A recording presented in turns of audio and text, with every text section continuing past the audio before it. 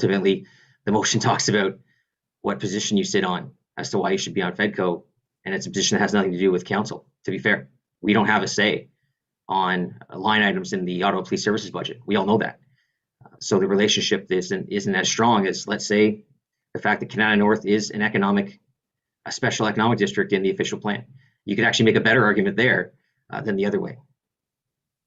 But and then talking about gender parity again, you're talking about one woman versus another woman. I don't think this is a matter of gender parity as a decision by this committee right now, or by council, sorry. Okay, thank you, Councillor Aguilar. Thank you, Mr. Mayor.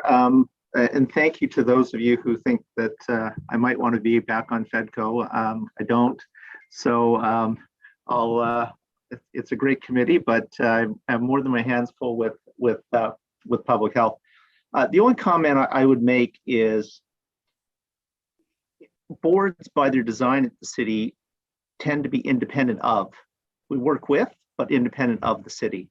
So I think there's a reason that committee, not committee, but board chairs are not necessarily on FEDCO for that very reason. Health board, library board, police services board, they are independent institutions, independent boards, work with the city, but are separate from the city. So I think there's something to be said for that division, for certain things to be done and discussed. I guess the other comment I would make is Councillor Curry was appointed, not elected. We all know that. We appointed her. But she does have a wealth of experience in not only on the charitable boards, but more importantly, I think on the elected board of the chairing the school board. And so she's familiar with budget. She's familiar with the financial workings of large institutions, but she would bring a different perspective to the committee from working with those other organizations, in particular with the school board. So I think that it never hurts to have a different set of eyes. Look at what we're doing, and I think Councillor Curry might be able to bring that different kind of perspective to the committee. And again, as many said, this isn't a competition about who's better, who's worse, but again, I think it makes sense that boards are boards and committees are committees, and they are different. And as Councillor Moffat pointed out, there is no designated spot for board chairs, and I think that's a decision made by design, that's the way it is, and still allows some independence for the boards and their organizations from the city. So I'll just leave it at that. Thank you. Right, thank you, Councillor Kavanaugh, please. Thank you, Mayor. Obviously, I'm supporting the motion. I second it, but I don't see an issue with just a strict replacement of previously genocides to Councillor Curry.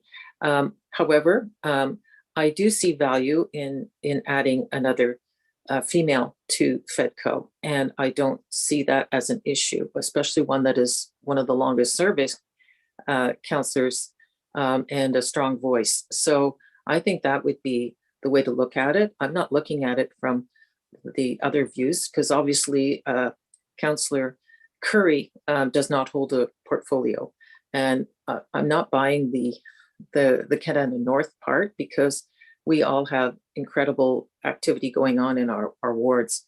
I think it's better to look at it in terms of the overall experience for the decision making for the city. So I would suggest, in addition to FEDCO, of adding another female voice, and I would suggest that be Councillor Deans, over and above Councillor Curry. Thank you. Okay, thank you. Councillor Elshintiri, please. Thank you, Mr. Mayor, and thank you to my colleague who spoke before me about this one.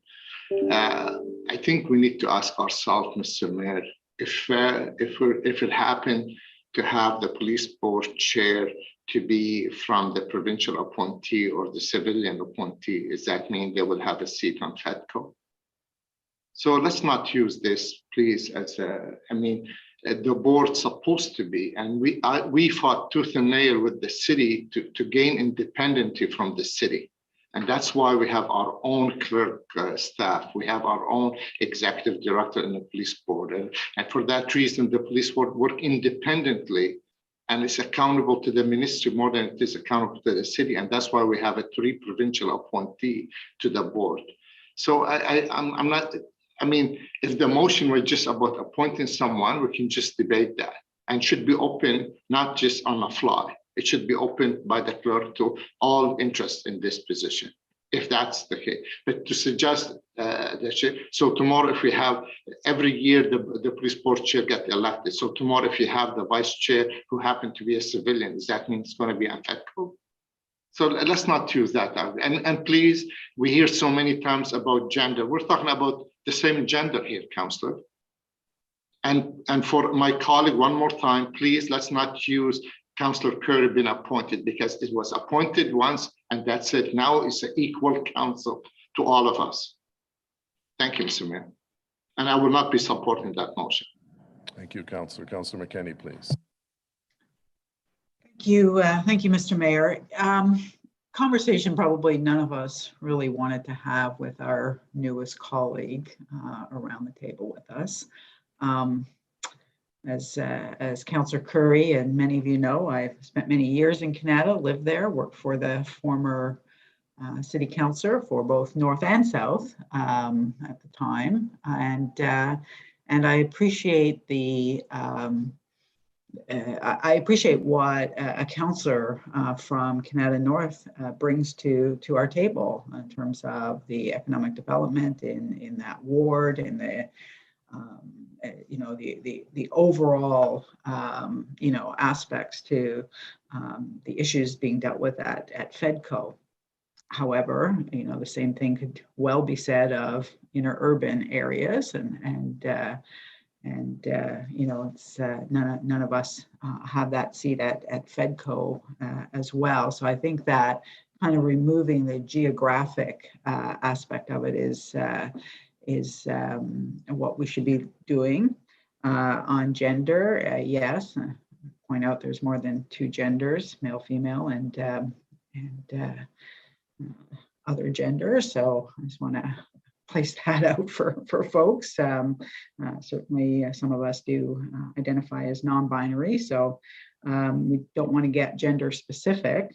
However, I think that this could have all been avoided had there been an expression of interest for FEDCO, planning, and hydro, and the other committees. That it's just probably as easy to appoint the replacement. But on FEDCO, it is a very powerful committee. And the argument is made always that anyone can come and sit, but we ask our questions last. We don't have a vote, so it does make a difference. So the fairest way would have been to ask for an expression of interest. As far as appointing Councillor Deans, the former chair of the police services, although he was also deputy mayor, but he sat on FEDCO as well.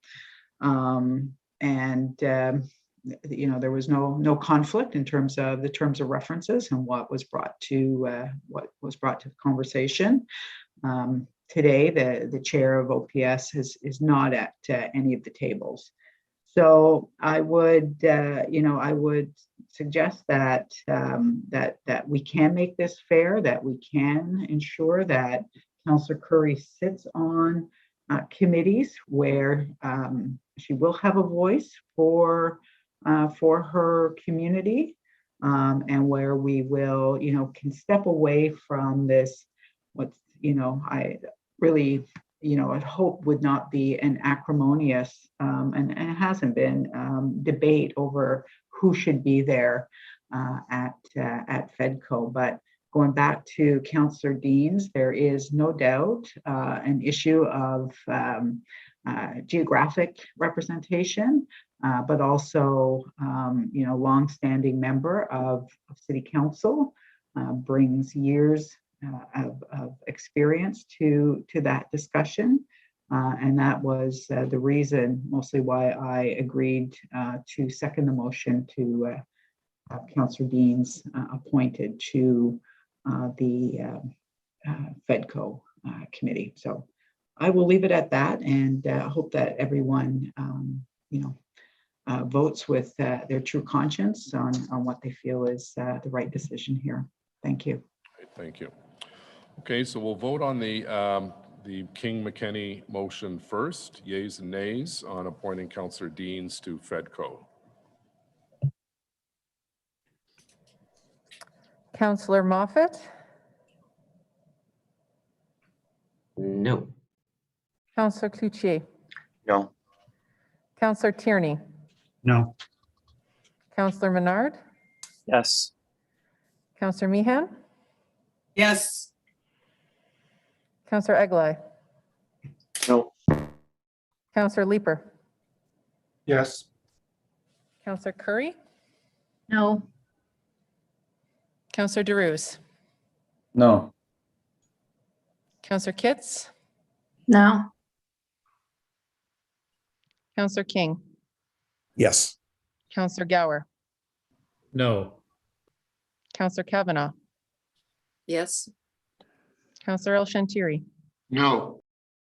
Councillor Deans, Yes. Councillor Hubley, No. Councillor Dudas,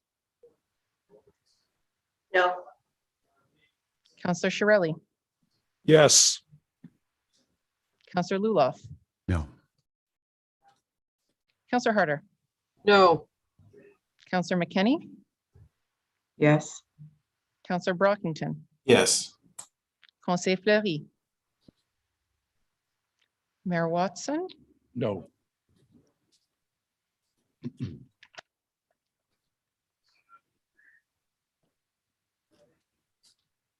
I have 10 yeas and 14 nays. Okay. On the next motion by Councillor Kavanaugh and Hubley, yeas and nays, please.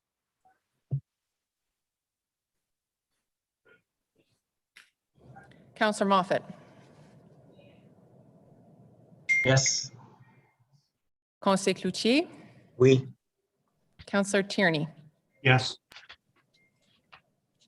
Councillor Menard, Yes. Councillor Meehan, Yes. Councillor Eglai, Yes. Councillor Leeper, Yes. Councillor Curry, Yes. Councillor DeRuse, Yes. Councillor Kitts, Yes. Councillor King, Yes. Councillor Gower, Yes. Councillor Kavanaugh, Yes. Councillor El Shantiri, Yes. Councillor Deans, Yes. Councillor Hubley, Yes. Councillor Dudas, Yes. Councillor Shirelli, Yes. Councillor Luloff, Oui. Councillor Harder,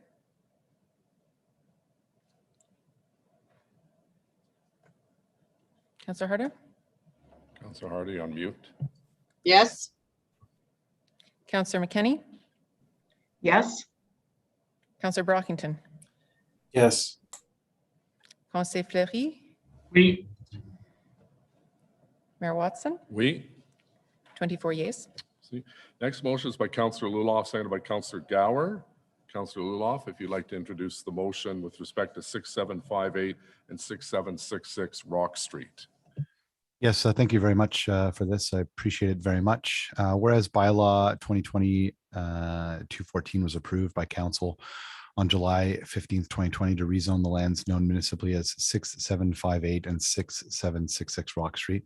And whereas the applicant intends to construct a stacked dwelling consisting of 2.5 stories in height and containing 6 dwelling units for the site located at 6766 Rock Street. And whereas prior to obtaining a building permit, the applicant would be required to seek a minor variance for lot width reduction of approximately 3.71 meters to obtain a building permit from the minimum lot width requirement of 22 meters for a stacked dwelling to allow a reduced lot width of approximately 18.29 meters. And whereas pursuant to the Planning Act, a minor variance is not permitted within 2 years following the approval of a zoning bylaw concerning the subject site. And whereas pursuant to section 45 1.4, the Planning Act, council may waive the 2-year moratorium period. And whereas staff support the invocation of section 45 1.4 to the Planning Act to allow the applicant to apply to the Committee of Adjustment for minor variance. And whereas all other provisions of the applicable zoning provision are intended to remain in compliance, including minimum yards, height, parking, and lot area. Therefore, be it resolved that council allow the applicant to apply for a minor variance, the committee adjustment with respect to lot width requirement by approving an exemption to the 2-year period in which no application for minor variance may be applied pursuant to 45 1.3 and 1.4 of the Planning Act concerning bylaw 2020-214 for 6766 Rock Street. When I first came into office, colleagues, there was a sign posted on this property for a development that still had the City of Gloucester logo on it. This is exactly the kind of development that we want to see close to transit. It respects the neighborhood in height and adds rental units with walkability to transit and to St. Joseph Boulevard, which we're trying to revitalize right now. This applicant has been through the ringer a little bit with some of the contractors and people that he's worked with before. He's got a good team on his side right now. And this is the kind of development that we want to see. More density in these older neighborhoods that respects the character of the neighborhood with walkability to transit. It'll be good for our local businesses. It'll be good for revitalization, and redevelopment in this area will go a long way to improving city services, as this is still, if you walk along these streets, still set up in a rural format right in the downtown of Orleans. So I would encourage everyone to please support this. I appreciate your time this morning. Thank you. Carrie.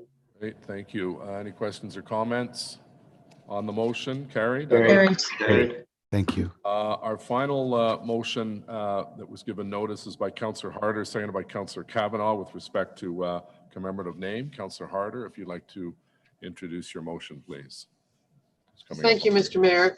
Thank you. This is very simply recognizing a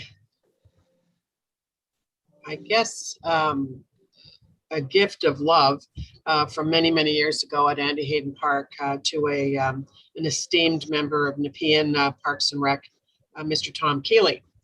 And I'm thankful to Councillor Kavanaugh for seconding it, as Andrew Hayden Park is in her ward. But if you Google map or Tom Keeley Falls, or you look at the Tourism Ottawa and directions for places to go, it is recognized there and has been for a long time. So this formalizes that recognition. It's a beautiful spot. I hadn't been there in years. I have forgotten about it myself until I started seeing the pictures. So I hope that you will support this recognition of Tom Keeley in Andrew Hayden Park. Thank you. Great. Any questions or comments? Des questions, des commentaires? On the motion by Councillor Harder and Kavanaugh, carried? Carried.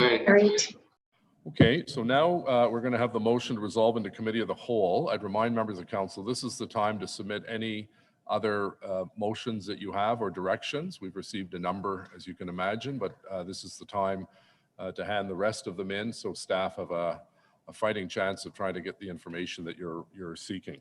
So motion to resolve into committee of the whole. Portant présentation de, nope, that's not motion pour, comment est-ce qu'on dit committee of the whole in French?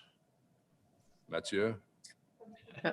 Comité plénier, Monsieur le Maire. Merci. Councillor Kavanaugh, please.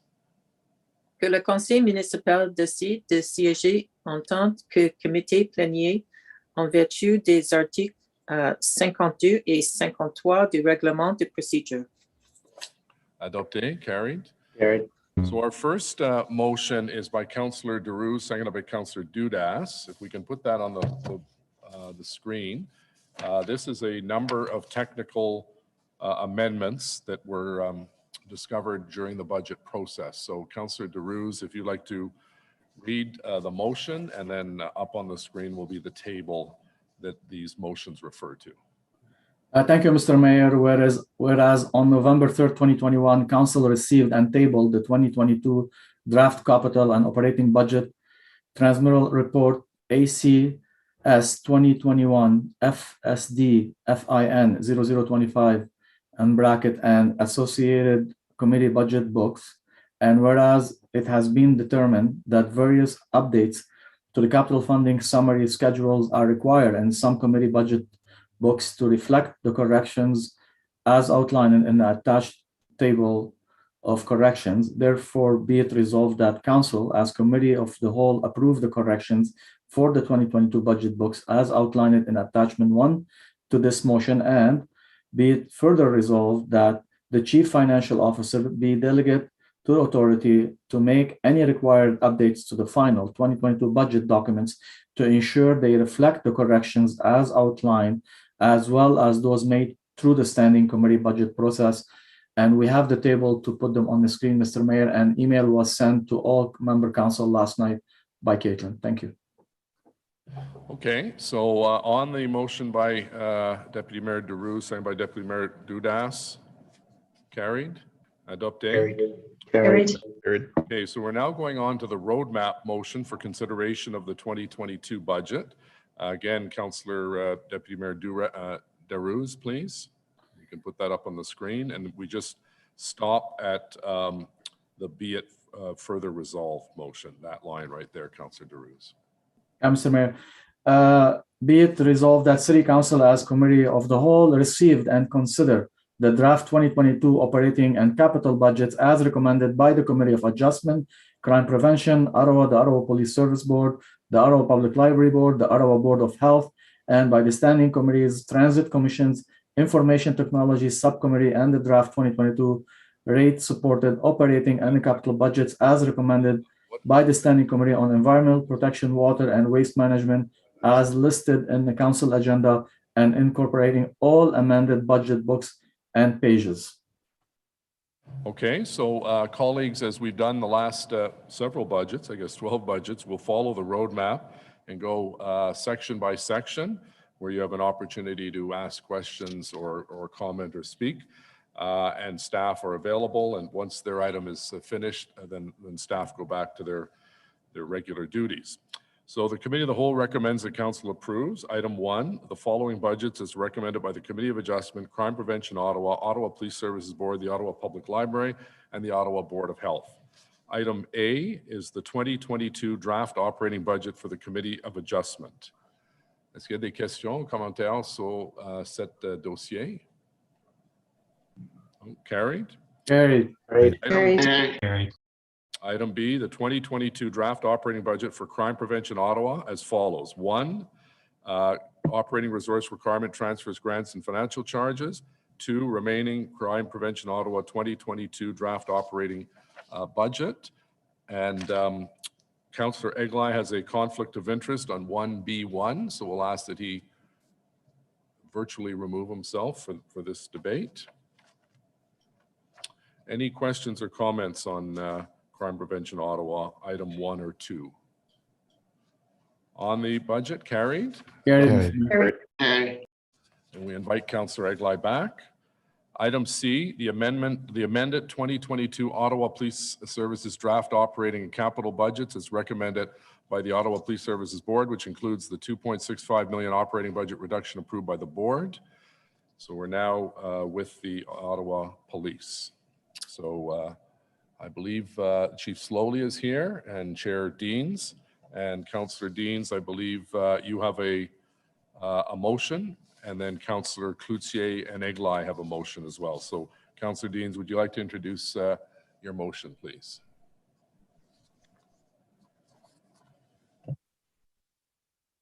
Mr. Mayor, just a point, I think those motions will be coming up prior to Yes. CPSC. I apologize. You're correct. They go to CPSC pending approval of the police services budget.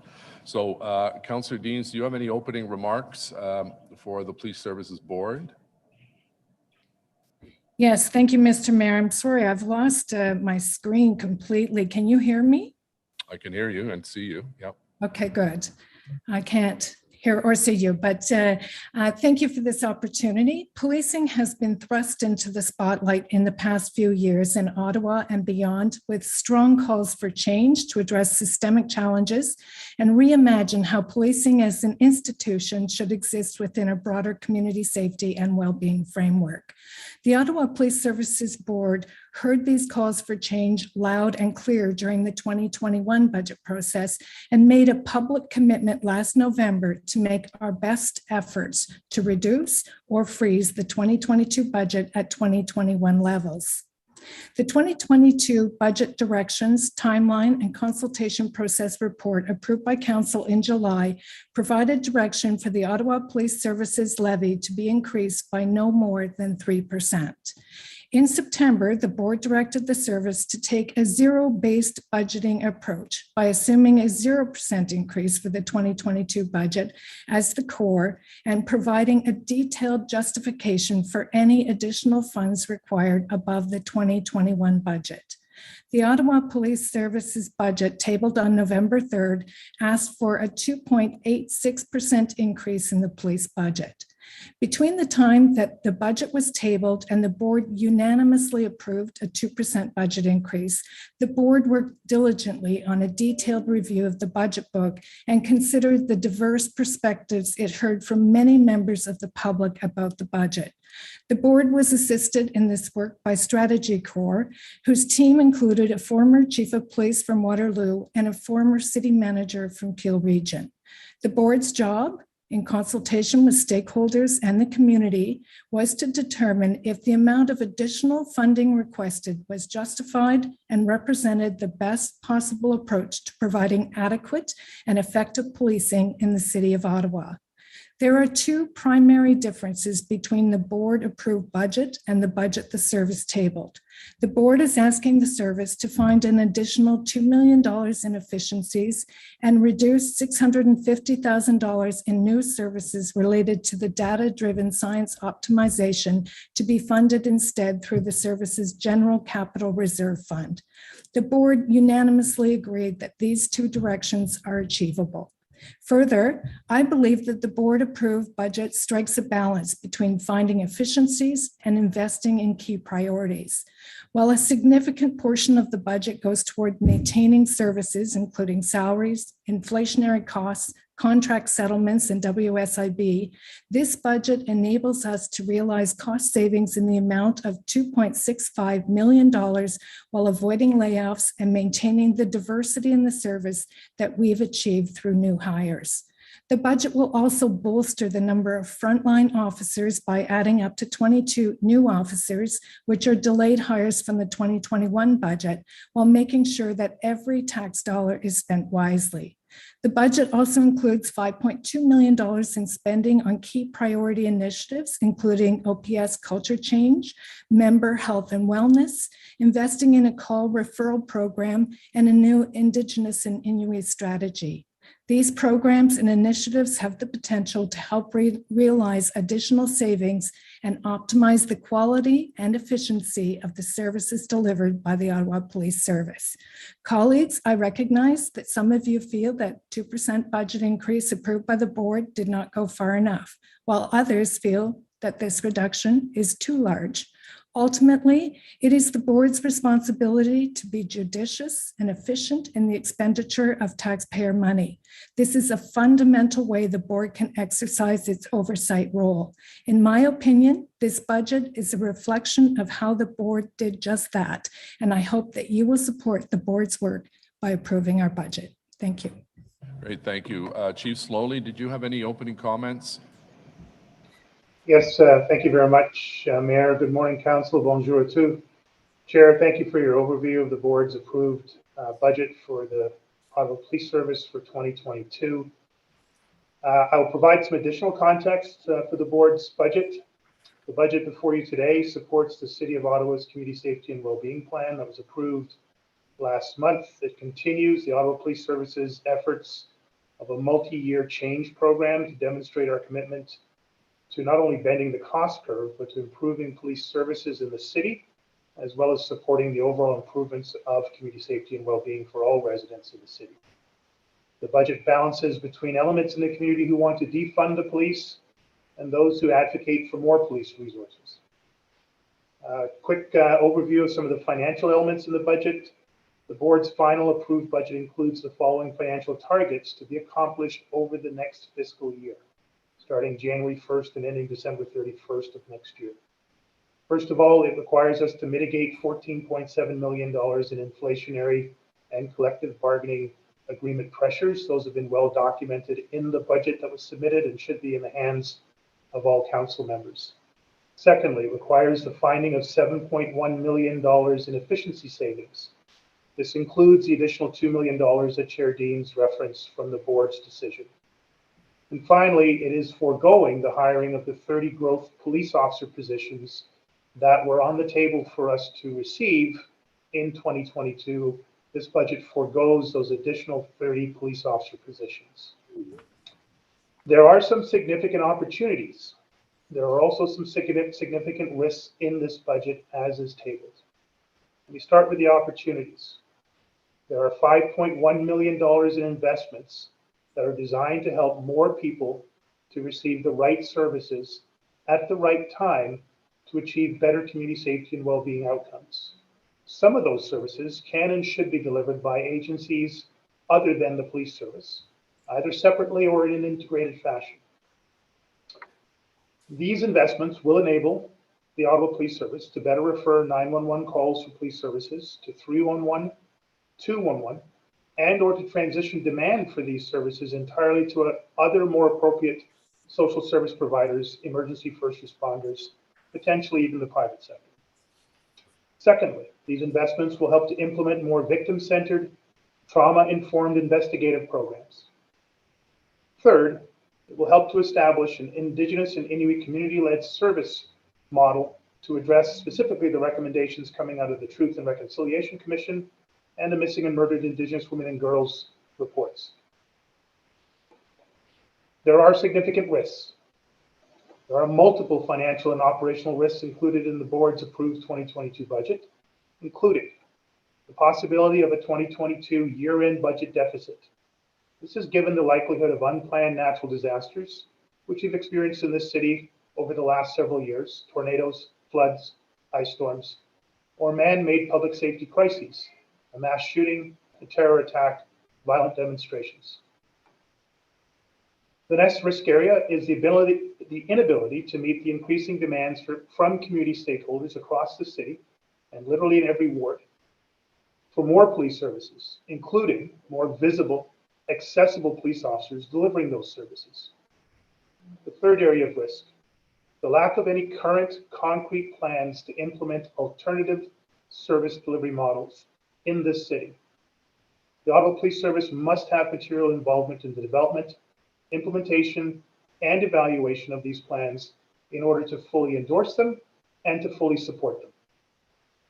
Please note that there will be no layoffs in 2022 of police officers.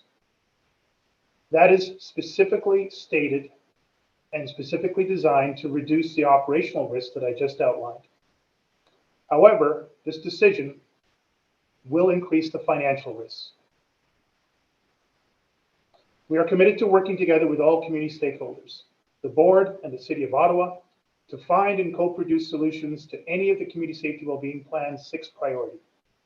We are committed to making the Ottawa Police Service more effective, efficient, and economical, while making the city more safe and to provide better police services.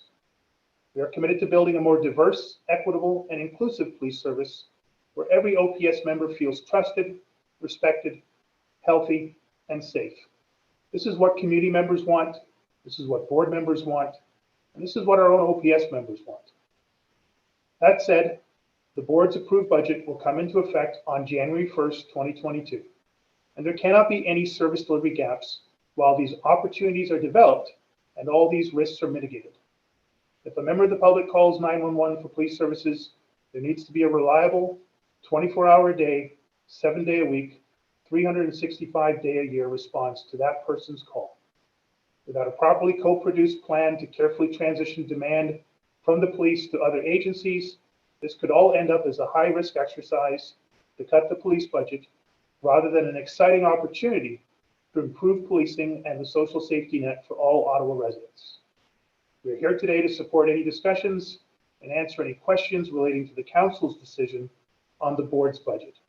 Regardless of the outcome of today's council decision, the Ottawa Police Service will continue to faithfully carry out our sworn legislative duties while advancing the board's strategic priorities and supporting the City of Ottawa's Community Safety Wellbeing Plan. Merci beaucoup. Thank you, Mayor.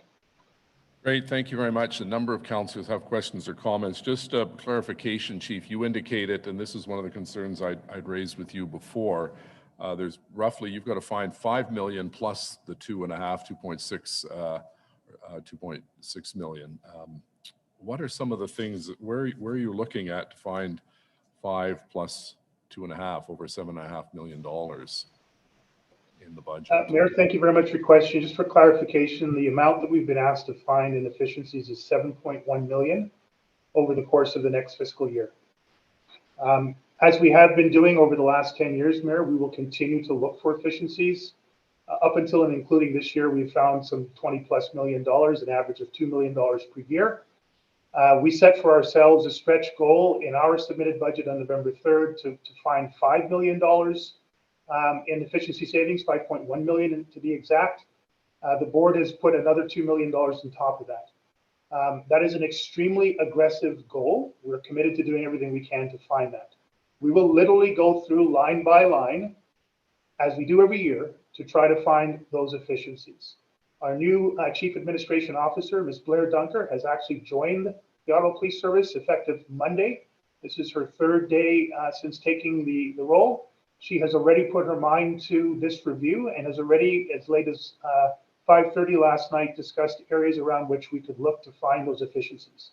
That said, we will have to start right now, as we have, and continue right to the end of next year to come close to achieving that 7.1 million in efficiencies goals. It will be very difficult, but we're very committed to trying to do our best. And do any of these proposed savings put at risk public safety, in your opinion?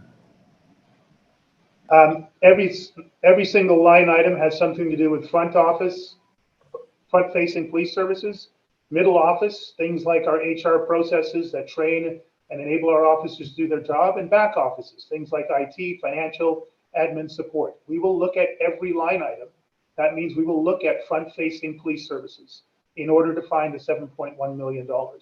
We have a commitment to the board, and it's part of the board's motion that was tabled on November 23rd, that we will come back to the board on a regular basis to outline where we're finding those efficiencies and to what extent they affect the organization as a whole. I suspect we will be detailing any service delivery changes that result out of these efficiency findings.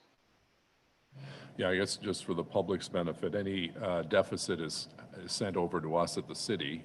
So that's obviously, we have a vested interest in that. So, you know, it's a challenge you face, and we wish you the best in that challenge, because it's not obviously an easy time from a financial point of view or from a societal point of view, the job that you've been tasked with. So I appreciate your approach, and we'll go now to questions and comments from Councillor El Shantiri, please.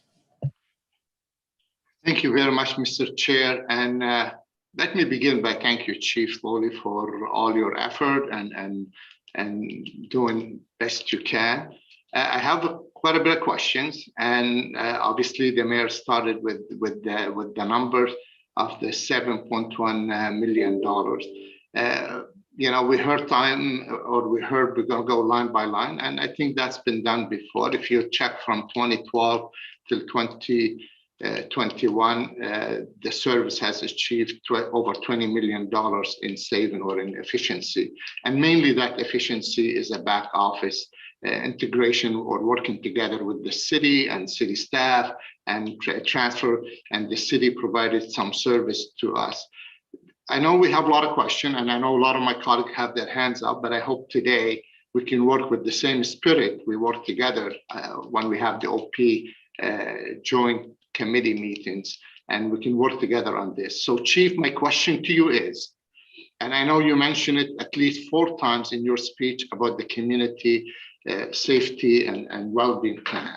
And just to put it in a little bit of context, this community safety plan and well-being was decided by the previous government to be implemented. And obviously the people who work together on this is called A Future in Policing, and was made up of all police boards in Ontario, the Chief of Ontario Police, the Association of Police Services, and obviously the ministry itself. And it was supposed to be funding for the community safety plan and well-being. To your knowledge, have we received any funding from the provincial government today on the community safety plan and well-being? Thank you, Councillor. We have not received any direct funding that I'm aware of to the Ottawa Police Service since the Community Safety Wellbeing Plan became part of the requirement of the Police Services Act of Ontario for every municipality or regional municipality.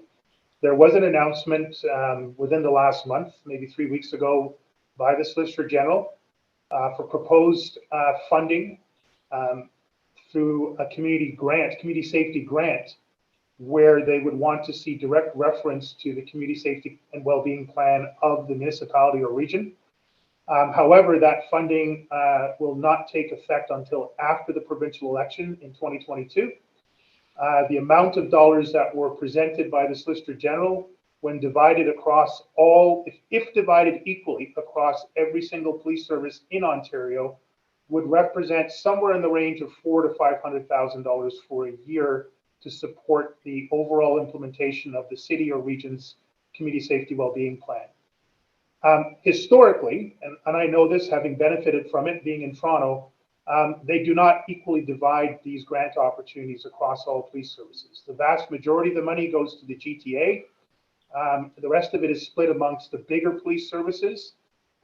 And so I would say conservatively, we would look at best between $200,000 to $400,000 of receiving that grant money. Again, that is entirely dependent on this current government retaining its office post-election. They will, of course, be coming, whatever party wins will be coming into the economic challenges presented by COVID.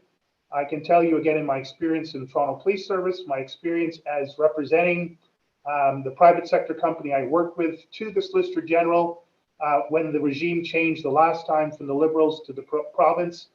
The Solicitor General's budget is seen as a cost center, not a value producer.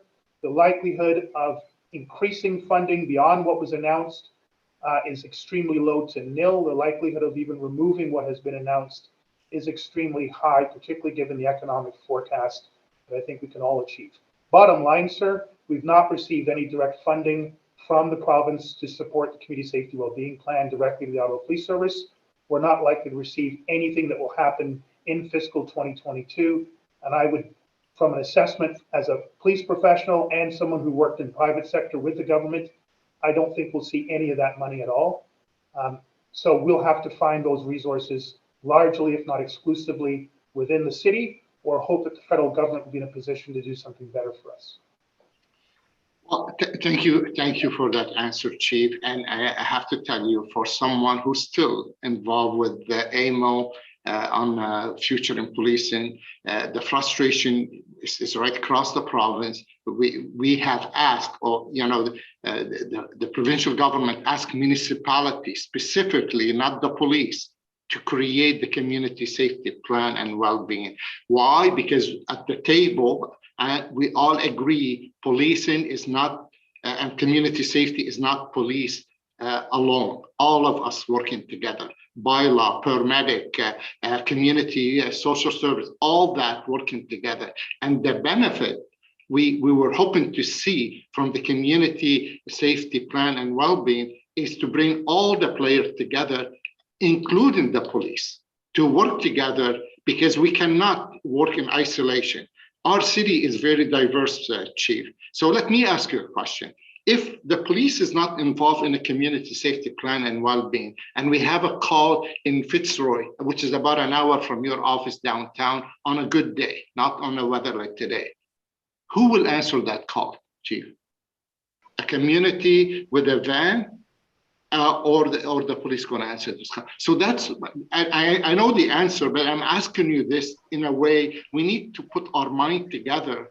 The whole benefit and the idea of the community safety plan and well-being is to work together and start transitioning the 30% of police calls today about mental health to be transitioned, some of the soft call, to a community or social services.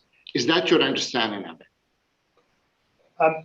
Thank you, Councillor. I will clarify, and I'm grateful to the city, the leadership at the city, particularly Steve Kanalakis, Donna Gray, Tony DeMonte previously.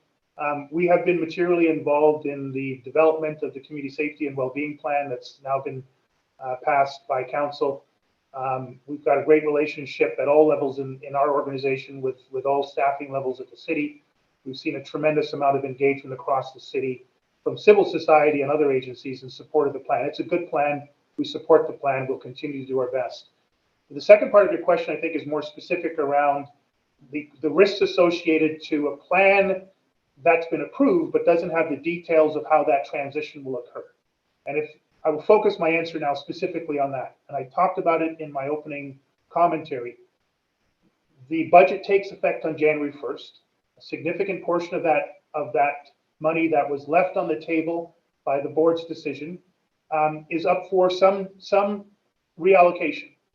I will leave that to council to make that decision and use its wisdom to arrive at the right way to ensure those funds are used in the most optimal way possible. My only concern as police chief, as an office holder and as someone who's taken an oath to serve and protect this city and all the members of this organization, is that while we're in this transition period, there aren't further service delivery gaps. There aren't further social safety net gaps. Plans take time to develop.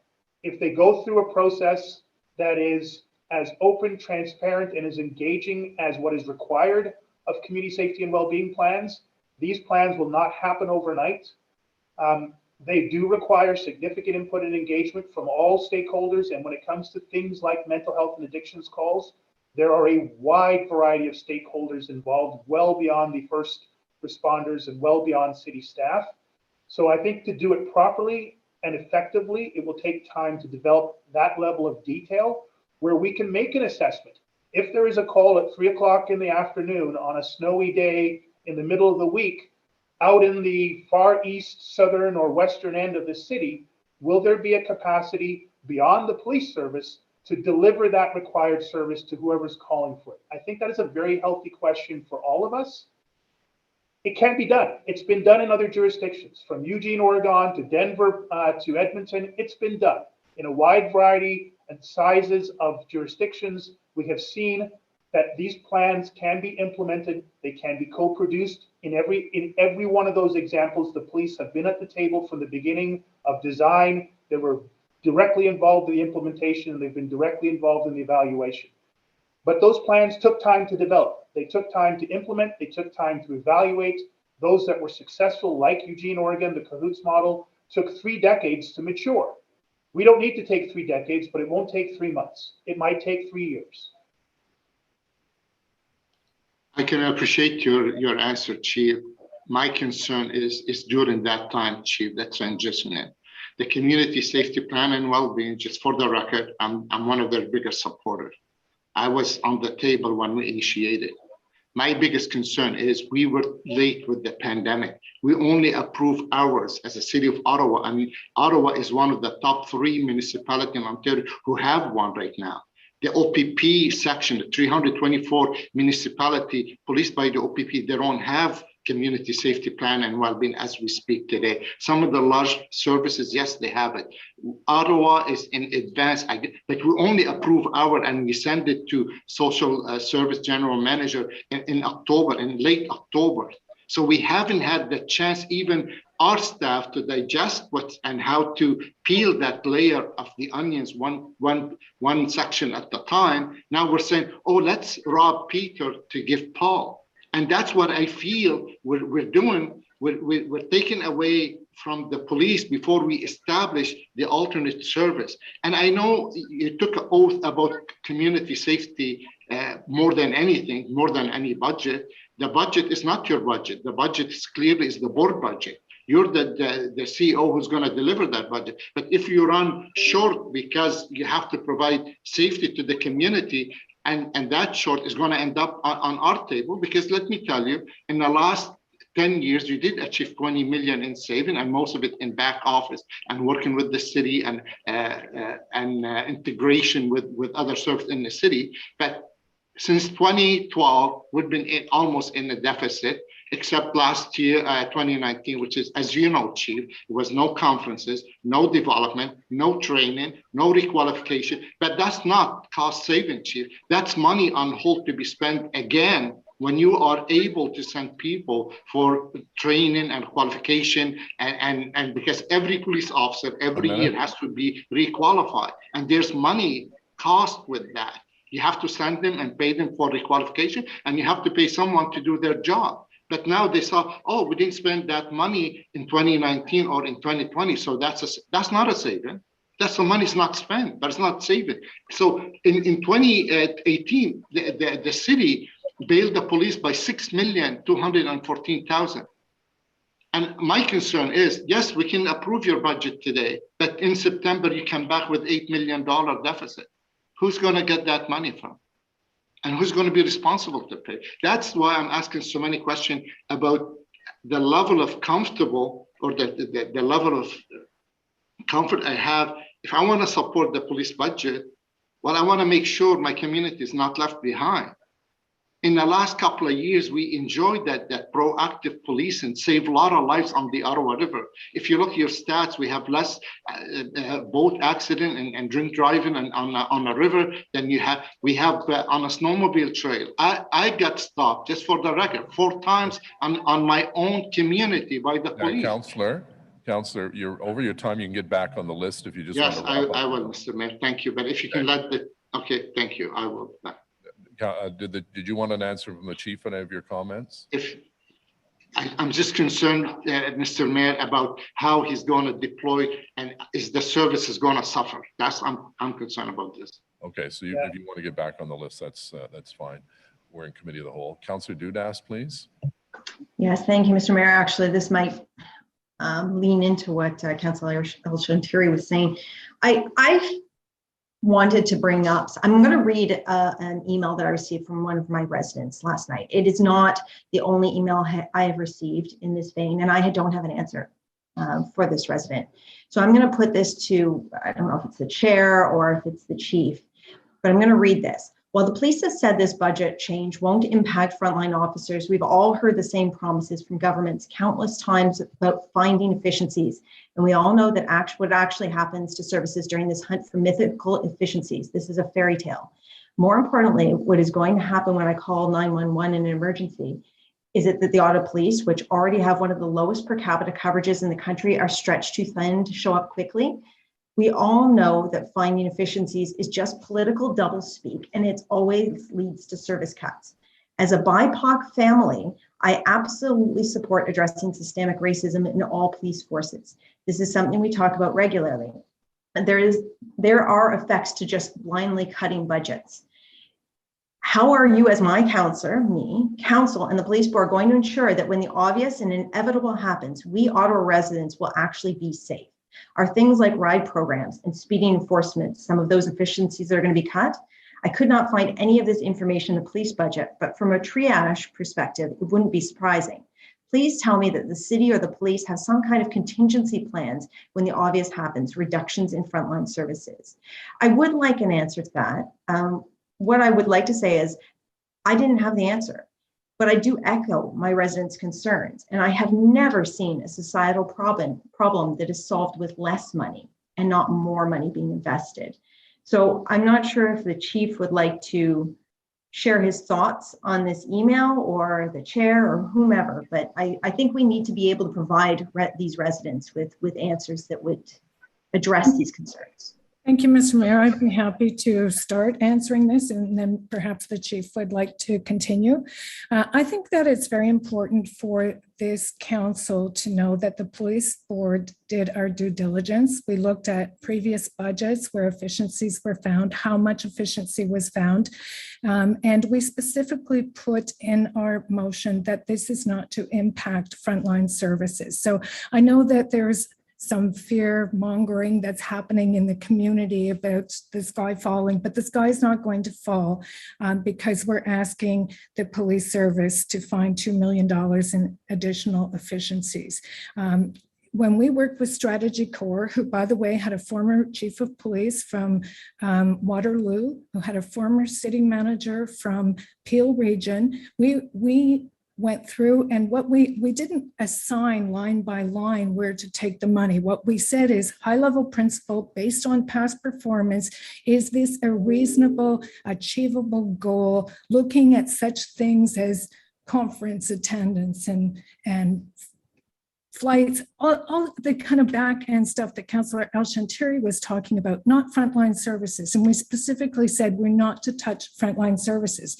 In this budget year, the service is achieving, some of it is one-time provincial money, but a total of $14.1 million in efficiencies in 2021. In 2020, the service experienced $12.6 million in unexpected pressures and found $12.6 million in solutions. In 2019, per the Q4 financial report, the service experienced a surplus of $2.4 million despite unexpected pressures of $3.7 million. The service found $6.1 million in budget solutions. So even though this is a large budget, and it is absolutely true that the vast majority of it, 81%, is for compensation. So it narrows the amount of money you can find in efficiencies. The consultant that we worked with said, based on past performance, this is an entirely doable solution that should not place any pressure, will not place pressure on our frontline services. We did deferred hirings in 2021 of 22 officers, or 22 positions. Some of them may be civilianized, but will be hired this year. There will be more police in 2022 than there is in 2021. So I know it's easy for people to sit back and say, oh, this is just about cutting police. This is not about cutting police. There are going to be more police in 2022 than there was in 2021. Thank you. Thank you, Chair. Just clarification on a couple things. In 2019, that was the first full year of the COVID pandemic. Actually, the partial year of the COVID pandemic. Most of what we found in efficiencies were one-time savings as a result of the global pandemic. Same thing again in 2021, which will be the first full year of the pandemic. The majority of our savings and efficiencies were one-time, not to be able to be replicated in normal business years. I think we can reasonably anticipate with Omicron, we're going to have, if not a full year, a partial year of further pandemic issues that will reduce the revenue opportunities and increase cost pressures as it has for the previous 2 years where we've had the pandemic.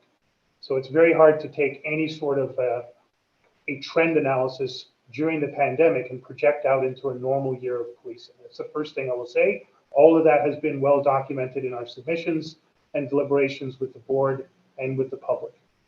Second thing I will say, I'm not aware of any specific item in the board's direction on the budget, approved budget, that says we will not look at service delivery to find those efficiencies. Quite the opposite. The chief of police from former chief of police from Waterloo and many of the people from Strategy Corps talked about efficiencies in frontline deployments where we could find efficiencies. To be very clear, we will have to look at every line in the budget to find those efficiencies, and those lines include frontline services. What you have from me is a verbal commitment on November 23rd, and it will remain every day of next year that we will not lay off police officers. We will find as many efficiencies as we can. We will adjust our service delivery model as much as we can. We will not lay off police officers. but that will mean it will put more pressure on the financial side of the equation and take some pressure off the operational public safety side of the risk equation. To the question that was asked, we will have to look at our service model. That is why we are shifting to a more upstream prevention model, which in the long term will reduce social costs like the harm of victimization, as well as financial costs. But those upstream operating model changes will not see those returns in the short term. So this will be a multi-year transition, which I committed to the board when I applied for this office, which I committed to the public when I took my first day in office, which ironically was the 2020 budget submission at the Police Services Board on October 29th, 2019. And it will be my promise as I leave office to leave a police service that is far more able to be upstream prevention focused than downstream enforcement focused, far less costly in the long term as well as in the short term, and far more integrated into larger civil society, particularly the community safety wellbeing plan, whatever its status is down the road. We are already not able to staff a cyber unit in this organization. We are understaffed in the areas of fraud. We do not have full staffing in the areas of traffic services, guns and gangs, and violence against women. The 22 officers that we were supposed to hire last year will fill out our traffic services, guns and gangs, and violence against women, but it will not fill out the other areas where we are understaffed. We will do our best to find those efficiencies. I will not lay off police officers, and we will do our best to serve and protect the city as best we can. That's the position we're in right now, and we're going to need way more than just the police service to accomplish this.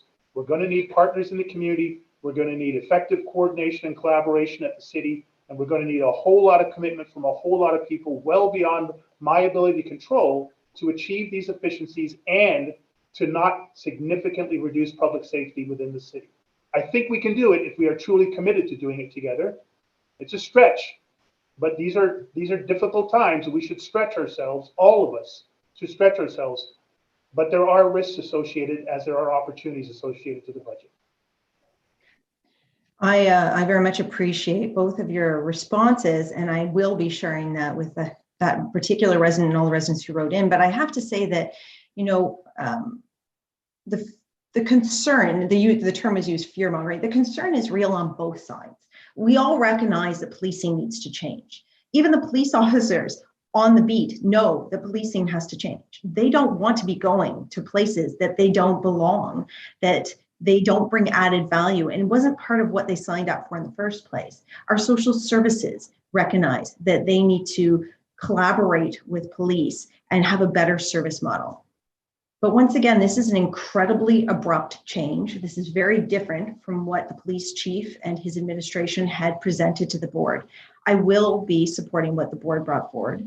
It is an arm's length board. I've said that to all of my residents. You are making the decisions with information that I don't have at my hands. And I will, and I welcome the motions that are going to come forward shortly about investing in the mental health and community safety measures that are absolutely required in our community. Those investments are necessary. But I do want to be on the record saying I have grave concerns about the abrupt reduction of the police budget.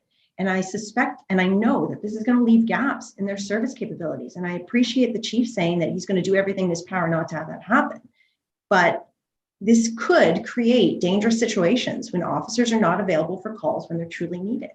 And I want to make sure that as we go through the upcoming year, we're prepared as a city council to assist in whatever way possible, knowing that we cannot have, whether it's our police officers' lives in jeopardy or any community members' lives in jeopardy, because we're understaffing or cutting back on their services. So I appreciate your comments, Chair, and I appreciate your comments, Chief Slowly, but I am not convinced, and I will wait throughout the year to see how this pans out. Thank you. Thank you, Councillor Dudas. Councillor Fleury, please. Thank you, Mr. Mayor, and thank you, Chief and members of council for questions and engagement. Chief, my question to you is in relation to the fourth pillar, the mental health response, 365 days, 24/7. We've heard of the importance of the wellness plan, And we've seen now the two motions that will be presented later in today's budget deliberations. But I'm looking for clarity from you. I've listened to you at the police board. I've heard you again today. Like a little more clarity on what does it look like from your perspective on that fourth pillar, to not have the pressure that you've felt since you've been chief here, and providing some resiliency to the response. I'm curious to understand what the fourth pillar looks like in terms of mental health and addictions response. Not sure I understand your question, Councillor. Well, we're saying that generally, unless I'm wrong, we're hearing from the community, we're hearing from police officers, we're hearing from your board, we're hearing from members of council that right now we're not resilient. There are calls that are being made that police is not the right emergency body to respond to. So we have 3 bodies in 911, as you know, and I assume that then requires a 4th body to be able to respond to crisis, mental health, and addictions. And I want to understand clearly what is the model in your mind? How do we get there beyond what's been, hypothetical around, we have a wellness and safety plan. We have what practically needs to happen, and what does the model look like to be able to respond to mental health and addiction crisis? Okay, I'm still not quite sure I understand, but I'll do my best, and you can correct me if I go off track. First and foremost, this police service and every other police service in Canada does an amazing job at responding to calls for service that relate to mental health and addictions. This is a situation that's been forced on policing for several decades.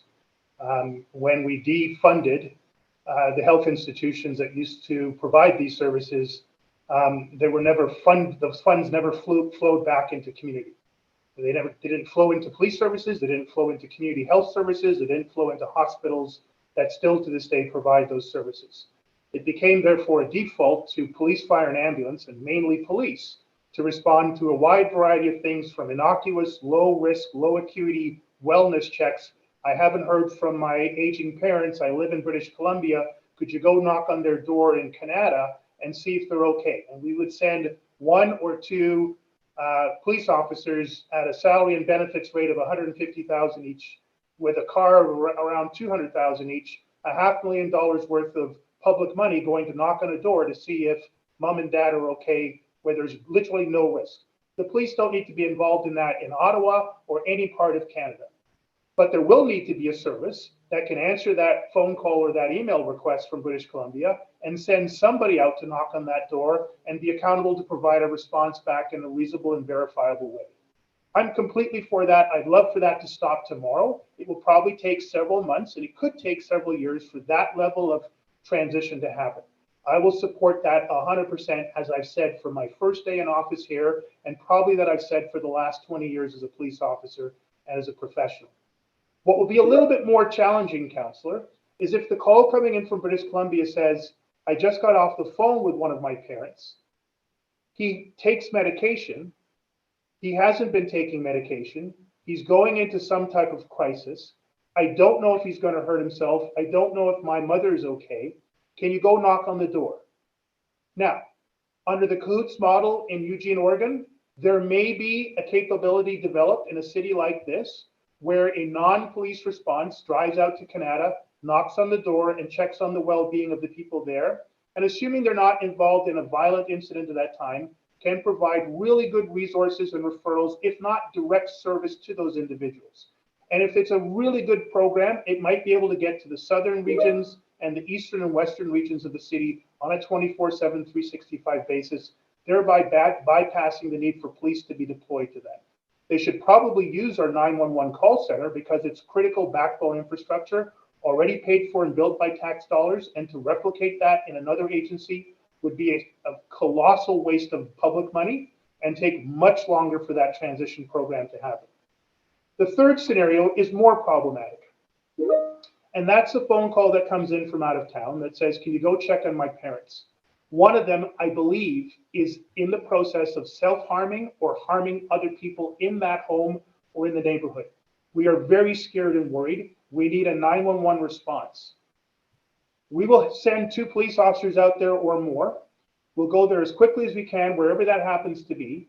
And we will bring our first responders with us, paramedics who are trained tactically to support our members in the most difficult circumstances, and potentially fire, if fire can be a support to that as well, it would be a tiered response.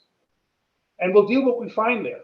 Potentially we can de-escalate that situation, and potentially other social service providers can help us in a de-escalated fashion. But not always, because sometimes that's literally somebody jumping off a bridge, somebody who is committing suicide, somebody who is harming somebody else, including homicides, one of which happened very recently in the city, very tragically.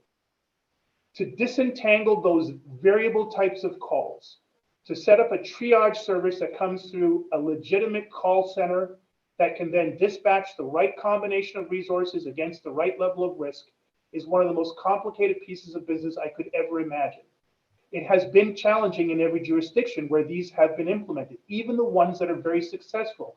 It took multiple years to start pilot projects, evaluate them, and scale them.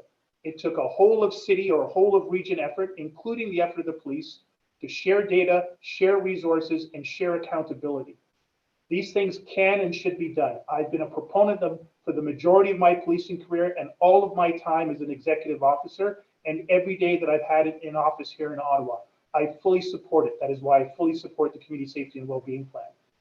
But it's not like a light switch you can turn on and off. It's something more like a dimmer switch. It takes time to create the capability, put it into operations, evaluate it, and scale it and refine it as we go forward.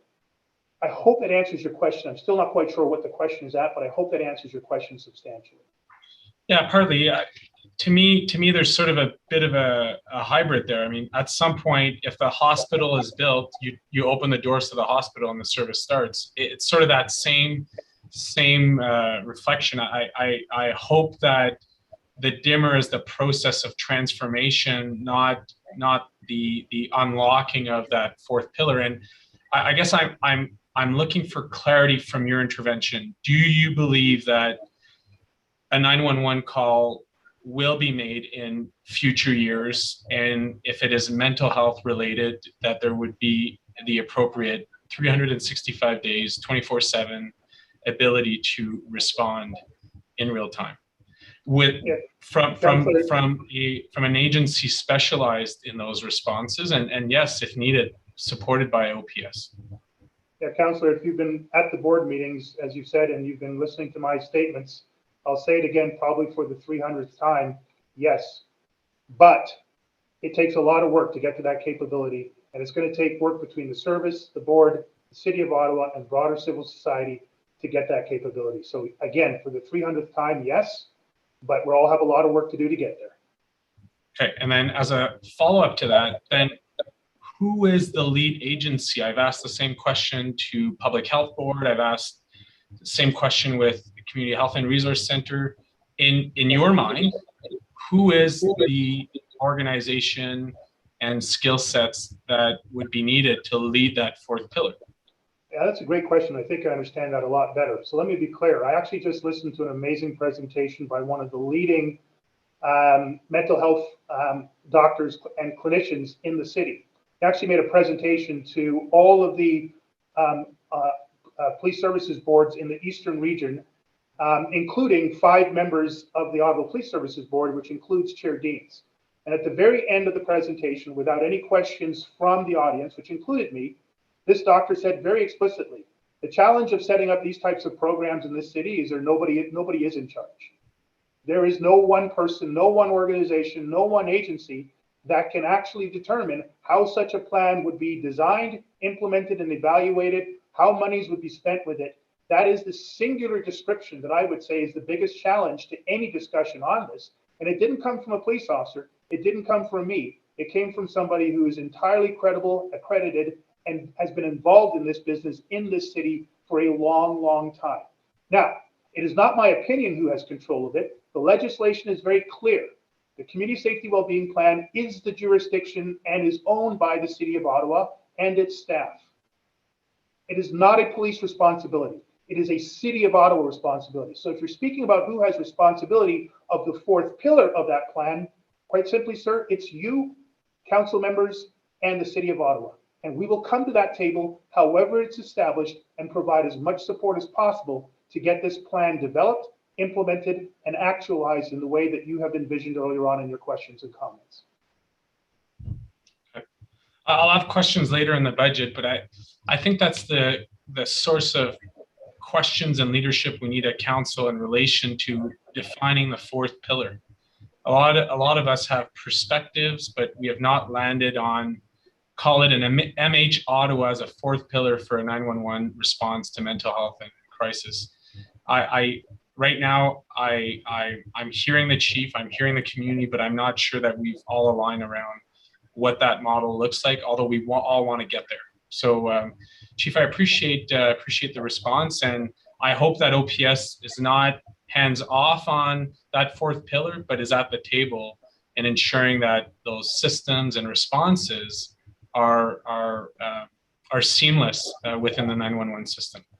Quite the opposite, Councillor. We have been quite insistent that we need to be at that table. What has been quite challenging, though, is when we hear senior officials in the city, as well as leaders within the city, demanding that the police not be at that table, demanding that the police have no real involvement at all in any aspect of this. That will be a significant challenge to what you have described as a shared vision, shared by most people in this good city. But I will tell you that is not shared by all people, and some people have been very, very loud in their statements that the police should have no role in the design, implementation, or evaluation of any such system. The legislation requires me to be there. I will be there with my members. We will do our very best. But that is not a belief that's held universally across the city, and that will be probably the largest challenge to any real success in this very stretch goal that we are trying to accomplish. Thank you for your questions, Councillor. Great, thank you. Next is Councillor Menard, please. Thanks very much, Mayor. The call across Ottawa and the world has been for investments towards prevention instead of reactive behaviors. And it can be viewed in many ways, including here in Ottawa, where there's some detasking underway in several instances. That has taken the shape of red light and automated speed enforcement, new traffic calming and street reconstruction, with other cities implementing community-led mental health supports. And so we've been being told by many people, the public, academics, many people who have worked directly in the field, they've been clear with us. They want to focus on addressing the current problems. And the societal problem that they're referencing constantly is the disproportionate criminalization of Indigenous, Black, and racialized individuals, and the criminalization of poverty and drug use and mental illness. That's the problem we're trying to stem. And we've been doing the same thing for years now. It's not working. The police budget has tripled since after amalgamation. And that's in just 20 years. It has outstripped inflation and population growth. That hasn't stemmed the problems that continue to occur.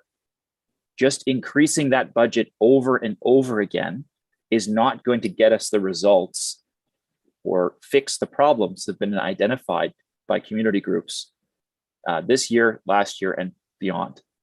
So what should we be doing? Well, we've heard from professors, Dr. Irwin Waller, written to all of us about ways to lower the rate of crime, which has been shown can be reduced with prevention, coordination, and connected services meant to intervene in the systematic patterns that have been occurring. We should be investing in these perspectives. Civilian-led teams sourced from over-policed communities for mental health response are much less expensive, and they produce better outcomes than police partner teams. This is proven in cities that have implemented this model. These programs save the city money, and you know the savings exist directly in the police budget. That's where workload can be reduced with these programs. And it's not just a fairy tale, as we heard earlier. This exists in many other jurisdictions, and the savings have been very clear. The 613-819 Black Hub, Vivek Research, and Community Health Center Research have provided solutions to all of us. You've been emailed those. We have other budgets in the city where we've seen cuts to community organizations, increases in user fees for frontline heroes like those taking transit. We have annual capital affordable housing funded at a fraction of the police budget. In Ottawa Public Health, in the last 2 years, we've seen significant funding challenges with keeping up with low-income resident dental health, healthy growth and development, mental health and substance use, and sexual health and harm reduction. We've seen a lack of resources for chronic disease prevention and health protection work. Environment work and inspection work is now more risk-based within public health. We're not going to as many food premises as we were before. These are the types of needs that we're going without. And in that world, in that same context, we're still focused on larger increases to the police budget. And so our world is changing, and it's changing to recognize what the criminology and public policy fields have been saying for decades, and that is to target root causes. And I'm happy to see a motion later on today. That is a very small portion of what is needed. It may start a process. I'm hopeful it starts a larger process that we need to see in this city. And that's the side I'll continue to be on in this debate. That's where I come from, those policy fields and criminology fields. And as a result, I won't be able to support this budget today. Thanks, Mayor. Thank you, Councillor Curry. Thank you very much, Mr. Mayor. Well, maybe this conversation doesn't sound that hopeful. To me, this is a really hopeful conversation. It's got lots of negative elements to it, but to hear us talking about how, what our real situation is, what is necessary, and who would be the players in fixing this, which means all of us here together, this is very hopeful to me to listen to this. I do want to say that I think we are all saying the same thing. It sounds different, but we're saying the same thing. And I'd like to thank Councillor Deans for chairing this board, because it's a difficult board and it's one of the most important boards in the city, and it's not an easy job. And to come up with this recommendation that is complicated and difficult to understand for everyone, that's very difficult. And I thank you for doing that job. And to Chief Slawley, I hear that you understand what we need to do. I hear that in everything you're saying. And that's all of this gives me a lot of hope. I heard a lot from the residents of Canada North on this. Definitely, I've heard from family physicians. I've heard from teachers, vice principals, though that's a little bit of my world, but neighbors, students. The reality is that we need to do something. And what I'm hearing is we potentially don't have a clear plan, that we have a lot of gaps that we need to be concerned about. And that's a reality. And then I look at who we're looking at to potentially get a plan in place and fill some of those gaps. And I would remind councillors about our audit committee meeting the other day, where we had an audit of our social services and 14 recommendations. And to me, that was exactly what I'd always been hearing, that our social services, well, we have many of them, 2,200 of them apply to the Ottawa Community Foundation. We read their grants. Most of them are not ready to take on a massive project like this. And when the chief says that the police shouldn't be at the table, I guess I'd like to say to council, at CHEO, we are the backbone organization for children's mental health and Kids Come First. And the Kids Come First movement brought together at first 185 social services organization under one grouping. Because the province said we needed an Ontario health team, we came forward and said, let's make it a children's Ontario health team, not a geographic one. And that started a movement where, with CHEO as the backbone organization, brought together all the other organizations who wouldn't have the capacity to do what is required. CHEO does, and brought those organizations together. That kind of initiative should be looked at carefully when we think about what we're doing here, because if there is no one in charge yet, I would suggest that the group that needs to be in charge is the city and the Ottawa Police, and with all of the community organizations, because I don't believe that there are very many community organizations that are ready to go to take on some projects. A plan would be key. And the next motion that's coming to us, if that suggests a plan, which I think it partially does, that's a good move. But I would say that with the CHEO Ontario Health Team, Kids Come First, no money was attached to it. And if it weren't for RBC giving $1.5 million to the project, we wouldn't have One Call, One Click, which has changed the game for children's mental health, for family physicians, and for people and for community organizations. So it can be done. It has been done. There is a model. And I would suggest that that be looked at in addition to the consultation with the Ottawa Community Foundation, who sees what the social services organizations are capable of right now, because I see this as an excellent opportunity. It's just that we're not ready yet. We don't have a clear plan, and potentially we don't have a leader. And I think you need a backbone organization. If we've put hundreds of millions of dollars into the police service, there is your backbone organization. If we have capabilities with this in the city of Ottawa, there's your other backbone organization. So I don't like this 2%. I'm looking at the next motion to come forward because I think it will help. But I would say that what a plan might come forward with, and people maybe need to be prepared for, is a plan that might cost $50 to $100 million going forward, not something that I think we'd immediately see savings in. And that's the challenge I have. So I don't like this motion. I just like the concept, like what we're talking about and where we could potentially go from here.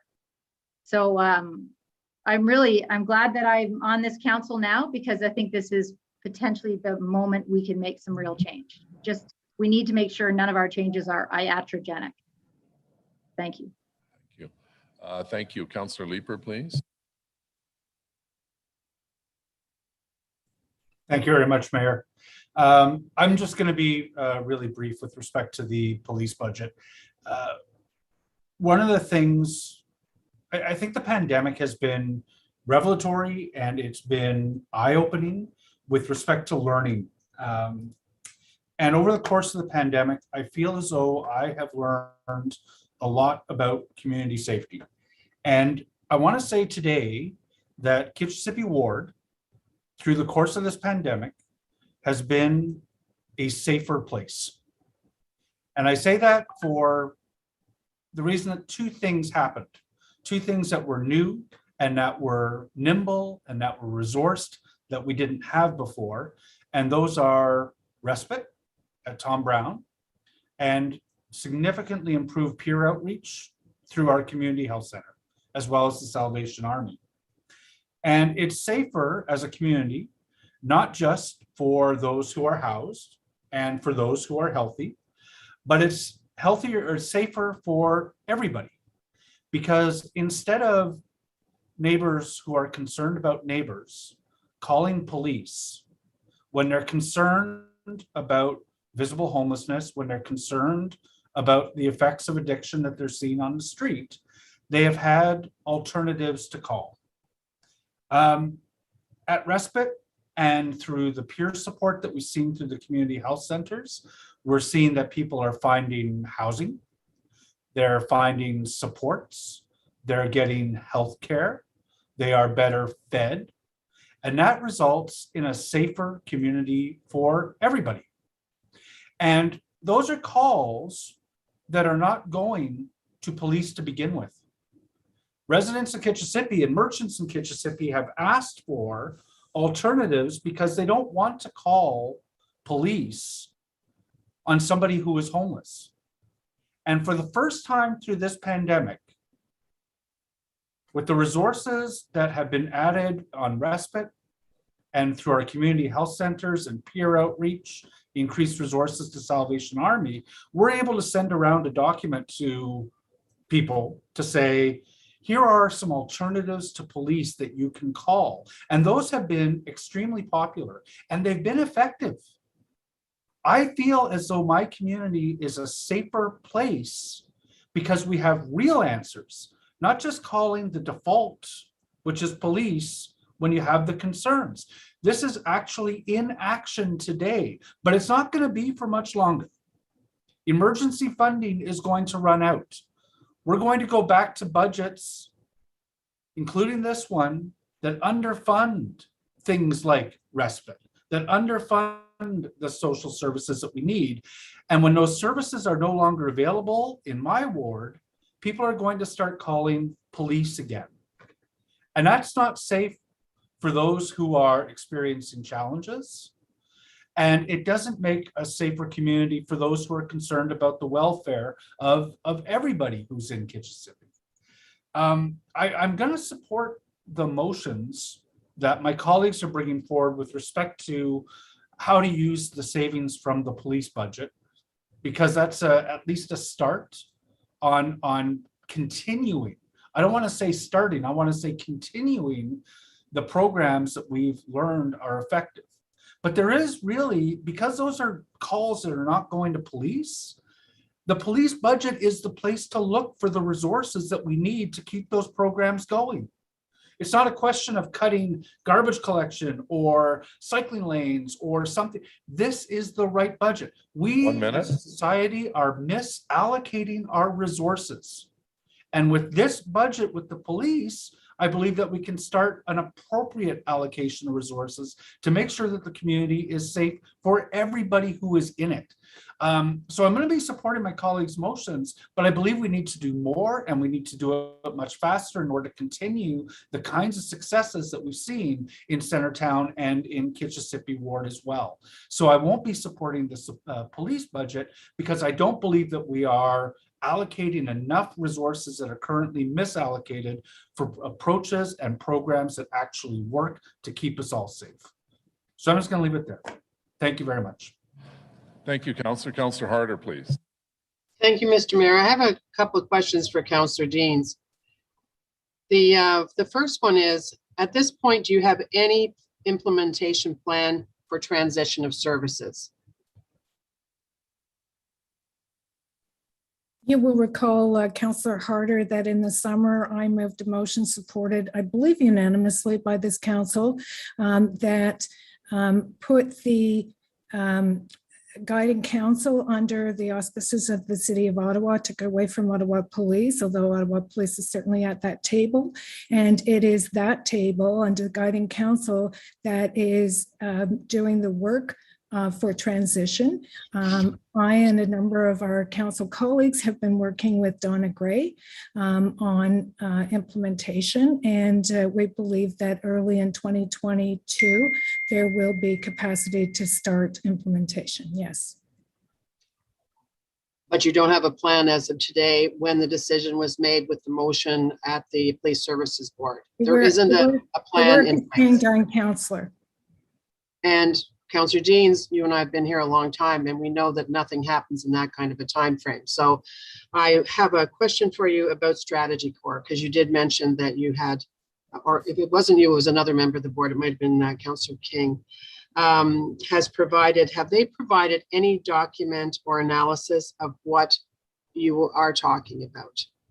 Did they give you the details? Like, do you have a list of the number of calls that are received, of suggestions that they made on, you know, you can save money by not traveling, you can save money by all of those things? Do you have a document that where they've outlined the costs and where they think strategically they can go? What Strategy Corps did, Councillor, is they looked at the service's ability to find management interventions over the last number of years. They were not prescriptive in saying that you could take that $1.1 million out of the travel budget in 2022. They said, if you look at the ability of the service to find management interventions and savings year over year, this number is fully achievable. And did they take into account the number of years that those attempts at streamlining, at efficiencies have been done year after year after year, back to when I first started on the Police Services Board, and then Councillor Tierney and Councillor Hubley? I'm just asking, did they take into account the efficiencies that were sought and defined on an ongoing basis before this new challenge? You probably don't know. They looked back a number of years, and their recommendation was based on past practices. Mm-hmm. Chief, when you were hired, did you lay out your vision for Ottawa during your interviews? Certainly did. Thank you. I would think so, because that's probably one of the reasons why the board and the nominating committee agreed to chose you. And I personally am glad that they did. I think that you are the right person, not that anybody's asking me today, but I think it was a good choice. But does the pressure that is going to be put upon you and the changes being made with really no plan, how does that fit with your vision for what you were going to bring to the table here in Ottawa? Councillors, I'm hoping I'm going to answer the question you're asking. And similar to the previous question asked, if I get off track, just nudge me back in the direction you're looking for. When I arrived here, I talked about a more prevention-focused, less reactive and enforcement-focused organization. In the 2 short years, including the majority of which spent in a global pandemic, as well as other global movements, including defund police, we've been able to reposition frontline resources from reactive downstream enforcement to upstream prevention and partnership. We currently have 14% of our uniform complement that are in crime prevention, youth, neighborhood resource team type positions that are designed to be accessible, visible in communities, urban, rural, and suburban. We've expanded our neighborhood resource teams out of the central core into the suburban and rural areas, all of which is exactly as I laid out in my vision. That was the piece that would allow the Ottawa Police Service to play its role at the new legislated requirements of community safety wellbeing planning by having a neighborhood policing strategy with visible, accessible, significantly more visible, accessible police officers. We'd be able to form neighborhood level partnerships, ward level partnerships, geographical level partnerships, demographic level partnerships, as well as whole of city partnerships, specifically to support the city's community safety and wellbeing plan, which was only just approved, but 2 years before we were preparing this organization to be able to be in that position to support that table. Now that the plan is approved, sorry, I'll just finish off here. Part of that vision was once we have a whole of city approach to addressing the underpinnings of crime, the social determinants of health through the community safety wellbeing plan, we could start that assessment of how we best serve people around those range of issues. That was always meant to be a transition towards a new and better state. The risk is if you do that too fast without the right people at the table with the right information, you may create additional problems. You may actually worsen the problem. We're committed to doing it as fast as we possibly can, but I think we have to do it as safely as we possibly can. And there has to be a balance. I don't know exactly where that balance is. In fairness, it's actually not up to me to determine that balance. It's now up to the city and the implementation of its plan to determine that balance. We'll be there to support it as much as we possibly can, as much as we are allowed to do so. We'll be there to support it. But it should be a transition that doesn't create new problems. It solves the old problems, and one that we all have meaningful input into. Thank you. And was it difficult for you when the board challenged you to come up and your team with a 0% increased budget?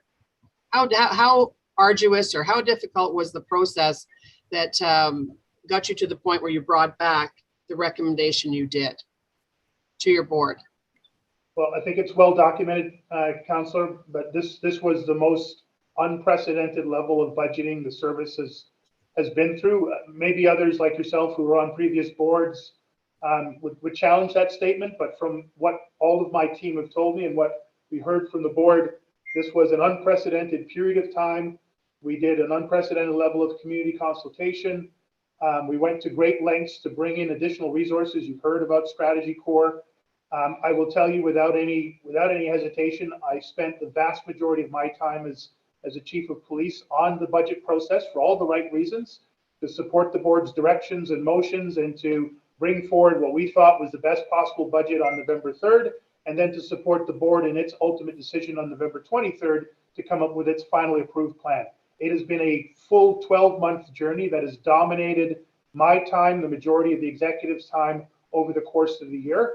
And it will take that much and more effort to make sure that we get the best return on whatever comes in that envelope at the end of this process today. Well, I thank you for that, all that effort and trying to respond.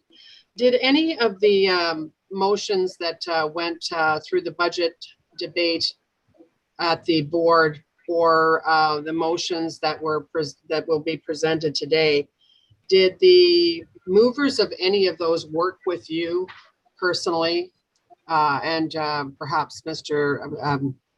Deputy Bell, or were you seeing them at the same time? Perhaps even maybe it was me that sent you a couple of motions this week to say, have you seen these before? To which you said, I'm just reading them now. So I'm asking, on any of the motions, did anyone ask? And I'm hoping the answer is yes. The answer but is if it's yes. not, no, the answer is yes. I was reached out to by Chair Deans, who presented earlier versions of the 2 draft motions, and I was able to provide feedback.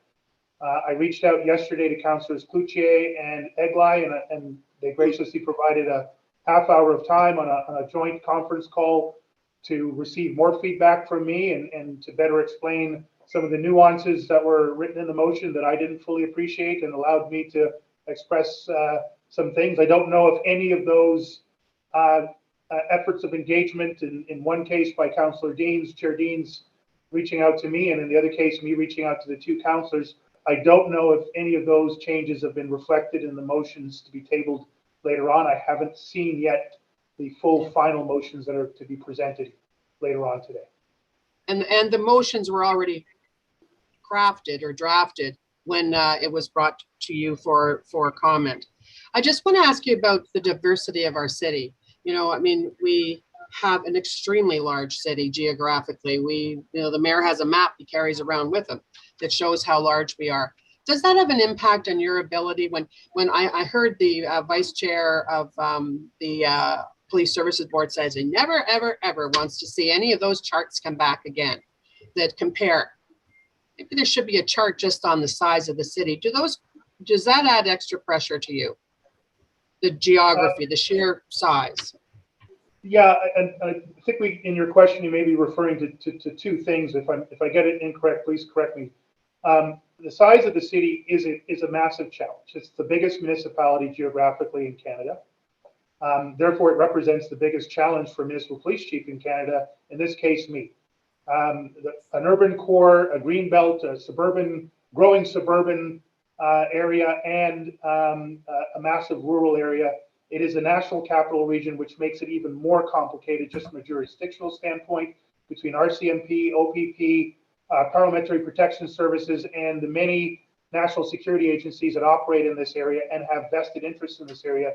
Geographically, it's the largest municipality.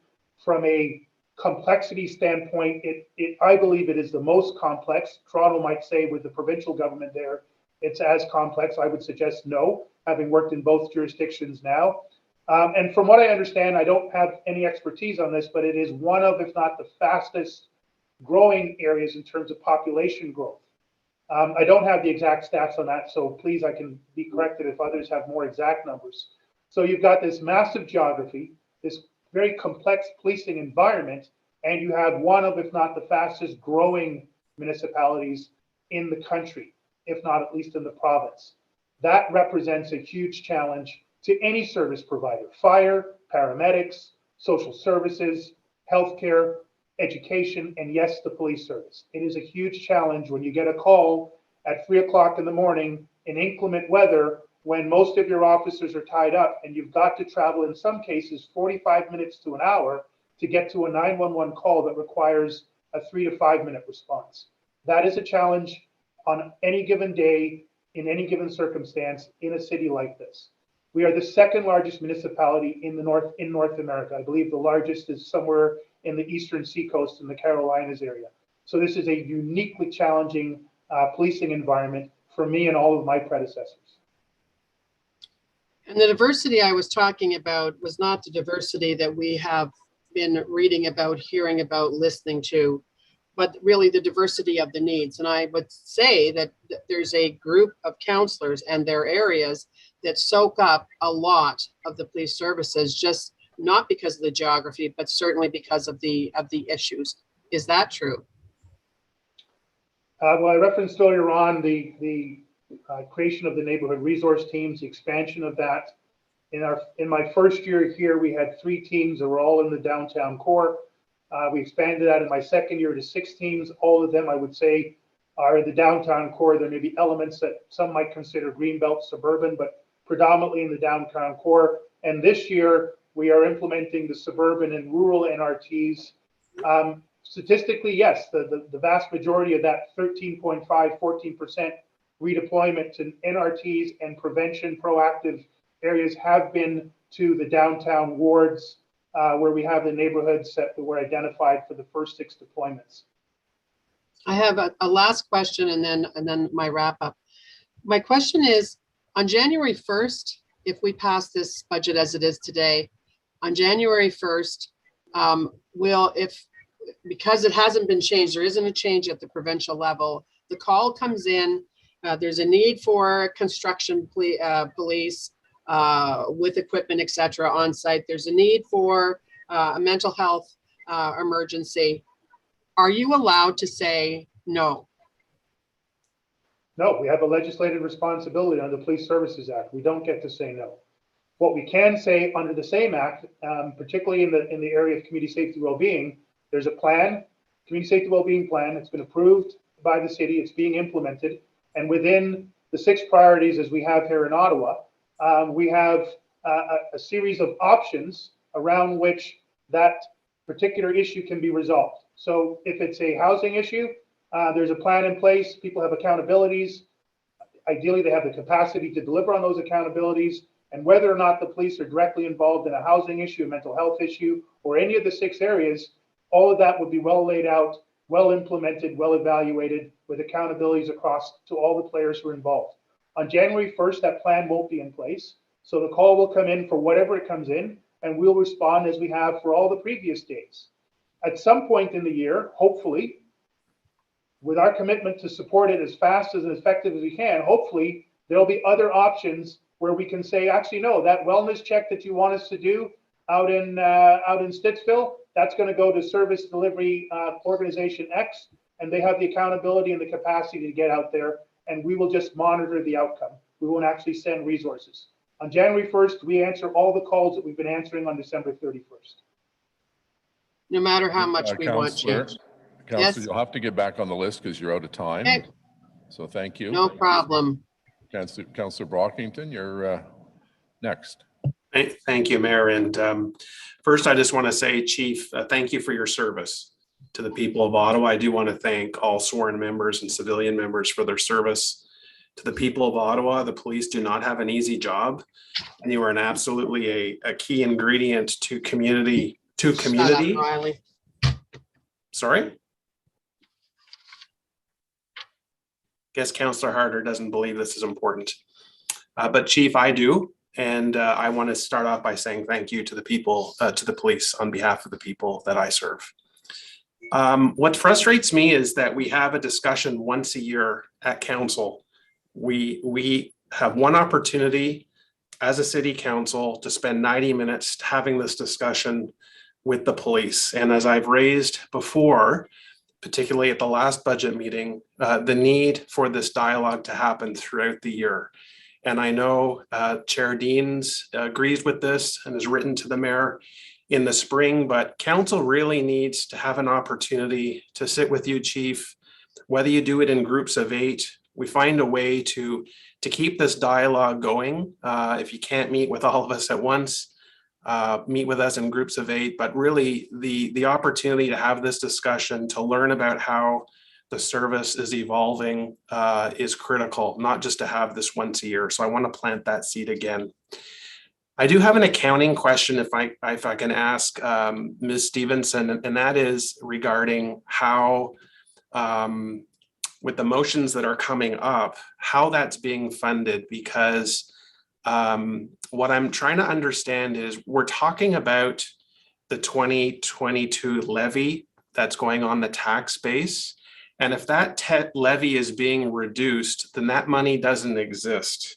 So I'm just wondering how the 2 motions, which we'll get to in a few minutes, are being financed if that money is actually being cut from the Ottawa Police Service Board budget. Thanks, Councillor, for the question. What that means is, I think your understanding is correct. The money is going to come back to the city. So the actual budget that is approved by council today will be less of the 2.65, as well as when we tabled the budget report, the 435,000. So that money is being returned to the city with the two motions. If they pass today, then those funds will go into the areas of the city budget for that.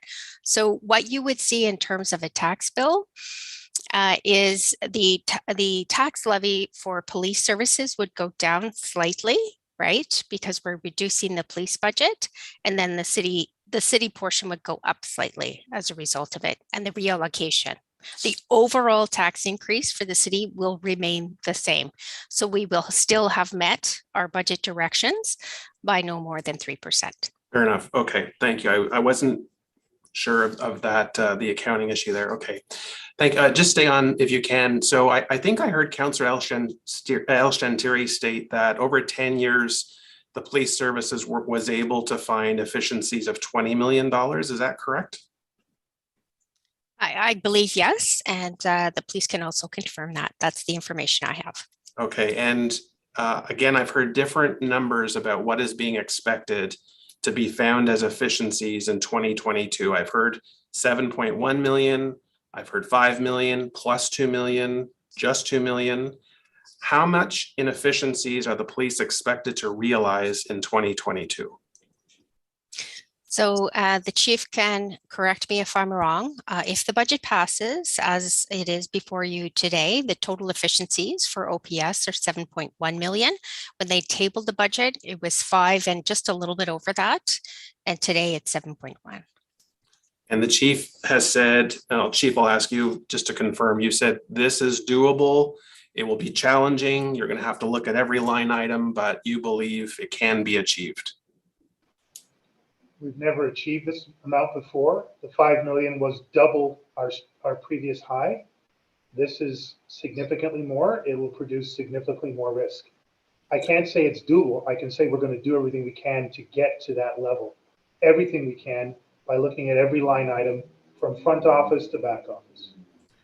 Yeah, and I guess if you are true in your commitment to not fire people, if frontline services are going to be protected, as someone who has been following Finance and Audit Committee meetings for years, I don't know how $7.1 million will be realized. I don't know how you're going to achieve that.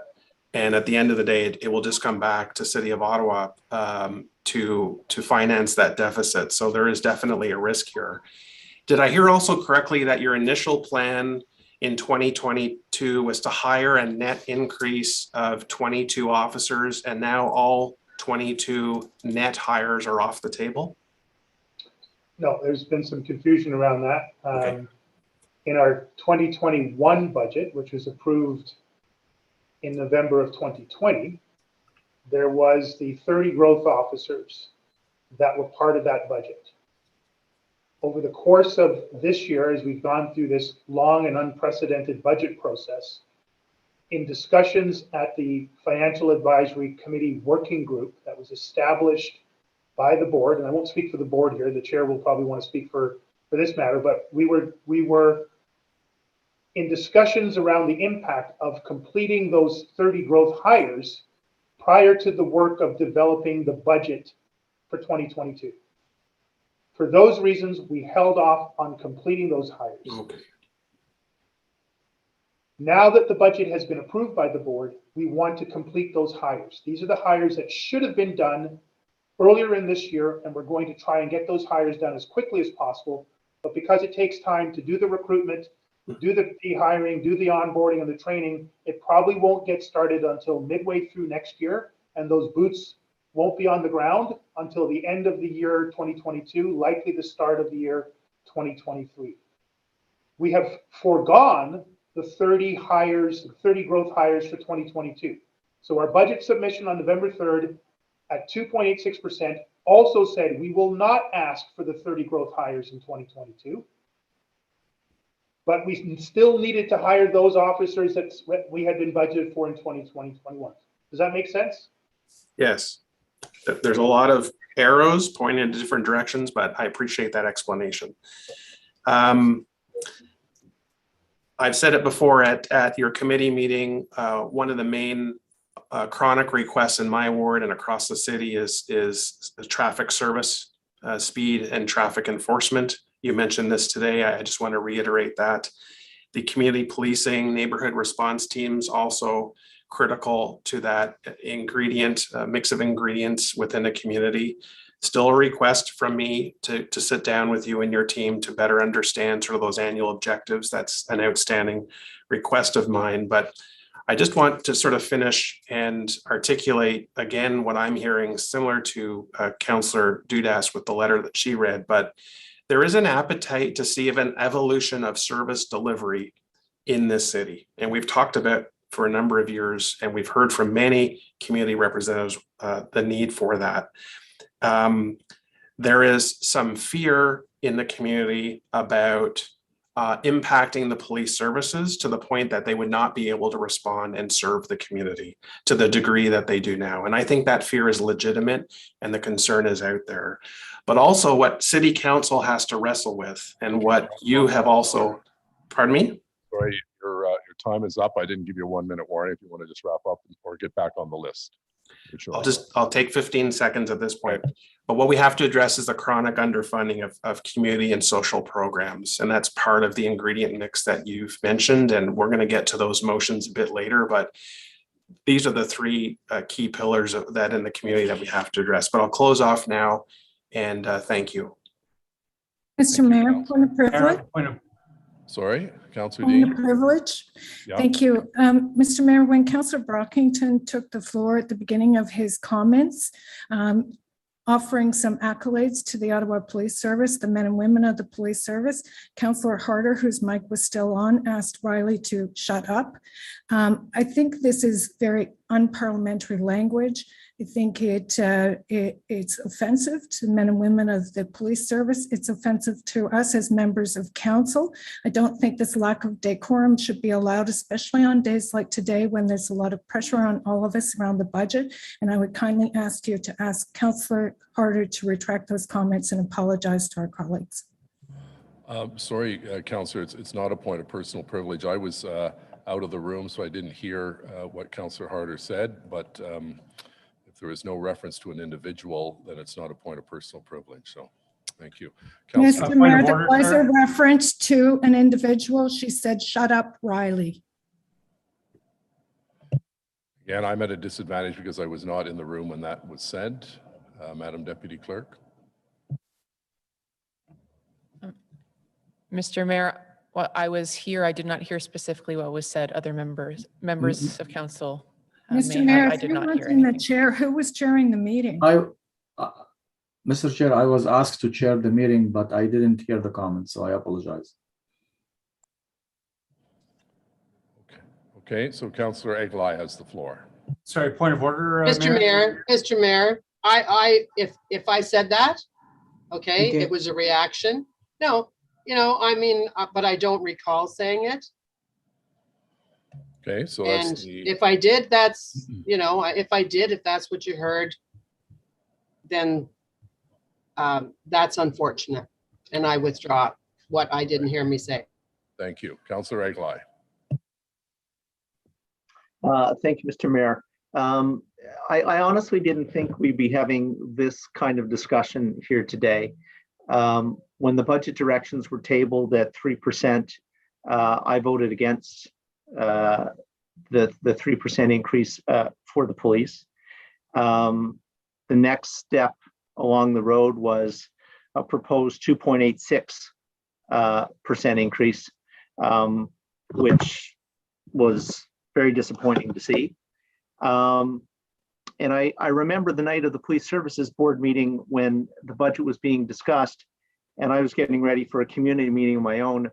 And I got up to the point of where Councillor King's, Board Member King, I guess for those purposes, motion was proposed. And I left to go to my community event and thought to myself, well, that's not going to pass. During the event, one of my staff reported to me that in fact it had passed. And there was a reduction in the ask, not a cut to the existing budget, but a reduction in the ask of $2.65 million. And I have to say that gave me a level of hope that change indeed was starting to come. We heard the chief this morning, and the chief's quite correct. He and I and Councillor Clucci had a discussion, and Councillor Clucci and I and Councillor Liloff have been working very closely with the chair, getting feedback from the service and from the board. And in fact, changes were made to drafts of the motions that we'll deal with later this morning, or later this afternoon, I guess, at this point, based on feedback that we did receive. So, you know, the chief indicated that change is not going to happen overnight, and you know, I agree with him 100%. But it's got to start somewhere. And Councillor King's motion opened that door, I believe, to have that discussion, and to stop just talking about change, but to use that $2.65 million to actually make some changes. And I'm not going to get into the motions at this point, except to say I believe that they will help do that. And so, is this a great budget for the police? Some people say no, for various reasons. They'll either say it's too much or too little. But we have an opportunity here. There is something on the table that we can utilize, I think, for the benefit of the community at large. And we have heard from the community at large. We've heard from individual residents. We've heard from advocacy groups. We've heard from academics, criminologists, economists, community groups, social service hubs within our city, all saying the same thing. In fact, the police saying the same thing, that we need to change how we deal in this city with social ills. We have to find a better way to do it. We have to find a kinder, a gentler, a more constructive way to deal with these situations. We have to stop looking at just at a person's actions, but we have to look at their situation. Their situation is a big part of why people do or don't do certain things. We have to address that. That's the root cause. And, you know, is $2.65 million going to solve all of these problems? Absolutely not. Is Councillor Curry right at 50 or 100 million? I don't know. I know it's more than $2.65 million, but this is $2.65 million we can use. We can use to move forward, to start down that road, to make those changes. So I was going to vote against the police budget at 3%. I was going to vote against the police budget at 2.86. I will support this budget because I think the board is trying. I think the service is trying, and they're putting some money on the table. I think it's money we can use. And so I will support what the board has done. And I look forward to the discussion around the motions that are tabled for later on, but I will support the budget. And I thank the chief and the board for the work they've done. And I help all the community, and I thank all the community members and groups and organizations and individuals that came out and explained why they had concerns and how they thought it could get fixed, because they brought us to this point. They brought us to the point where there is some money on the table, where we're moving from discussion to actual action. So I have to thank them. We would not be here without them. All right, thank you very much, Councillor. Councillor El-Shantiri, please. Sorry, Mr. Mayor, but I think I'm on round two. Some of my colleagues have not spoke yet. Okay, if you want to just take your name off and put it back on, Councillor DeRuz, please.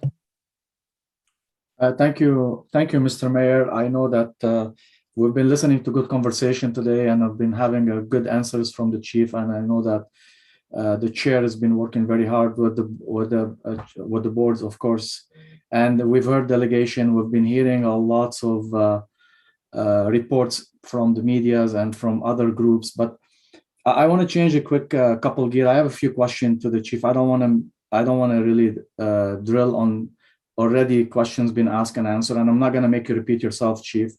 I just have a couple questions, and I know that policing some of the event, we can't predict it, and there is some some emergency event visits and protest and parades and all that stuff that policing sometimes required to be there for the safety of the public and of the residents of Ottawa.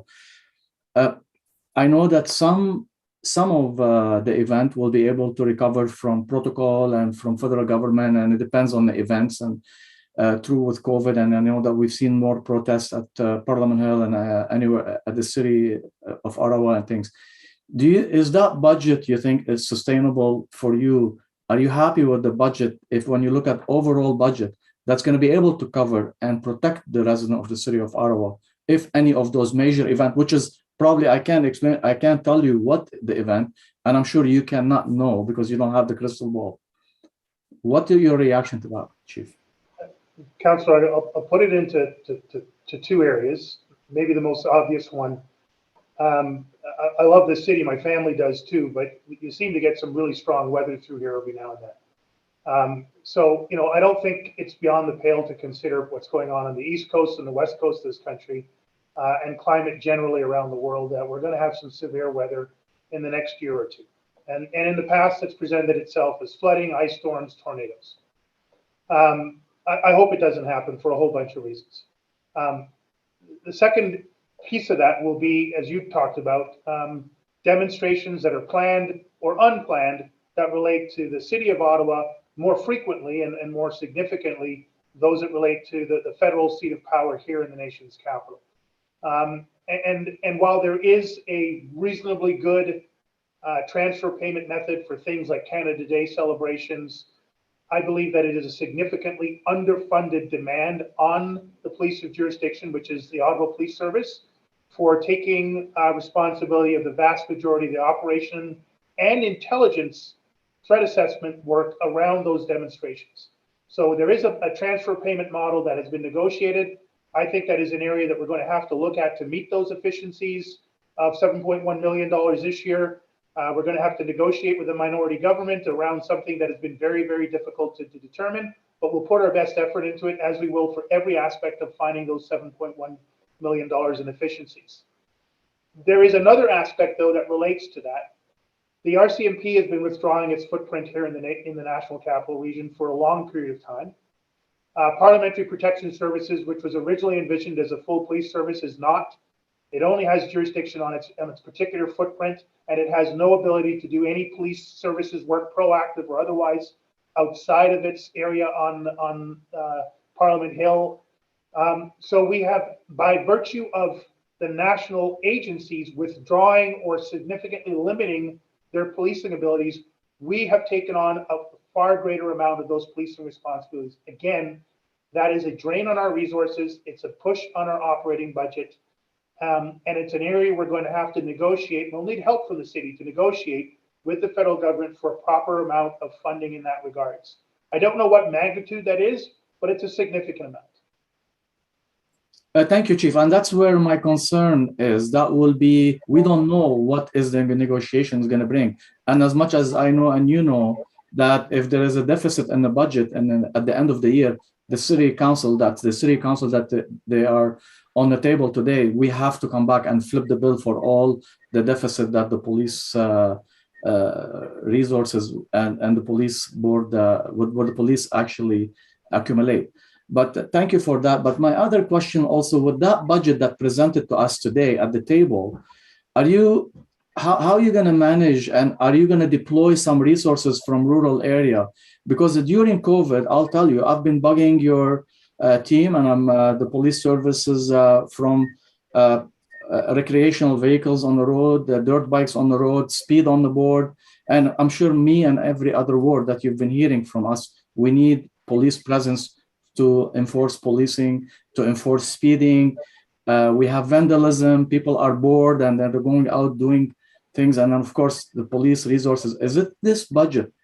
There is any implication or any cut? You can see with that budget that we are presented to us today, it's going to impact, it's going to affect our rural services. I'm sure Councillor Chantier is going to ask you the same, Councillor Kitt and the rural councillors. Can you please, through this budget, assure us and the public, make sure the public are aware if there's any cut or any significant decrease in services going to happen in the rural area. And that's very concerned for me, Mr. Chief.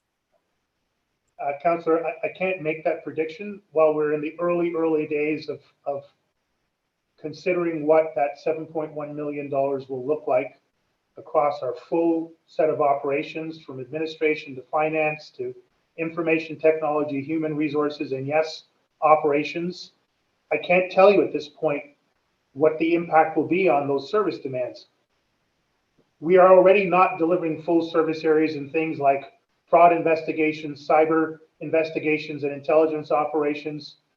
We are not meeting all the traffic requests that are coming in from councillors in the urban, suburban, and rural areas.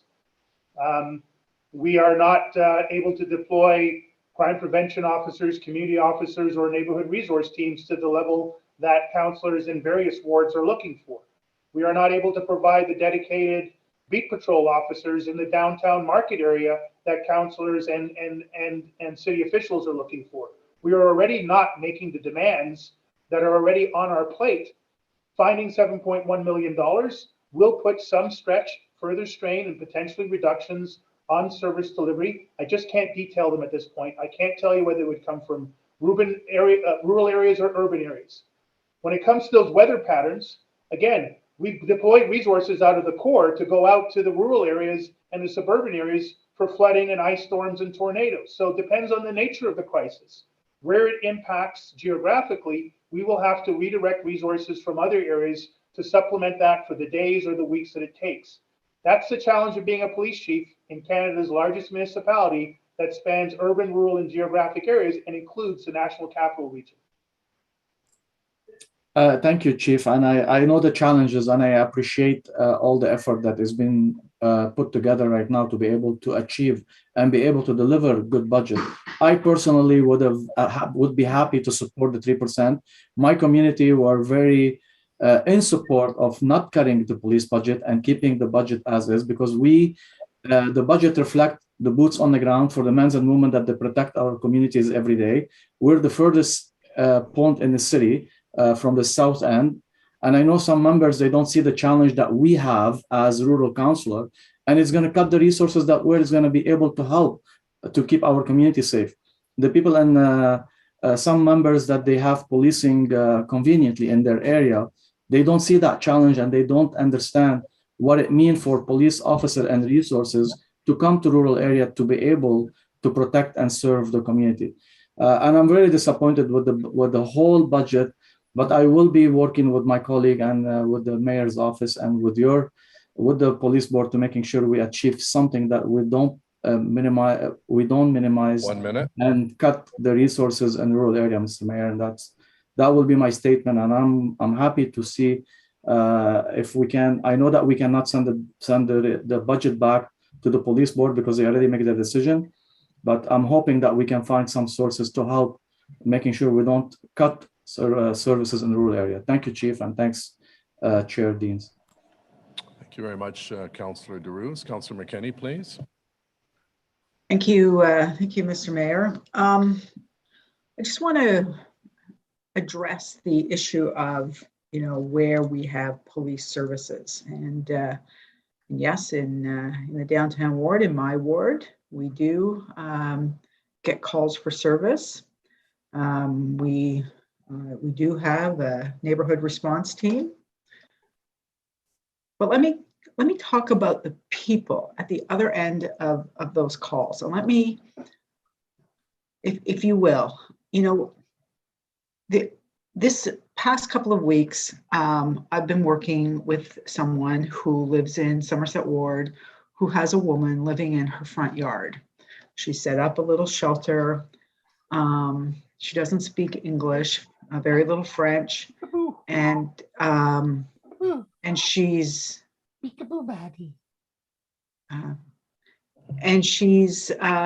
frightened. And some neighbors have called police because they're worried about her. And the only place for her to go is a shelter, which she's afraid of, and she keeps coming back. So there's a call for police. In our parks, we have a raging opioid crisis. People are being poisoned by toxic, poisoned drugs in our community.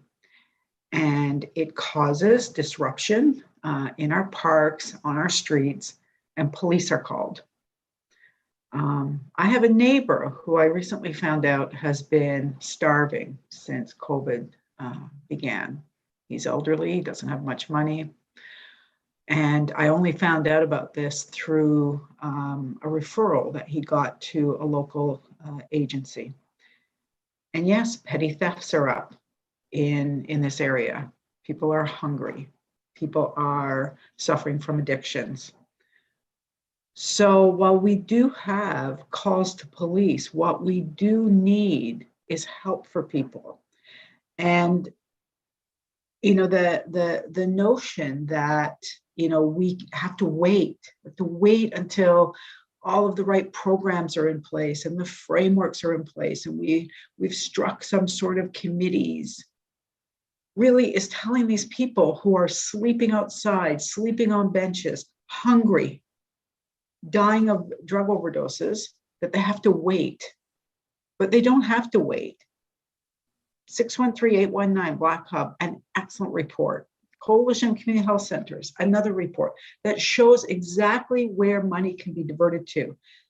And while I'm going to gladly support the $2.65 million in extra funding, and thanks to my colleague, Councillor King, for providing that for us through his efforts, I have to ask, if we needed that, if we really care about these people who are suffering in our city, why wasn't that in this draft budget? Why did we not identify a need for $2.65 million of funding to meet the needs of people who are suffering, who we're sending police to? And it's not their job. It's actually unfair to them. We're sending police in to do the job that they are not equipped to do. And we cannot continue to just do the same things that we've always done and expect a different result, because it's not going to happen. And then we need to think about, why are we not demanding health dollars from the province? Why are we not demanding funding from the federal government? Because we aren't. We let them off the hook completely. Our MPs, our MPPs are nowhere to be seen when issues on our streets are happening because of policies that they've made at the federal and provincial level. So we don't have the hospital beds, we don't have housing, we don't have decent policy around decriminalization and safe supply of opioids. But what we also don't have, and what we need, is funding in our community services. And if anybody thinks that we cannot provide for people in our community with $2 million, $3 million, $14 million, it's only because that's not what you're prioritizing.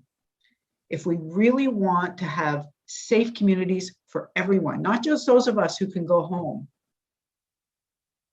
we need to start funding our community programming. And we are not doing that. We are splitting $27 million amongst 95 agencies, and it doesn't do enough. It doesn't come anywhere close to meeting the needs. Councillor, your time is people. up. Would you like to get back on the list? Yeah, I'll just wrap up. Thanks. $27 million for community funding doesn't come anywhere meeting the needs of people in our communities. Thank you.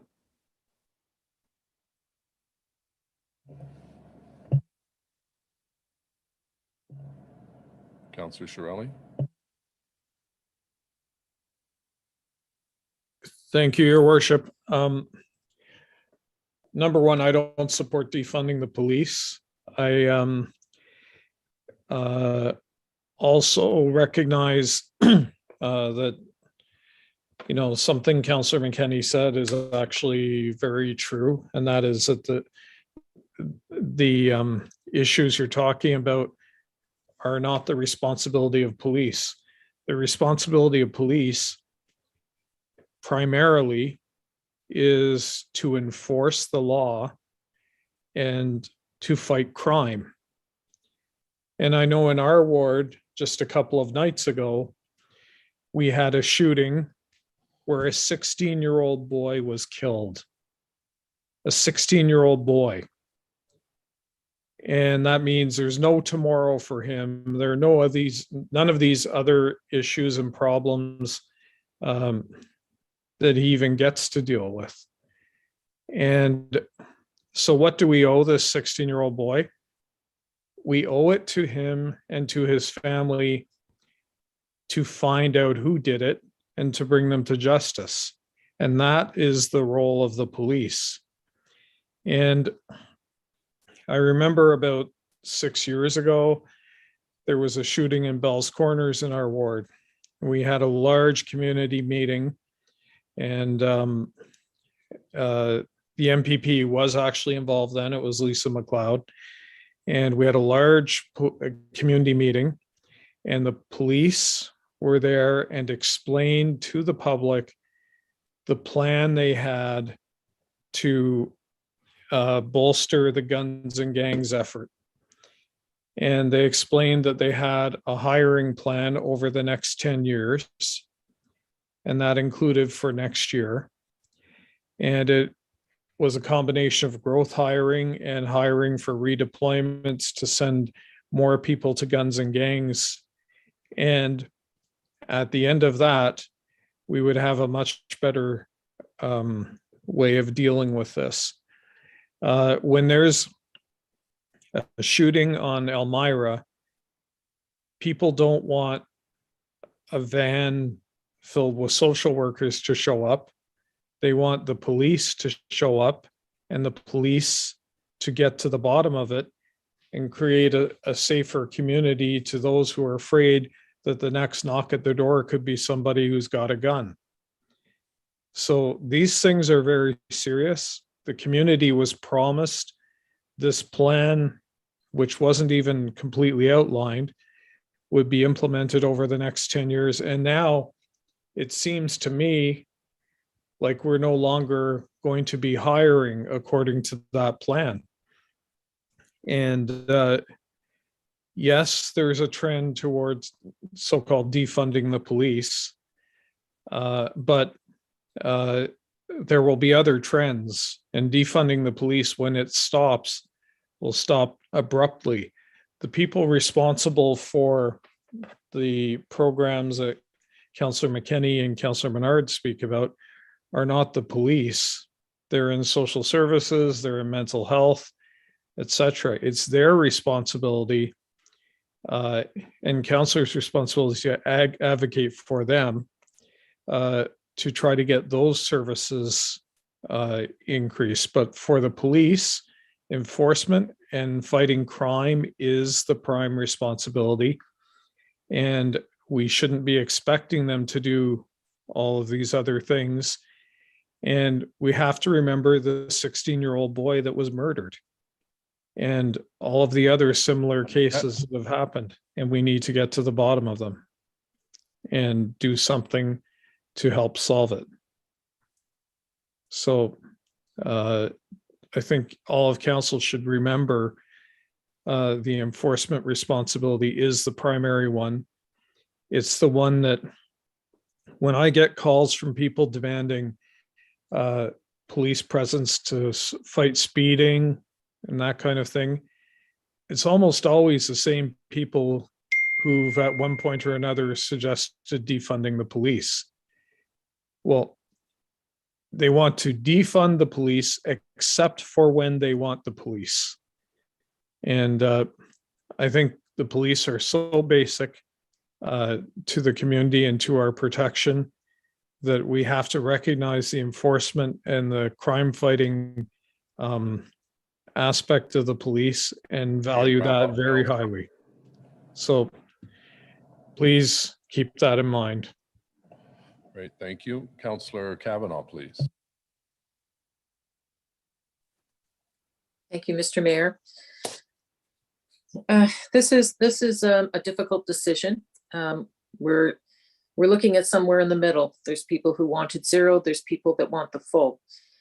However, I think there's some collaboration that is needed, and I want to thank Councillor Deans and Councillor King for coming up with a 2% rather than the full amount, and to Councillors Cloutier and Eglai for their motions that will be coming up. And I want to thank members of the police board and Chief Slowly for their work they've done on this transformation budget. I know this isn't easy, and it reflects that there needs to be significant change on the way policing is done in our city. And I believe I've heard that loud and clear from the chief himself. The next step is about us as representatives of the city. We know we don't have enough for those things that we see as solutions, and we need to start putting resources to it.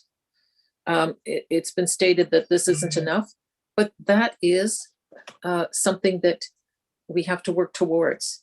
And these things are not going to be overnight solutions. And I don't think anyone should expect in a year from now that we're going to see huge differences right away, but we can make changes and we have to continue on it.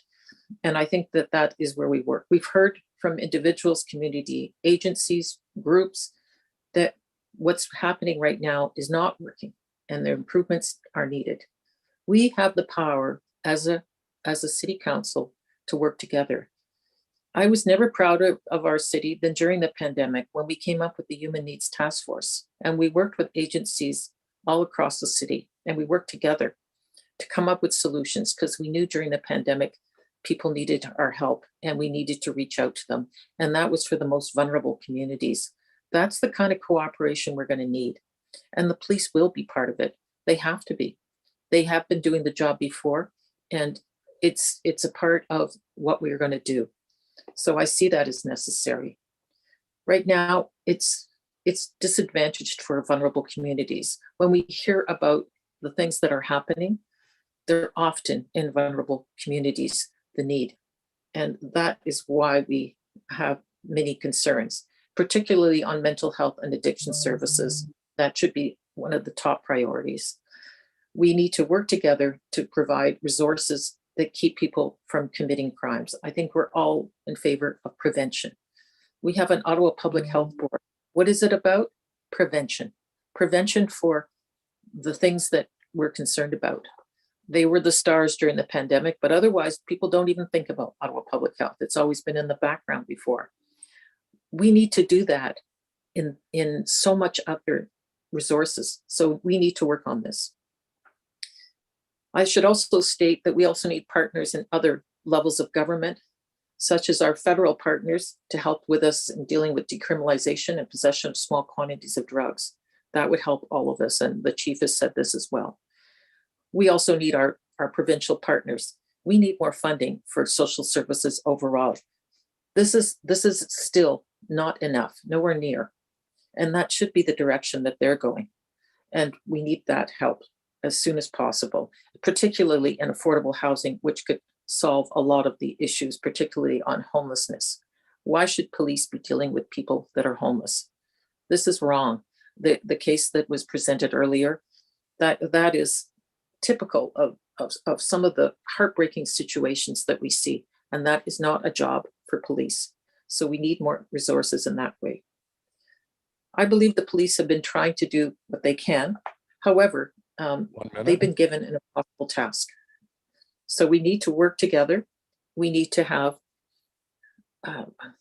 more resources for those things that belong in social services, that belong in prevention.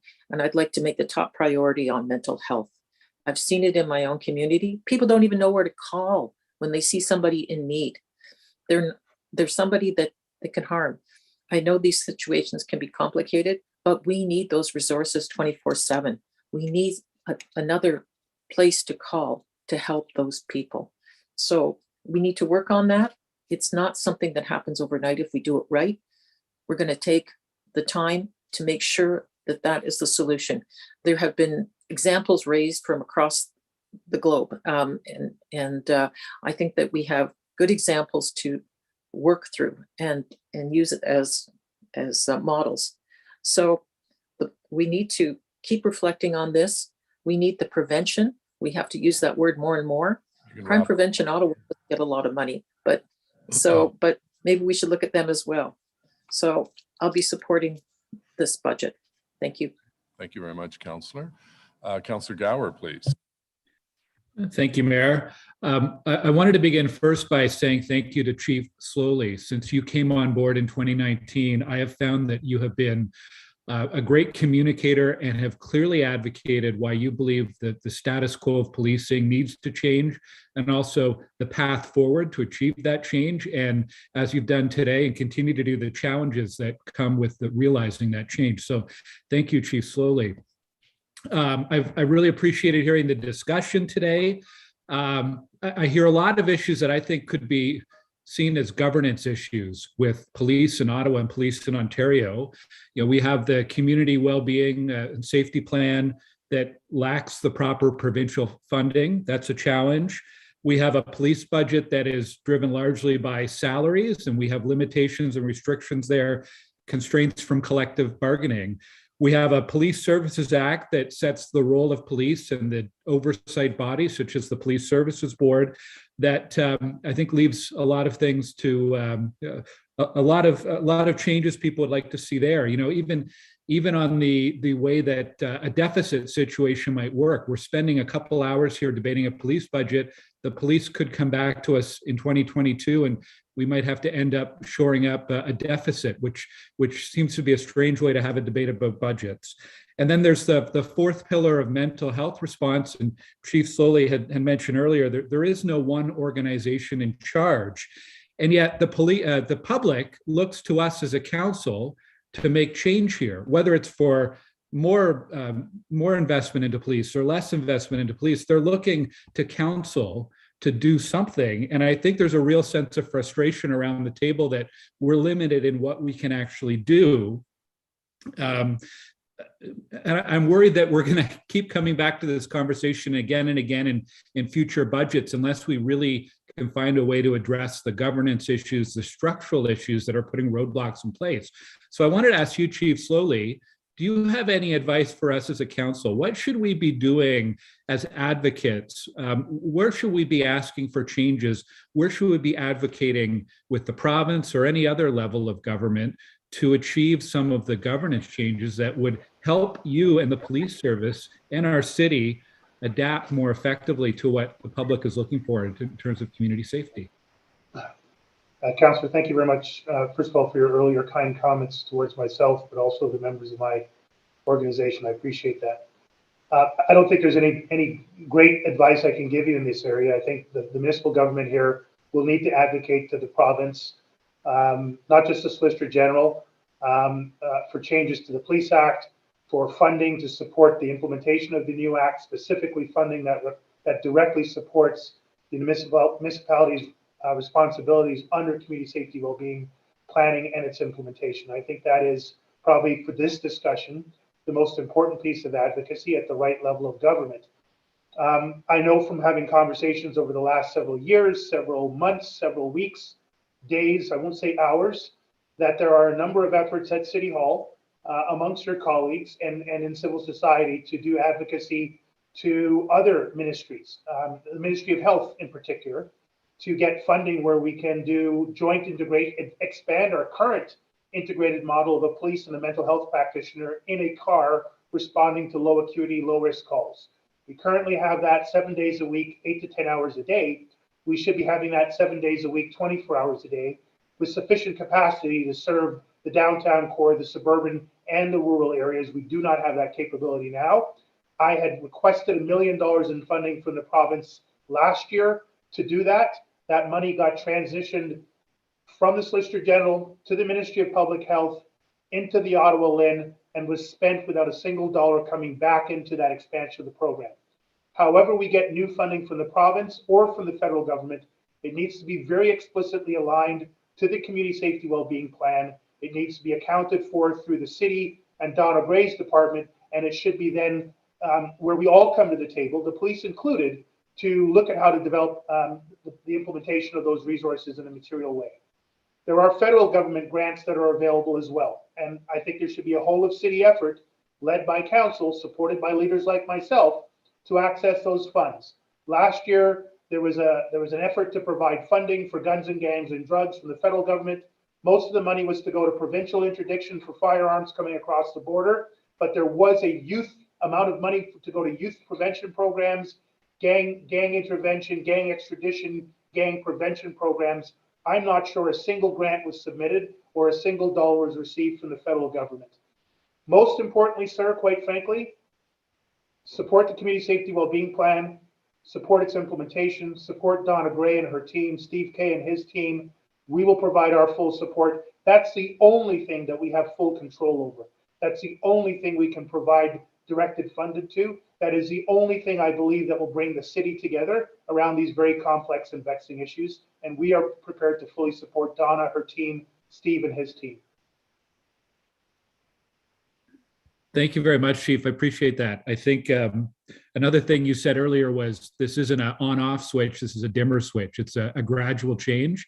I think you've reminded us just now of the many different community organizations and many different initiatives we need to keep our focus on as a council in order to effectuate the change that people want to see in terms of community safety. So I'll be supporting this budget, but also realizing this goes far beyond just a police budget in terms of our need for council to focus on these issues. So thank you. Thank you, Chair. Mayor. Thanks, Councillor. Councillor Conseiller Cloutier, s'il vous plaît. Merci. Merci énormément, Monsieur le Maire, and thank you. And first, I want to acknowledge the work by the Auto Police Service Board in the last year, the delegations that were heard and the input and the thoughtfulness that was put into the debate. Thank you, Chair Deans, and thank you to your boards. I certainly also want to acknowledge and thank Chief Slowly for your leadership. And I amplify the words by Councillor Gower of a few moments away. Your work, the work of your leadership team, and the work of the members of the OPS, and your openness in dealing with what you called earlier one of the most complicated pieces of business that we need to deal with. And both the OPSB and the OPS have balanced difficult and sometimes competing perspectives in these changing times. And the changing times aren't easy, but it is that collaboration and that cooperation from all players. And I see that in the thoughtful comments from my colleagues today as we deal with the budget. And thanks to Councillor Eglai for your on-point comments. You've set us up for the next discussion on the motions that will be coming later on, but I appreciated your comments. Colleagues, all of us here have been reflecting on what we've been hearing from our communities over the past years, and I've had the privilege over the last year in particular to reflect and learn and unlearn from our community and from various members of our communities, and the personal stories we've heard told to us by our constituents, by other community leaders, and our own stories and our own personal experiences, and how all too often our current system requires an escalated emergency call for resources to attend to an individual or a family, Councillor McKenney said, or a household in crisis, the importance of providing the right service at the right time, the right skilled practitioner, and acknowledging the difficulty of navigating the service barriers, the financial barriers, the wait lists, the culturally appropriate services, and the greater need for upstream, proactive, early intervention. And also to acknowledge that prevention and crisis response work together towards a better goal. And I have no questions, but I would ask that I will support the OPSB recommended budget. It provides funding for the motions that we're going to deal with later, that we'll deal with in a few moments, that explores a different path forward, a new path forward, an alternative model through the Community Safety and Wellbeing Plan. So thank you very much for the opportunity to comment on the Police Service Board budget. And again, I would urge my colleagues to support the budget that's been presented. Merci, Monsieur le Maire. Merci, Conseiller. Councillor Kitts, please. Merci, Monsieur le Maire. There's been a lot already said. I'll aim to be brief. This is a polarizing issue, but what we've heard over and over again in the course of this discussion is that there's broad recognition on all sides of this issue that there are calls that OPS is currently responding to, specifically with respect to mental health, which could be handled by other service providers that would produce better outcomes. So I will be supporting the board's recommendation. I'd like to acknowledge their work as well, but I do join some of my colleagues in their concern that if we don't move forward with intention and with collaboration, it will create gaps. And I think there's that fear in the community about what those gaps might mean in an emergency. And it's likely that those gaps could impact those that need support the most. Preventative takes time. It doesn't happen overnight, but doing nothing is not an option either.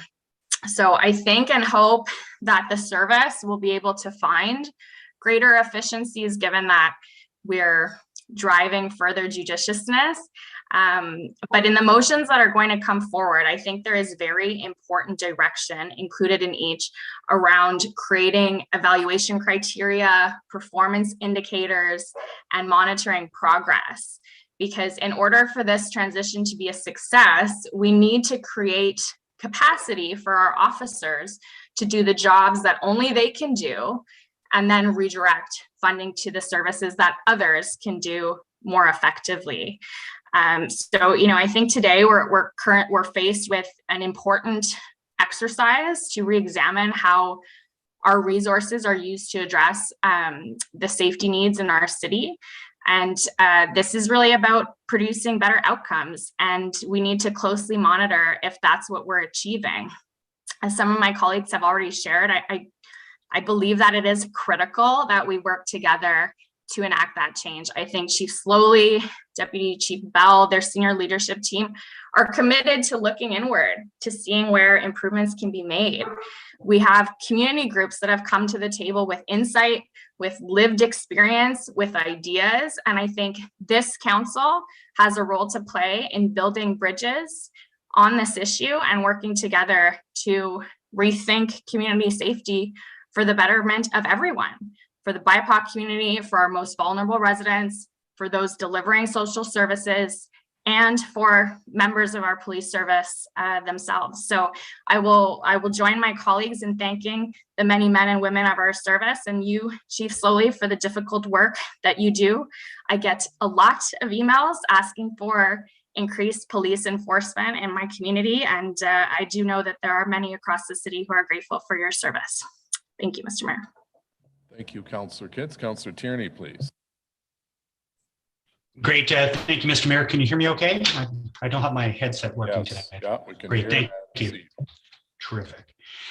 Just a couple of quick questions, and you know, to echo a lot of what I'm hearing, thank you to the work, everyone. I mean, whether it's Keith and Matt and everyone getting together trying to find solutions on this, I think is really critical.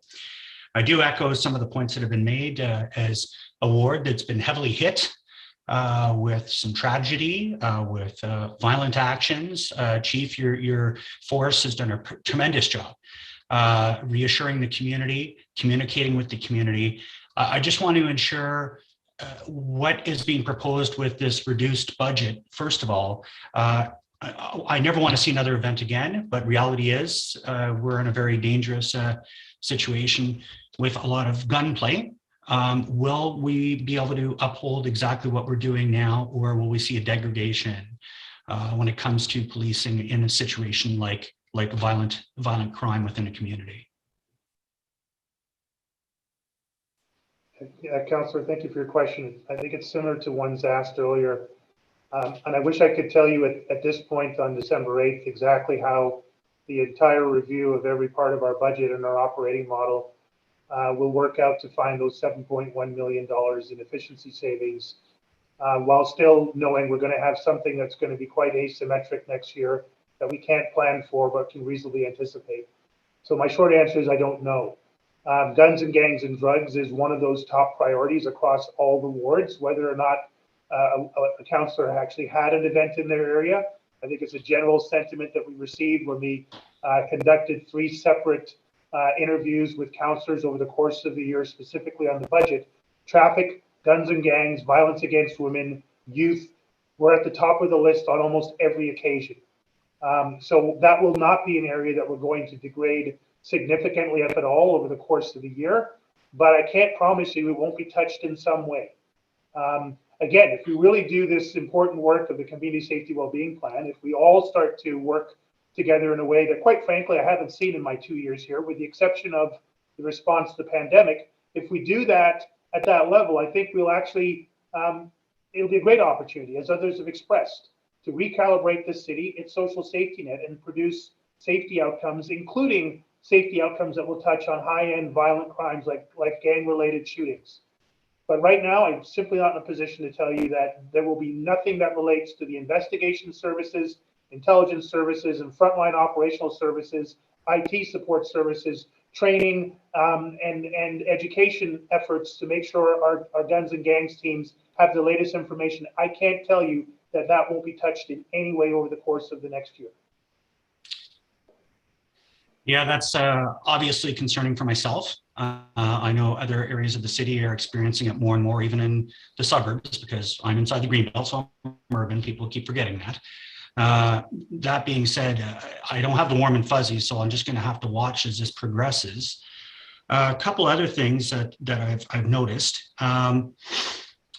Looking at the end of the meetings, and wow, those are some long police board meetings that you guys have to sit through, but I watch it, and I appreciate the chair and the board members having to sit through a lot of delegations and listening quite attentively. At the end of the budget one with the board members, there seemed to be a little confusion, and you made mention there was the budget that did pass. And then there was an additional motion that Chair Deans was putting on the table and then quickly withdrew it. You had mentioned you weren't aware of it. Are you aware of it now? Is it kind of combined into what's happening now at City Council? I found it a little confusing, and I know some of the OPS board members were also a little bit confused. So maybe the chair wishes to speak to it, or the chief as well, just to give some clarity, because it seemed to kind of be dangling there and no one really knew what was going on. I'd be happy to answer that question. Yes, after the police board unanimously passed the budget at 2%, what it did is free up $2.65 million that City Council had told us that we could take, but that's now returned to the city treasury. But what we have been listening to from the community for a whole year, and what we've heard loud and clear, is that we need upstream programs and services in place. We need an alternative response to mental health, and we need to get on with doing that right now. So the motion that I put on the table was the logical extension of the 2%. That motion, honestly, I just assumed it would easily pass, because it's what we promised in the November in 2021, when we were doing the 2021 budget. It's what we've worked toward the entire year. And there were no surprises in that motion. But Chief Slowly was concerned that the words Ottawa Police Service were not embedded directly in it, as opposed to, I had referenced the Guiding Council, of which the police service is a member, but he wanted he wanted the motion to be more reflective of a role for police. And instead of getting into a protracted debate about that after a very long police services board meeting, I recognize that as a member of council, working with my council colleagues, I can just as easily put it through City Council in that format than getting into a long debate about it at that point. So I withdraw. And Councillor, I was not aware of the motion. I had several concerns, one of which is what Chair Deans has just articulated. But I will say, since then, the chair has proactively reached out to me and provided the opportunity, meaningful opportunity, to provide input. And I will wait to see what the final version is that's tabled today, but I've had meaningful input since then. Thank you for your question. Great, thank you. Yeah, it did create a bit of confusion, and I know that some of the OPS board members were a little confused too. So good lesson on circulation prior to meetings. Well, just to be clear about that, that motion would not have been tabled if the police budget at 2% had not passed. So it was only as a result of a former motion passing that motion was put forward, and that's why it was done in that format.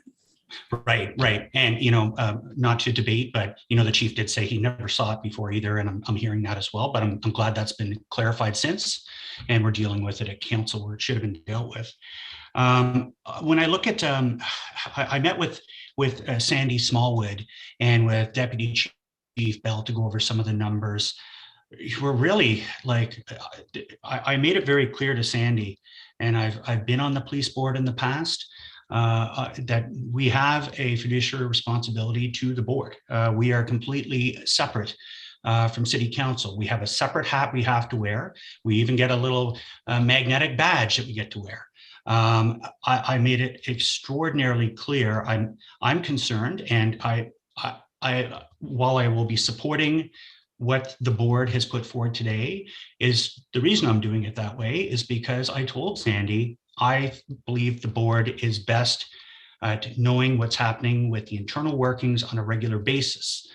I've since heard from others that there's still some questions on numbers, and I don't think this is the last time we're going to see this come back to us. That being said, I will go ahead and support the budget that is coming forward today with a very big note. I have major concerns. I don't think there's enough money. And just one quick question to the chief. When you see the union boss coming forward with a pretty critical notification to members of council, essentially saying we'd like to see a new police services board next year. How does this square, Chief? Because this has got to be you have a pretty decent relationship with the membership. How do you see a letter like this of concern coming from the head of the union? Councillor, thank you.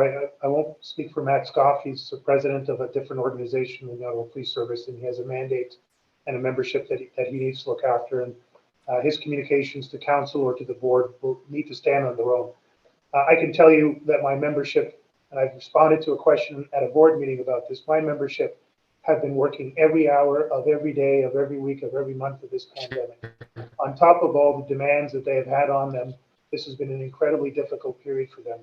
The ambiguity around the budget, the length of the budget process, the contentious issues around it have only added to their stress and their strain, but they've never taken a step back in trying to serve and protect the community. We do not have a perfect police service, and not all of my members are worthy of their oath of office or their badge, but the vast majority are good, decent, hardworking people. The vast majority of them live and work and pay tax in the city, and they love this organization, they love this city, and they want to be part of its future, a changed and different future. But they are stressed, they are strained, and they have concerns like I have expressed here today around the risks associated to this budget. Like me, they're excited around the opportunities associated with this budget. They just want to know that there is going to be a city hall and a city that will work with them, not against them, to get the most out of this budget and the best out of these circumstances. Terrific. Thank you very much, Chief, for all the great work that you do in the city, and thank you to the board and the chair. Thanks, Councillor. Next is Councillor El Shantiri, please. Thank you, Mr. Mayor. And I don't think I ever recall we spent that much time on a police budget, but it's very a good dialogue with the chief, with my colleague. I found it ironically we're all almost saying the same thing, and we all bear some of the responsibility. Because Chief, you and I, we attended the back then under the federal government, the 2,500 officer for community safety after the shooting in Toronto. And from then, we're talking about community safety plan and well-being. It was initiated in 2016 with the previous government, was implemented toward the end of that government, and today we still haven't done nothing about it. And it is frustrating, and it's not on your part, or I think we all share some of that responsibility, because without the funding from the provincial government who promise us will fund the community safety plan and well-being, we feel ourselves scrambling now, and it's all really comes down to trust issue. Some of us, we want to see the change. I think we all want to see the changes. Even yourself, you don't want to go to a call you mentioned earlier. I don't want to repeat everything you said. So we all want the changes, but we cannot all trust that change is going to happen. And if it doesn't happen, so that means in September of next year, this council, this taxpayer of Ottawa will be on the hook to pay what we under budget today. And that's a concern. So I know we cannot direct the police board, but I will be requesting a police board give the city council quarterly report on the budget and how they are moving forward with the budget. I have the most trust and respect for you, Steve Kay, Donna Gray, who will do the good job with the guiding council. And here's the dilemma. None of us, or many of us, not happy with the budget. Some fear it's not enough in it to provide the service we have seen in the last couple of years. Some they want to defund the police altogether. If we send that budget back to you, not to you, sorry, the budget is the board budget, not to you, to the board, we saw the result. It's going to be either 4-3 at best, or it's going to come back with more vote or less vote. That's not going to change anything. It's not going to change anything. And I don't want to miss that opportunity to say, well, we should have give the guiding council working together with the police and all other community agency the opportunity to work together. So I will be supporting the budget came to us from the board. I will be keeping an eye on. We will be requesting an update from the police service board on their budget to the city council. We'll keep an eye on this one. And we want to continue working with you and your colleague in the city or guiding council or other agency to make sure we succeed with that. It is time for us to take that step. I always said, police hate two things equally: the status quo they're in, because they do call they're not supposed to be doing, and they don't like changes. And I think that applies on most people. A lot of us don't want to see the changes as well, or at least they are afraid of the changes. Said all this, one of my colleagues call it, this is not a great budget. Well, I want to call it is a failed budget. It failed to address the concern that the service have, the community have, and also failed for those people who wants to defund the police, also failed them, because we're not defunding the police. The police still receiving, let's be honest, you're still getting the 2% plus 1.8% of growth assessment. So you still have a 3.8% growth assessment in the budget. Again, I want to applaud my colleague who took on, and with the next step, which is the motion they put forward on Community Protective Service, and direct that funding so it doesn't go willy-nilly. That money goes to a body with a good governance and good accountability and transparency. But the board and the city and all of us, we miss a great opportunity with the community safety plan and well-being, and not delivering on it. Crime Prevention Ottawa should have been jumping on this long ago and dealing with federal government and provincial for funding. Because let me tell you, and that's not my statement, across the province, the City of Ottawa Community Safety Plan and Wellbeing shine as one of the best in the province. Unfortunately, we didn't see that other day. Thank you, Mr. Mayor. Mr. Mayor, just a question. I'm trying to ascertain if what Councillor El-Shantiri is directing is a direction to the board to report quarterly to council, because as you know, Mr. Mayor, I offered to do that last May in an exchange of correspondence, and you said no. So I'd just like to understand, is this now a direction from council that we should report quarterly or not? Well, just Councillor Dean, if I may, with the permission of the mayor. We, as a council, we can't direct the board, but we should be asking the board, because I was going to put a motion asking the board to report quarterly on their budget, because my fear is this $7.1 million in saving is not going to happen, and we're going to end up paying for it in September or October. And I want to see quarterly where we are at. Thank you. I'd be happy to release the exchange of correspondence between the mayor and myself on that topic. And then, if the mayor would like to change his mind, I'd be happy to do that. I apologize, but I have a question to Councillor El-Shantiri. My understanding is, Councillor El-Shantiri, you'd like a written quarterly report specifically on the deficit. Is that correct? Yes, Mr. Mayor, and I am working with the city solicitor and on that motion, yes. Okay, so. That doesn't have to be today, Mr. Mayor, anyway. Yeah, so are people agreeable generally to have the quarterly written report on the deficit projections? Agreed, okay, thank you. Councillor Kavanaugh, please. Sorry, Mr. Mayor, I don't think that I agreed. I think that we need to go back to what Councillor Deans originally proposed. So maybe that can be a conversation for a time when we can actually have that conversation and decide as a council. Yeah, we that's already agreed to Councillor El-Shantiri's. No, I don't remember agreeing to that. I said agreed. You may have. If you'd like to dissent, that's fine. Is there a motion on the table? Is there something written we can look at, Mayor? Nothing has been written out.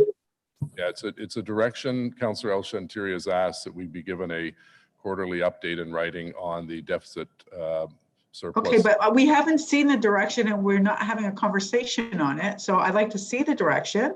We'll have a conversation on it and then we can vote or make an amendment perhaps. All right, well, we can put it up in writing, Councillor El-Shantiri, or I'll get the clerk to put it up in writing, and then. Mr. Mayor, I would like to have an opportunity to share with members of council the exchange of correspondence between you and myself on this topic, because I think it's very germane to this issue.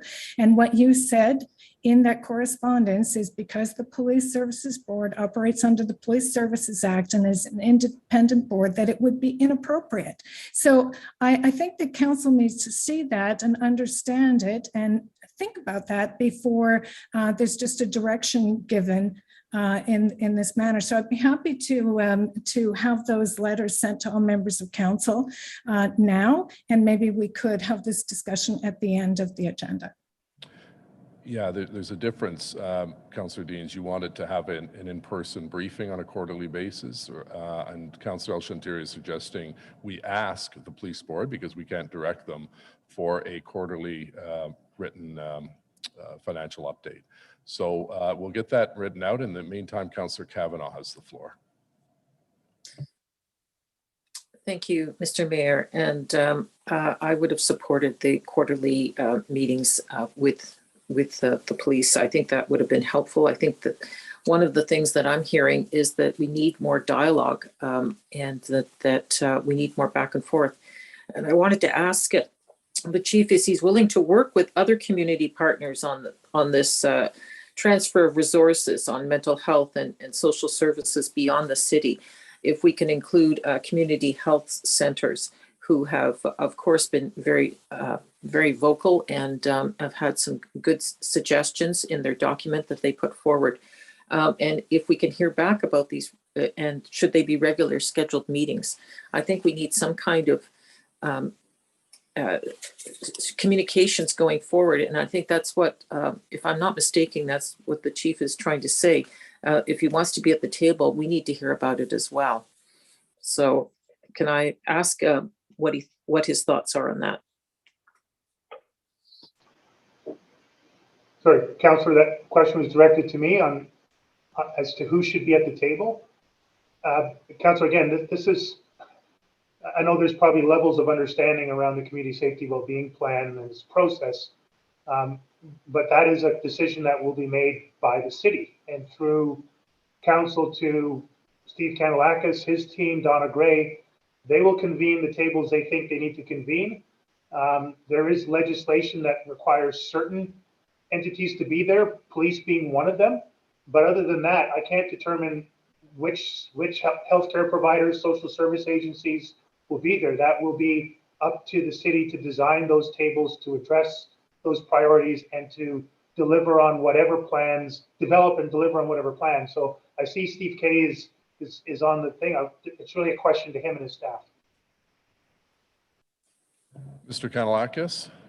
Thank you, Mr. Mayor. Thank you, Chief Slowly, for the question, Councillor Kavanaugh.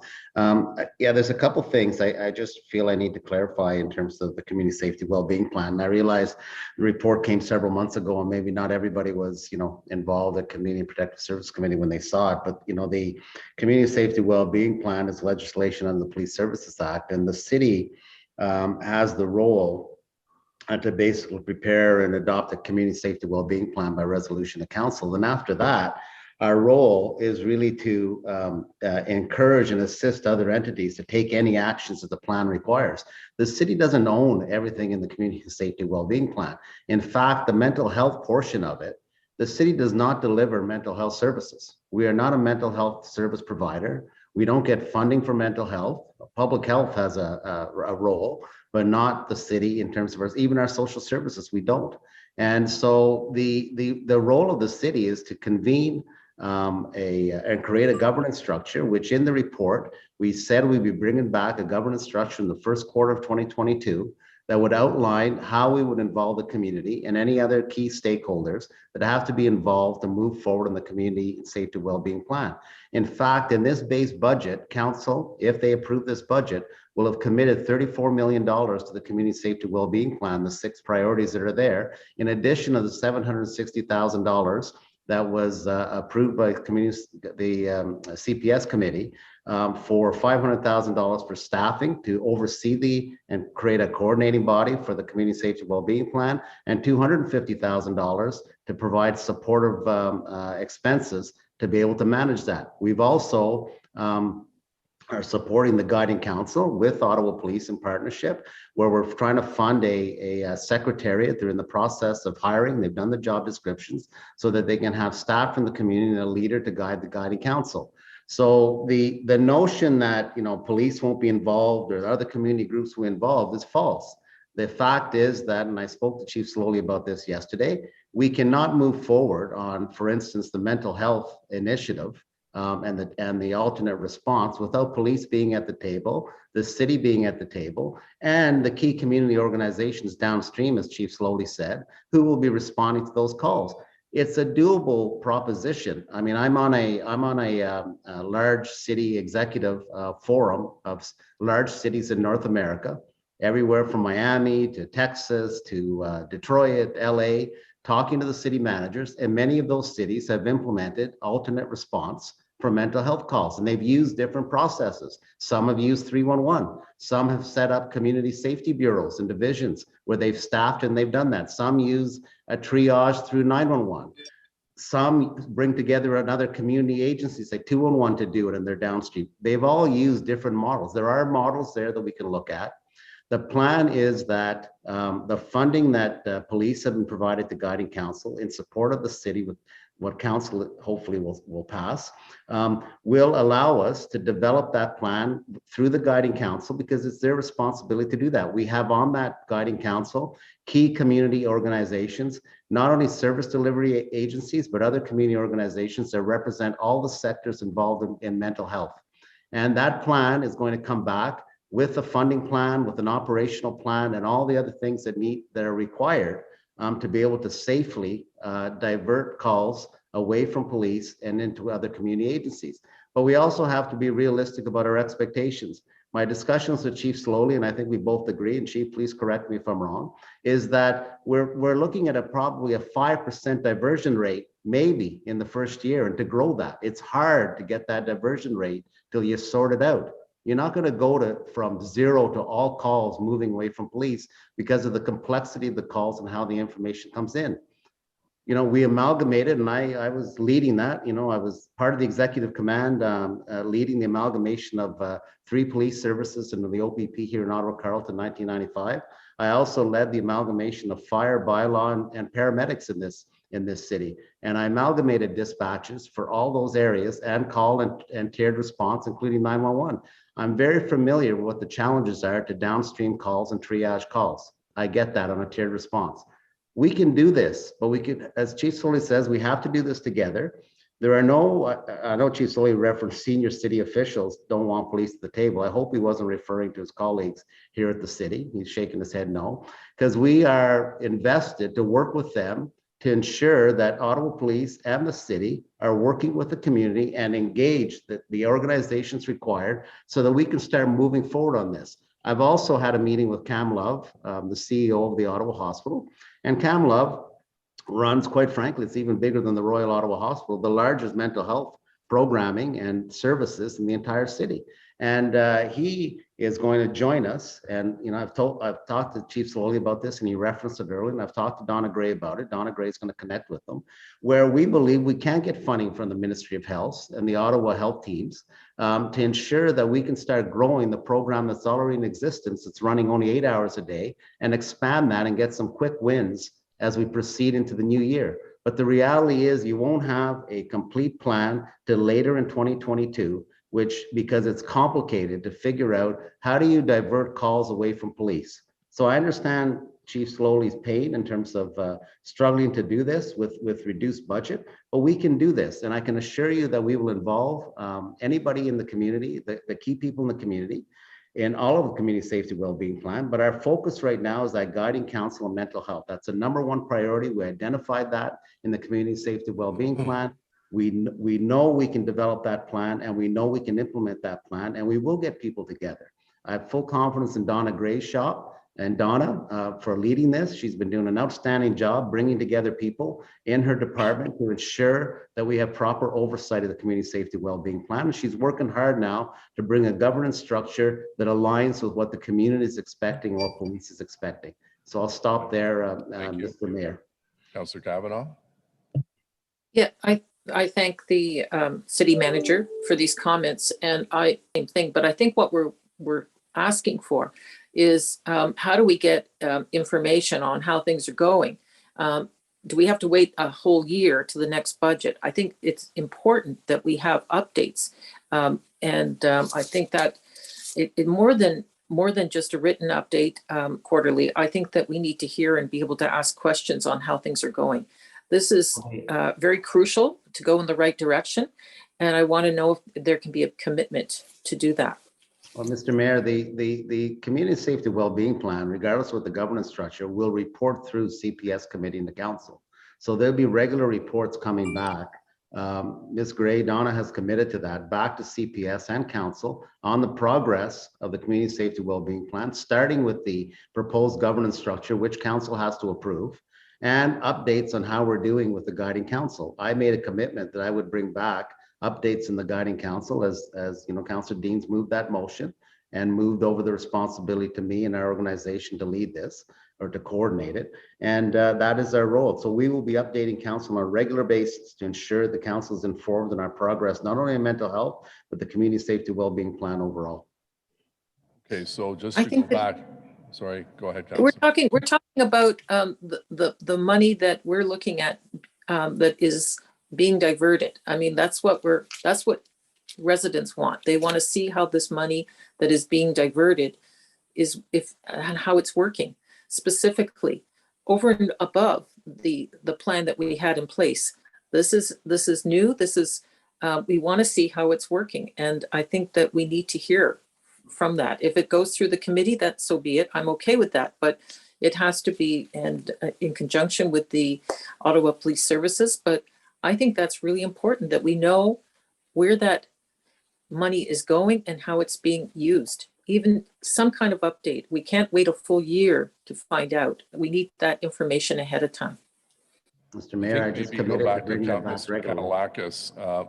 We can deal with two issues. One, the point that Councillor Luloff or Councillor Kavanaugh has made with respect to you're committing to a quarterly report through committee, I guess CPS, and then you'll also get the information from the police on how they're spending their resources, which would negate Councillor El Shantiri's direction.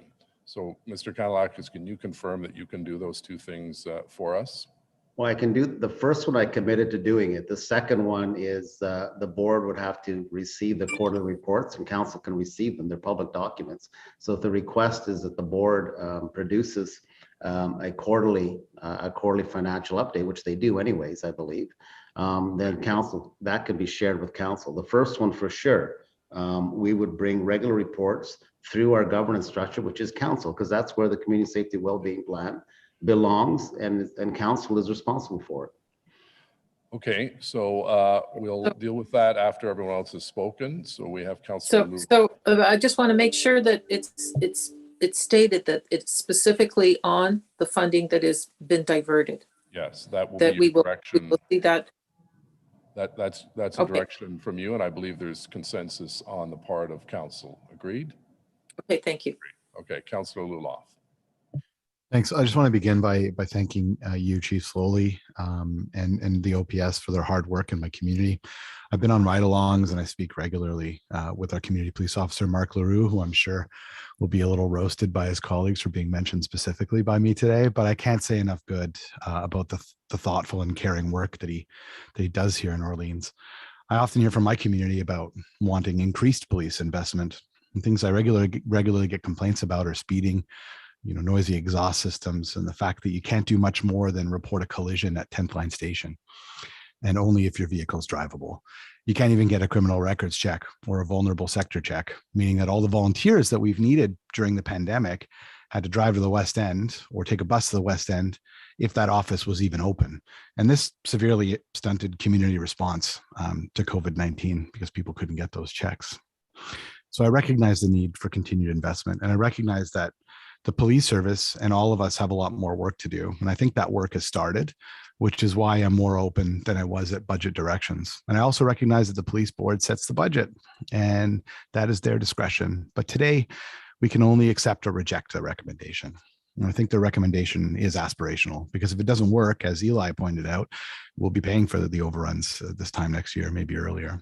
So today I'm willing to support the recommendation with the caveat that the Delta be used to bolster services that will reduce reliance on police. And I don't come to this decision easily. I'd like to thank Keith, Jean, Rawlson, and Diane, as well as Donna and her incredible team, Krista Krelling especially, for working with us based on Jean Rawlson and my directions at committee to develop a plan to use those funds responsibly and in a manner that reduces reliance on the police force. And I know that the guiding council, upon which the OPS is an active and engaged member, will work to achieve those aims. Make no mistake, this is a lot more work for Donna and her overburdened team, but we can't turn down an opportunity to get some work started on the community safety and well-being plan. And I think that we all recognize that. I believe that we found a moderate path, which my colleagues will introduce once we get to the CPS budget. But I do worry about continued reductions without legislative reform and a clear transfer of responsibility of services enshrined and recognized in law. That's not the only thing the province is on the hook for, though. They need to fund our community safety and well-being plan. It's a solid plan developed by a solid team. And it was required of us by the province. We've done our work on our side, one of the first large municipalities to do it. But now it's time for them to do their work. This has been a really thoughtful discussion today. But again, make no mistake, it's only the beginning. And we have a lot more work to do involving other levels of governments, our senior leadership team, the guiding council, the chief of police, and our police association. So thanks for giving me the opportunity to make some comments on this today. Thanks. Great, thank you. Councillor King, please. Thank you, Your Worship and colleagues. I'll be supporting the amended police budget because it seeks to reimagine public safety by seeking a delicate balance to ensure the maintenance of policing in our city, while concurrently seeking savings the Police Services Board committed to finding over the past year. Under the Police Services Act, we all know that the Ottawa Police Services Board is responsible for providing adequate and effective policing services in our city. Such responsibility involves ensuring the police service has the funds for crime prevention, law enforcement, victims assistance, public order maintenance, and emergency response. The police budget, passed unanimously by the board, which is now before us as council, ensures that we maintain an adequate level of service. It ensures that the service maintains its legislative and contractual obligations with its sworn officers through collective agreements, which have been determined through bargaining. Further, the police board continues to support the initiatives that board members have been driving in terms of reform over the past year, which include approval of a mediated consultation process to address building trust with Black, Indigenous, and racialized communities with the Police Services Board, approval of the development of partnerships to work with Black, Indigenous, and racialized organizations who are engaged in alternative models of public safety, and very importantly, development of ties with the city's new anti-racism secretariat and the police service. And I do commend Chief Slowly for the work that he's done on EDI and bringing that to the service to share best practices concerning the enhancement of equity and human rights, and to address institutional racism at the police service, along with monitoring and implementation of the police service's equity, diversity, and inclusion plan. The current budget continues to work in that vein towards transformative culture change, which includes engagement with the Indigenous and Inuit communities and service member health and wellness. The budget most importantly addresses community concerns surrounding the increased cost of police services. After last year's budget process, the board committed to looking for ways to reduce or freeze the Ottawa police budget after hearing from hundreds of public delegations, including community advocacy groups, social service organizations, and residents through an extended consultation process. What we heard was clear. Community expectations are for changes that seek efficiencies. The board collectively reviewed the draft budget with a view of moderating the police tax rate increase without impacting frontline services to residents or substantively impacting the base staffing complement of the Ottawa Police Service. To rethink how the Ottawa Police Service does its job in keeping the community safe, the board hired consultants to examine and evaluate approaches to reduce this budget. Their analysis demonstrated that there is the capacity to find cost savings in the budget to reduce the police tax levy by 1% to 2%, allowing us to open up new avenues concerning reimagining public safety in our communities, while at the same time maintaining the adequate levels of service and delivering new proposed services, which the chief outlined. Ultimately, this budget finds more management efficiencies with a view of reducing costs so that we can respond to enhanced community and social service participation in shaping what public safety looks like in our city. A vision that must include non-enforcement interventions through community-based mental health crisis response and programming to improve the quality of life and prospects of racialized youth in our city. I believe our collective goal must be reimagining public safety, focused on the provision of vital social services to communities that need them.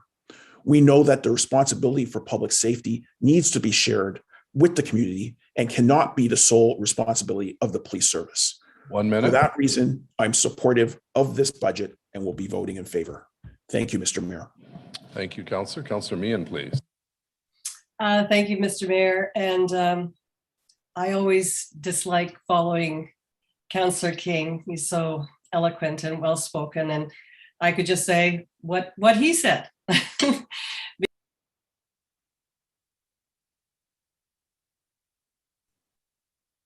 Councillor, I think you're on mute. I actually unmuted, so I'm not sure why that happened, but thank you, Mr. Mayor. I'm just going to say it would be easier for me to just say whatever Councillor King said. He's always right on point, and he hit all the most pertinent points in this draft budget for the Ottawa Police Service.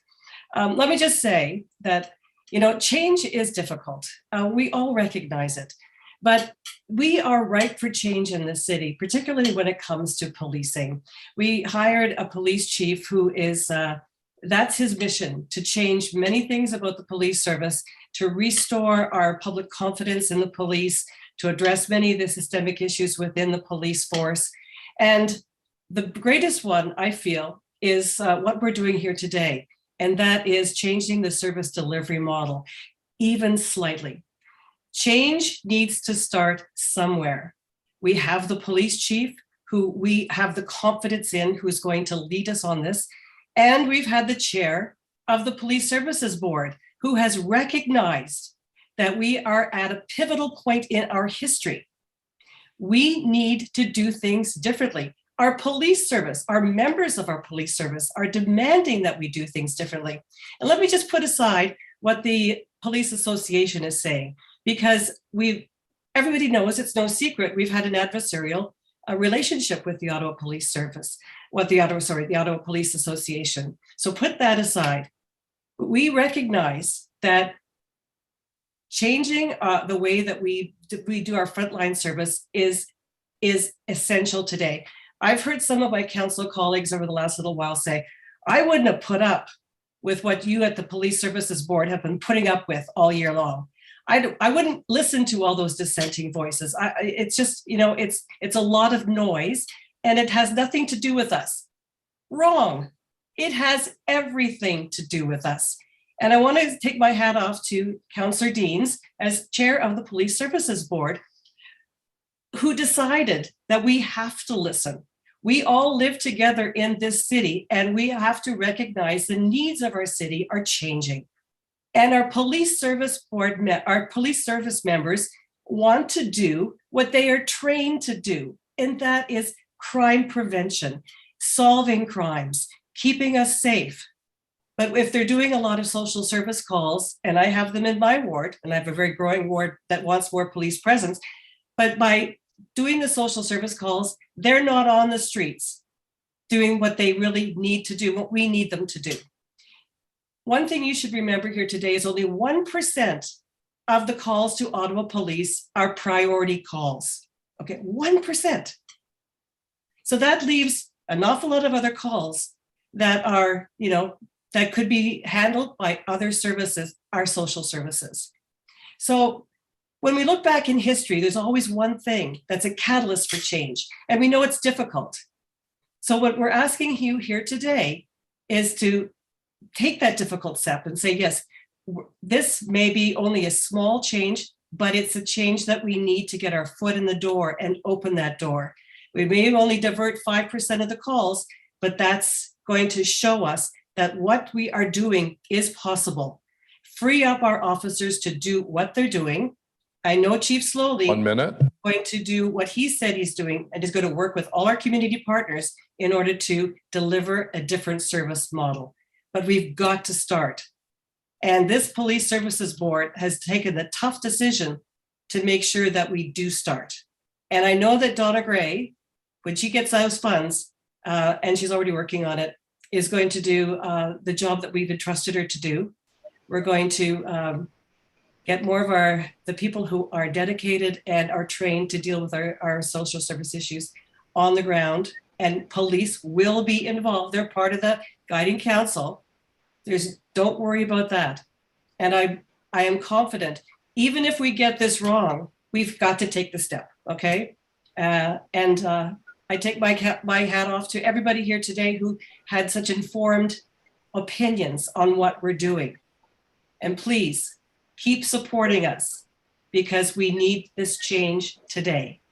You wrap up, Councillor? Yeah, I will. Oh my goodness, I'm the only one speaking. Anyway, I'm the last one to speak. I appreciate everybody's commitment to supporting this budget today. And I'll just say thank you. Thank you. Chief Slowly.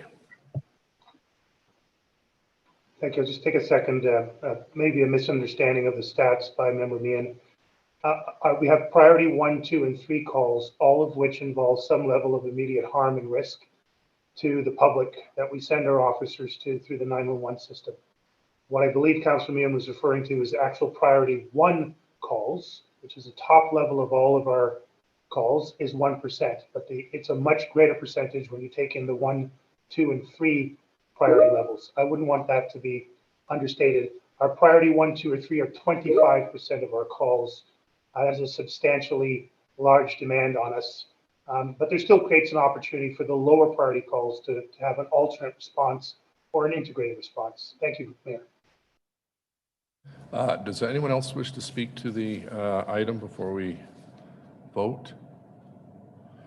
Just a couple of points. One, thank you, Chief Slowly, and your officers, both sworn and civilian, for the work that you do.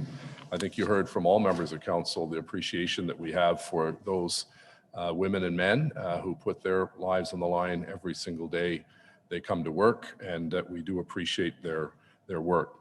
One of the things, we talk a little bit about some of the reforms that are needed. Some of the reforms we need provincial approval for have been long outstanding grievances on the part of many police service boards and municipal councils over the years. And that's things like amending the Highway Traffic Act to allow someone other than a first-class sworn officer to block traffic at the Santa Parade, for instance. You know, I cringe when Councillor Fleury and I were going down on the float at the Santa Parade, and you have a police car and a police officer barricading, bank and second. Not a good use of that individual's time, but we've never been able to convince the province to make those kinds of changes. The same with construction duty, even though it's paid for by the contractor, that's factored in, of course, to the price when they bid on projects. A lot of these projects are city projects. The same with those individuals who've been charged under the criminal code, for instance. They're still on the payroll, sitting at home or doing whatever, but being paid for by the taxpayers, and yet we're scrambling to try to maintain a decent level of service. So I think we all collectively, when we're talking to our local MPPs, urge them to take this as an initiative that can really help to allow the police to do their work, real police work, as opposed to, babysitting a construction site or blockading the Santa Parade in one part of the city or the other. We know that the last 4 or 5 years, I think 4 to 5 years, the police service has not met their budget, their balanced budget, and we've had to, as you know, take up the slack on that. So that does continue to give me some concern. But I have confidence that Chief Slowly will work with our staff and with the board and with others to ensure that we do our very best not to take advantage of the fact that by law, cities have to carry the burden of deficits. There are some on council and some that have appeared many, many times before committees and the police board that are demanding a defund the police or a freeze the budget. A freeze would result in about 140, mostly officers, that would have to be laid off. These are the new officers that just arrived in because, of course, seniority means last in, first out. So I appreciate the chief's assurance that frontline officers will not be affected. So I thank all who've been involved in this. I know we have some very innovative motions that are coming up afterwards that if the police budget passes that we can then deal with. And in advance, I thank Councillor Deans, King, Cloutier, Eglai, and Councillor Luloff, who was also part of that working group over the last couple of days that came up with these two suggestions on where those extra surplus dollars will go in order to benefit the community. Alors, merci beaucoup, Chef Slowly et votre équipe. On fait continuer de faire du bon travail pour protéger notre ville ici à Ottawa. So on the police budget, yeas and nays, please. Councillor Moffat. Yes. Conseiller Cloutier.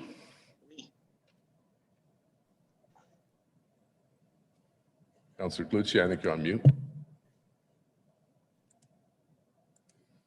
Sorry. Yes, oui. Councillor Tierney.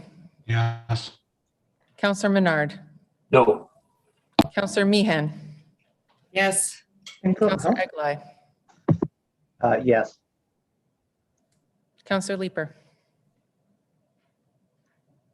No. Councillor Curry. Yes. Councillor DeRose. Yes. Councillor Kitts. Yes. Councillor King. Yes. Councillor Gower. Yes. Councillor Kavanaugh. Yes. Councillor El Shantiri. Yes.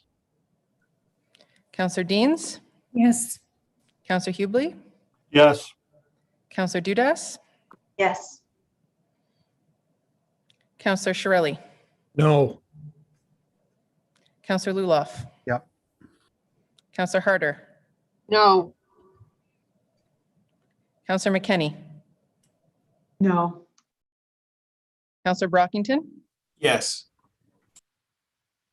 Conseiller Fleury. Oui. Mayor Watson. Yes. 19 yeas and 5 nay.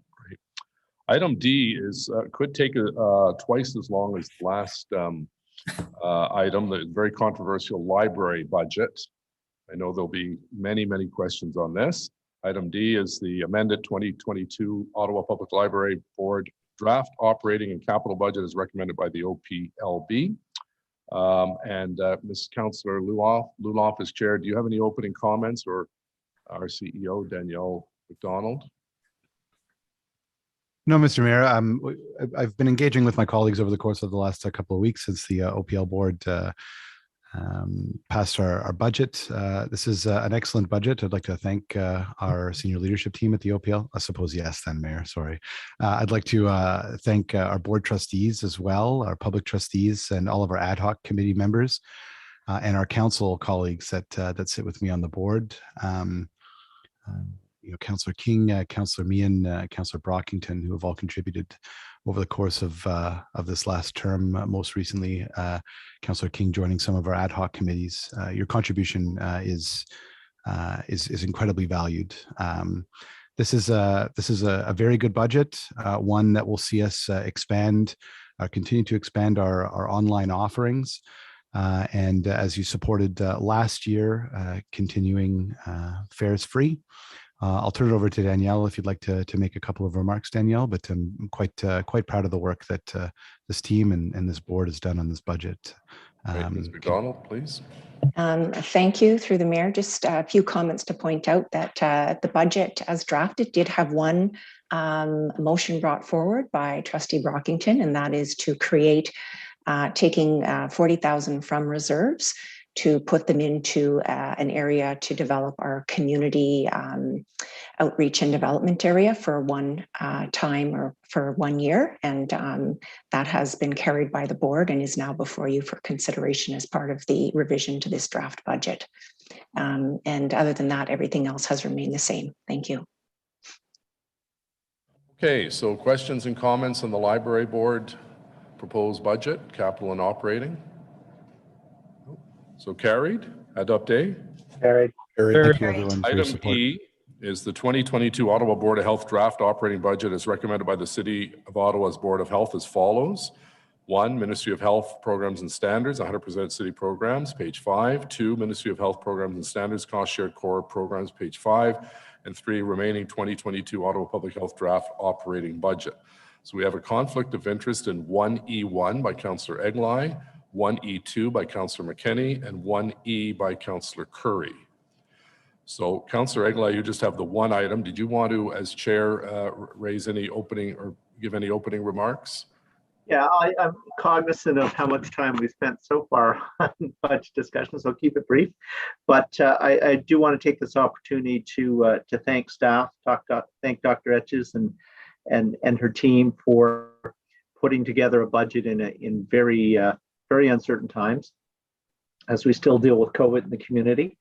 The budget passed unanimously at board, and it reflects that the organization will continue to respond to COVID and the various challenges it puts in front of us.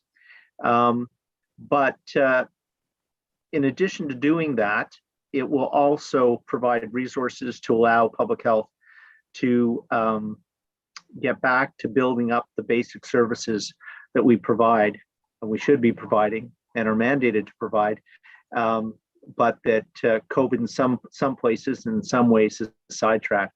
We've kept our presence alive in those areas, but we need to bolster some of those areas again. And this budget allows us to, again, to respond to COVID, but also to get back to some of those public health basics. I think it was Councillor Kavanaugh said earlier today, public health is best when you don't see them or hear them. And you know, that in some ways that's the case, right? We come to the forefront when there's a crisis, when there's a problem, and otherwise we're working on prevention, education to avoid those sorts of things happening. And as I say, I think this budget is a good combination of both of those roles: forefront in dealing with COVID, and then in the background building back up, as I say, those basic services and resources that we make available to the people in our city. I don't know, but I'd like to give the opportunity to Dr. Etches if she'd like to say a few words, Mr. Mayor, before we put it to questions and a vote. Is that it, Councillor? I think you just got cut off. Councillor, is Dr. Etches want to offer any comments?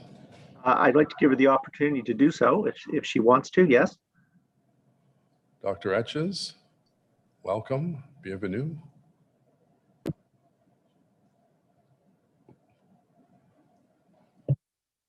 Mr. Mayor, I think perhaps Dr. Etches might have been dropped from the call, so I don't see her in the meeting at the moment.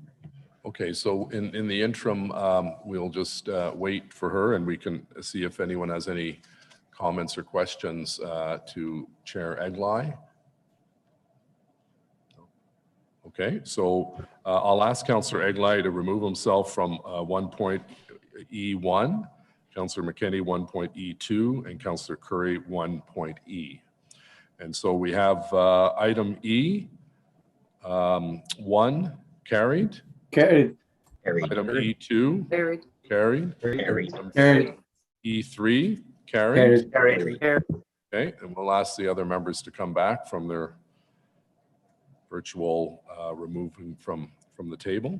Item 2 is Agriculture and Rural Affairs Committee portion of the 2022 draft operating and capital budget. Carried. Carried.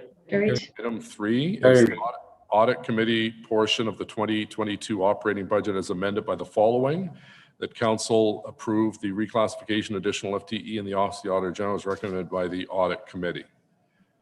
3 and 3A carried. Carried. Next is Community and Protective Service Committee portion of the 2022 draft operating capital budget.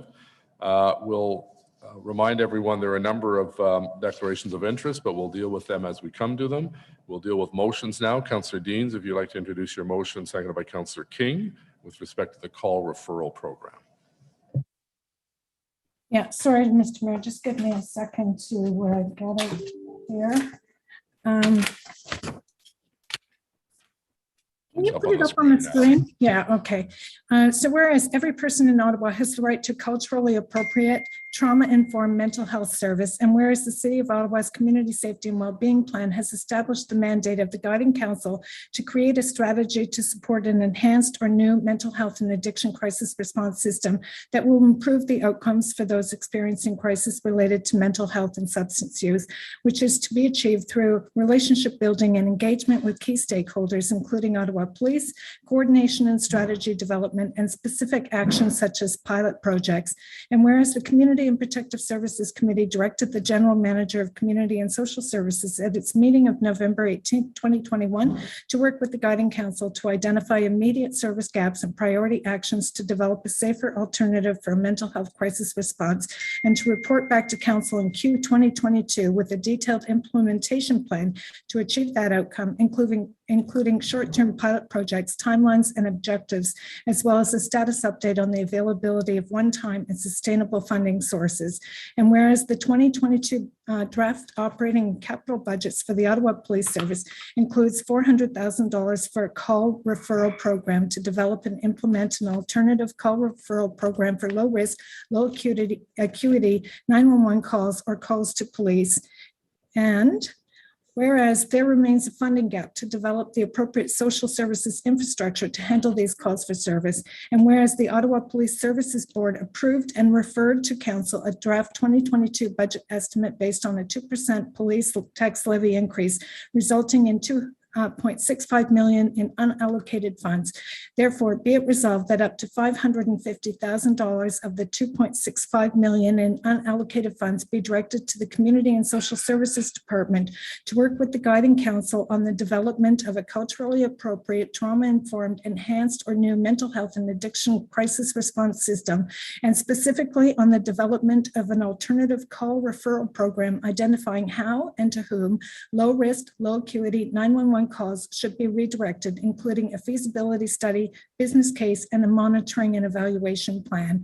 And be it further resolved that the Community and Social Services Department and Guiding Council work with the Ottawa Police Services to coordinate the development of an alternative call referral program, which will also include a review of call classification to determine the appropriate response and resource deployment.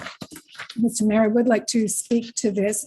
As the chair of the Ottawa Police Services Board, I can tell you that the board has heard from countless members of the public over the last year who have presented research, shared their personal accounts, and generally spoken about the flaws in police-led responses to mental health calls.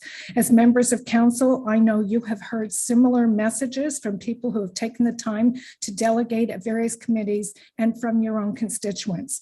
We all know that police have become the first responders to mental health calls, largely because they are the only service provider available to respond to calls on a 24/7 basis.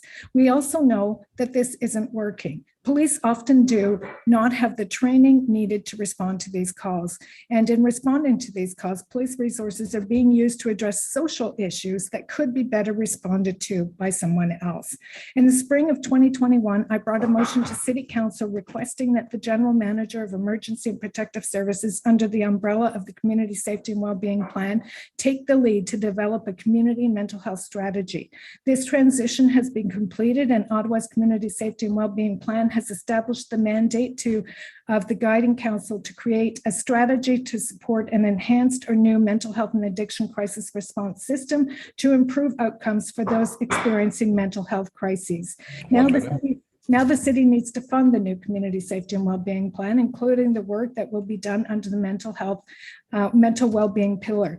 The 2022 Ottawa Police Services budget approved by the board asked for a 2% police tax levy, resulting in $2.6 million in unallocated funds. The motion I'm moving today directs that up to $550,000 of the unallocated funds be directed to the Community and Social Services Department to work with the Guiding Council on the development of a culturally appropriate, trauma-informed, enhanced or new alternative mental health and addiction crisis response system, and specifically on the development of an alternative call referral program identifying how and to who low-risk, low acuity 911 calls should be directed.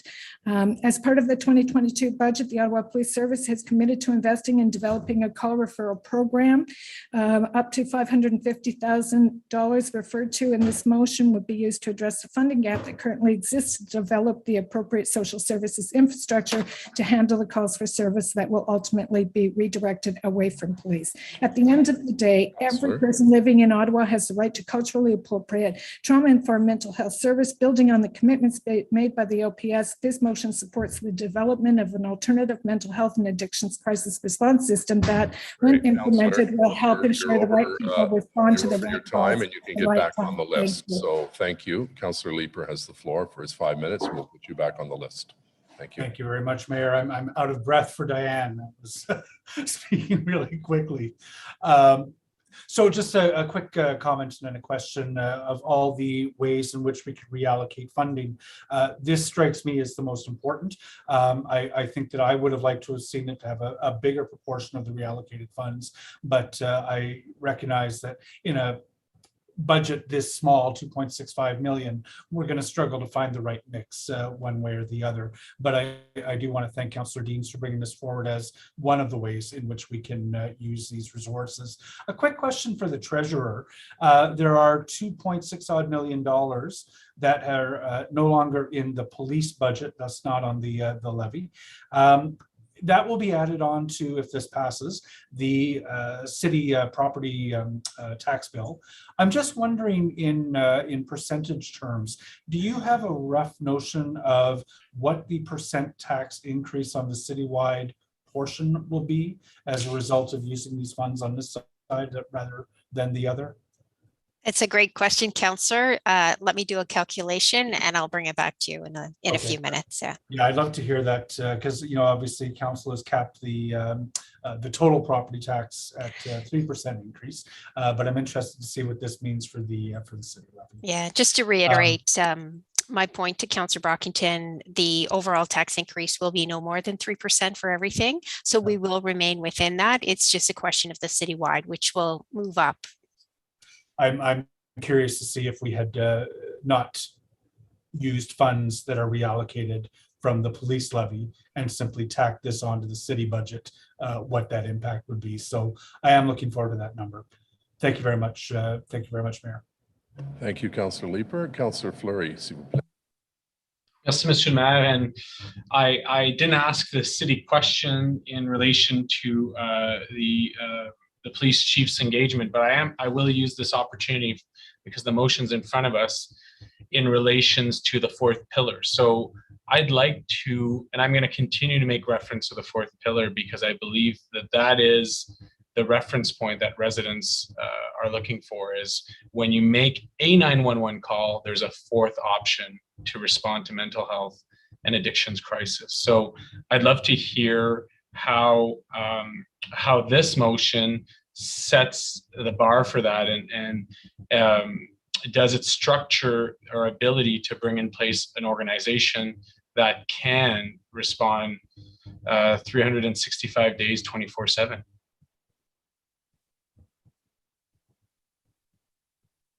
So I don't know if it's Steve K, Donna Gray. I'd like if Donna could take this question, I could answer it, but Donna's been engaged in setting this up. Thank you. Thank you, Steve, and thank you for the question, Councillor. So really what this does is it actually does the work to figure that out. So this money will help us work with police, in concert with police, to figure out what the model is, what the call referral system is, and then who would be the organization who would be delivering that service 24/7, and who would have that authority and then governance over those programs and services. And with the funding that is proposed here, what is the outcome? Would we have a system in place, or we have the governance in place? Like what is the expected? If we look at this time next year, what would we have achieved with that money? The intent, and by the other direction that's already been given, is you would have in the first quarter of 2022 a plan with kind of objectives, goals, and what would be first pilots that they would be developing. But the intent after year one would be that we would start to move towards the implementation, that you would have the model, and then you would have the required needs, whether that be, funding, governance, what are all the considerations and things that you would need to consider in that, as well as a business case that would support the value of that investment. Okay. And as we've heard, and I assume, Donna, that you or your team were able to follow some of the delegations at the Police Services Board, but there was the Health and Resource Centers, which made very clear recommendations on an approach to a mental health and addictions response. And I'm wondering, do you feel that the amount we're providing here aligns with the objectives that the coalition had identified?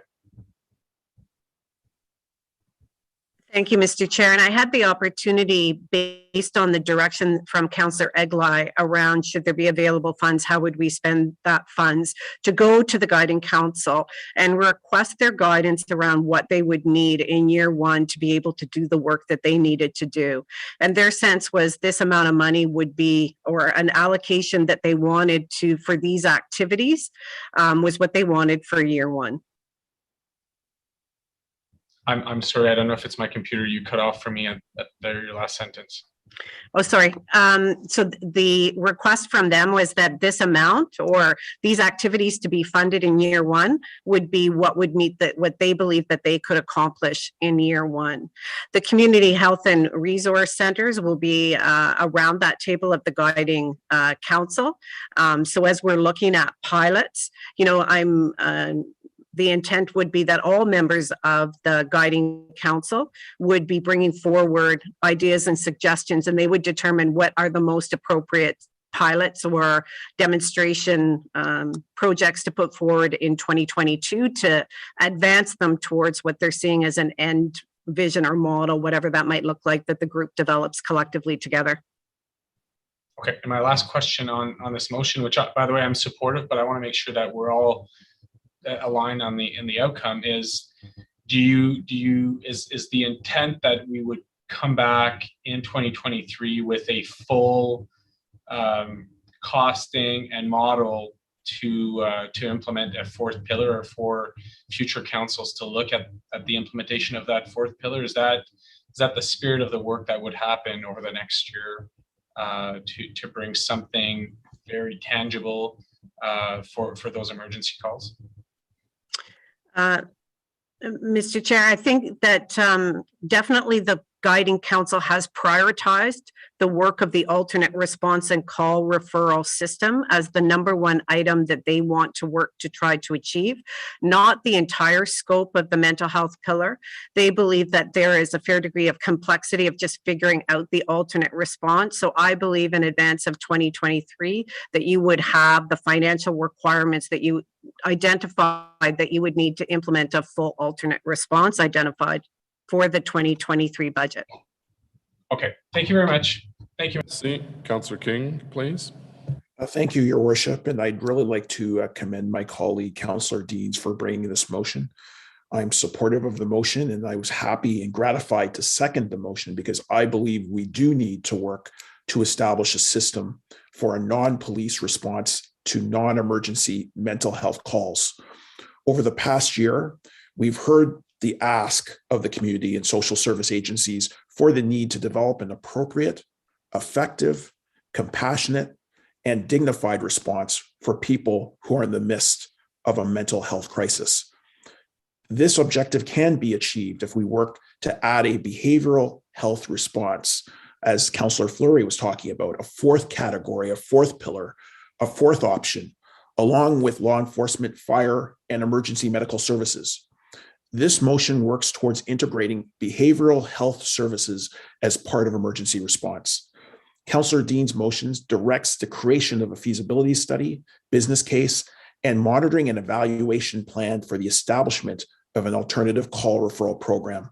Such a program would be intended to provide the community with an immediate referral option to social service agencies in order to facilitate the most appropriate response to people who are dealing with low-risk mental health or addiction concerns. The proposed study, business case, and evaluation plan will ultimately facilitate the transfer of low acuity 911 calls that should be directed to a new mental health and addictions crisis response system, specifically designed with the broad intention to connect people with a broad range of crisis service supports, which include mental and behavioral health crisis response, along with family and potentially peer support services. The proposed system change should also primarily serve as a mechanism for the dispatch of future independent mental health crisis response teams as an alternative to police response. I'm fully supportive of this motion because the proposed call referral initiative could also ultimately, if we're thinking into the long-term future, accommodate the creation of a proposed mental health crisis response hotline, as suggested in a successful motion brought to council this spring by Councillor Brockington.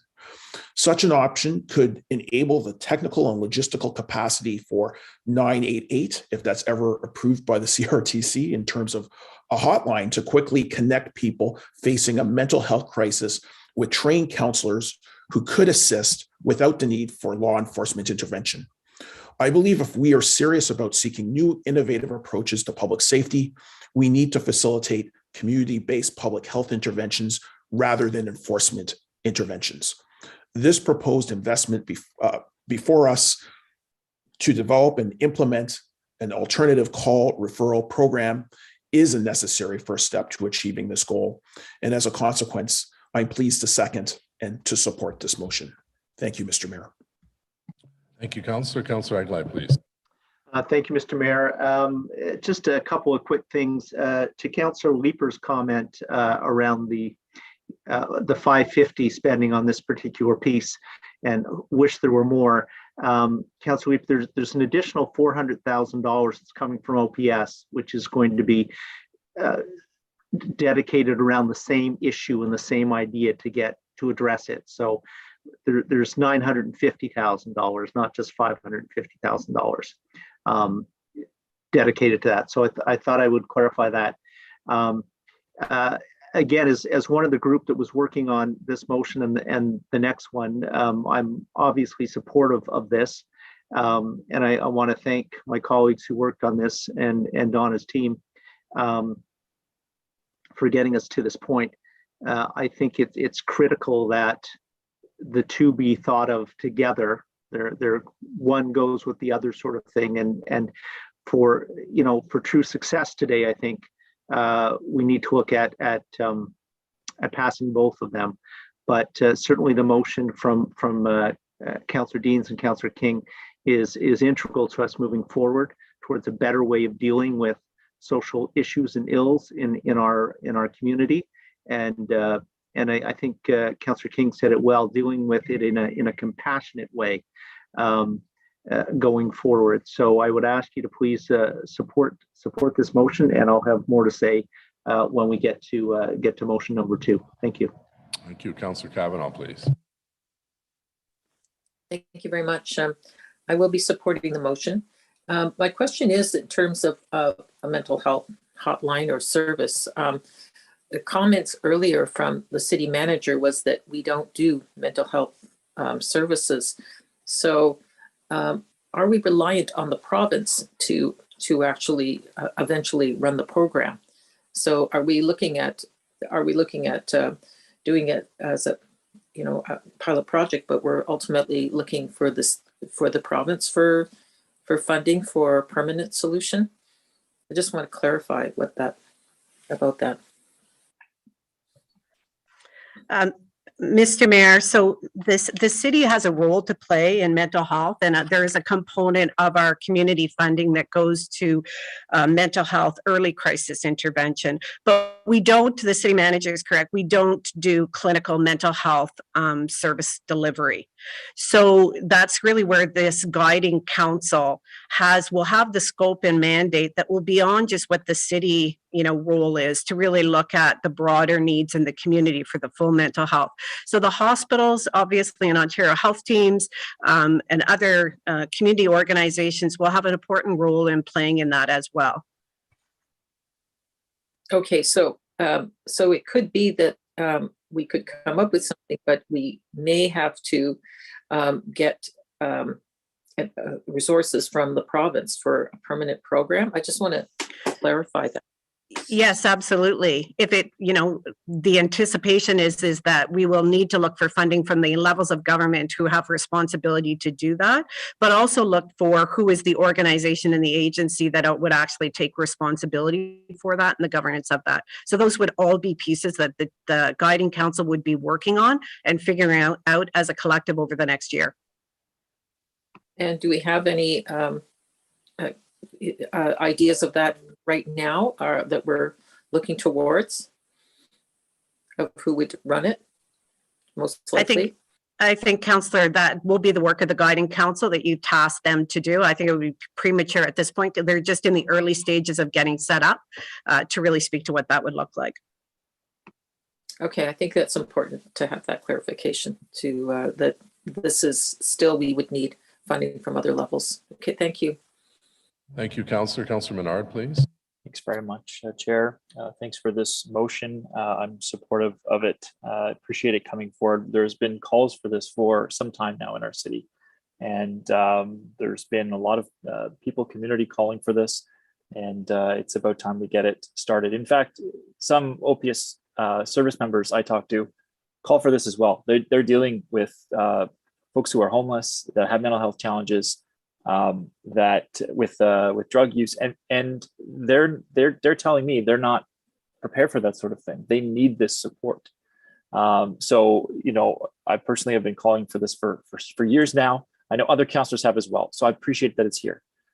That said, it's a start. It is a very early start, and so I just wanted to make sure there's a couple of things that I can hopefully get clarification on and urge staff to undertake as part of this motion. So the first is in terms of who you've got around the table, that guiding council.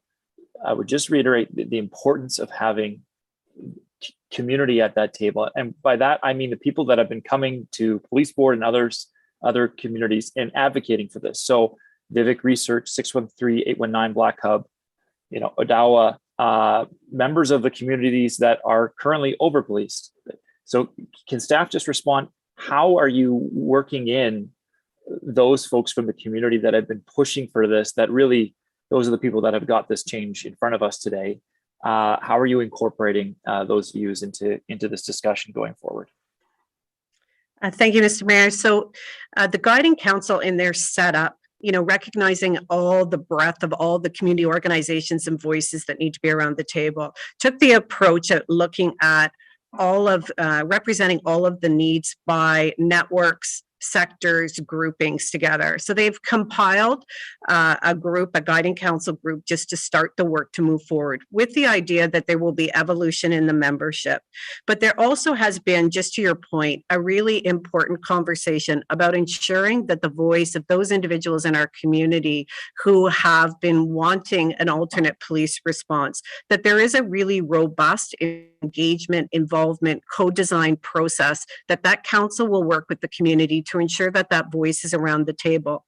And they've ensured that the representation of the membership around that table has the representation in their networks and their sector of all of those voices around the table. So they feel at this point in time that it is representative. As they move forward, there will be the opportunity to evolve if in fact they, as they're evolving their model, there's a need for different voices around the table, but definitely a real focus on culturally appropriate, trauma-informed, respecting the diverse needs of the community is a big principle of the work that they're doing. Okay, I'll just underscore it because I think this is critical to this work. This will not work if we have a top-down approach. It's not going to work that. So I would urge you as soon as possible to bring in those groups that I mentioned and others that have been advocating to the police board at that level. Bring them in as equals. They may be critical of work, but they are our best champions for getting this started and how it's going to work. If you perform this work top down, and when I say that, I mean things like uniforms or not, and how uniforms work.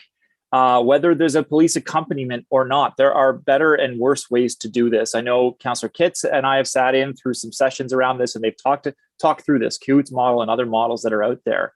But I'm really urging you to bring in those groups right away to that guiding council. Do not make this top down, because we will not be successful if that is the case. I'm looking to Toronto as well, the pilots that they're setting up in Toronto.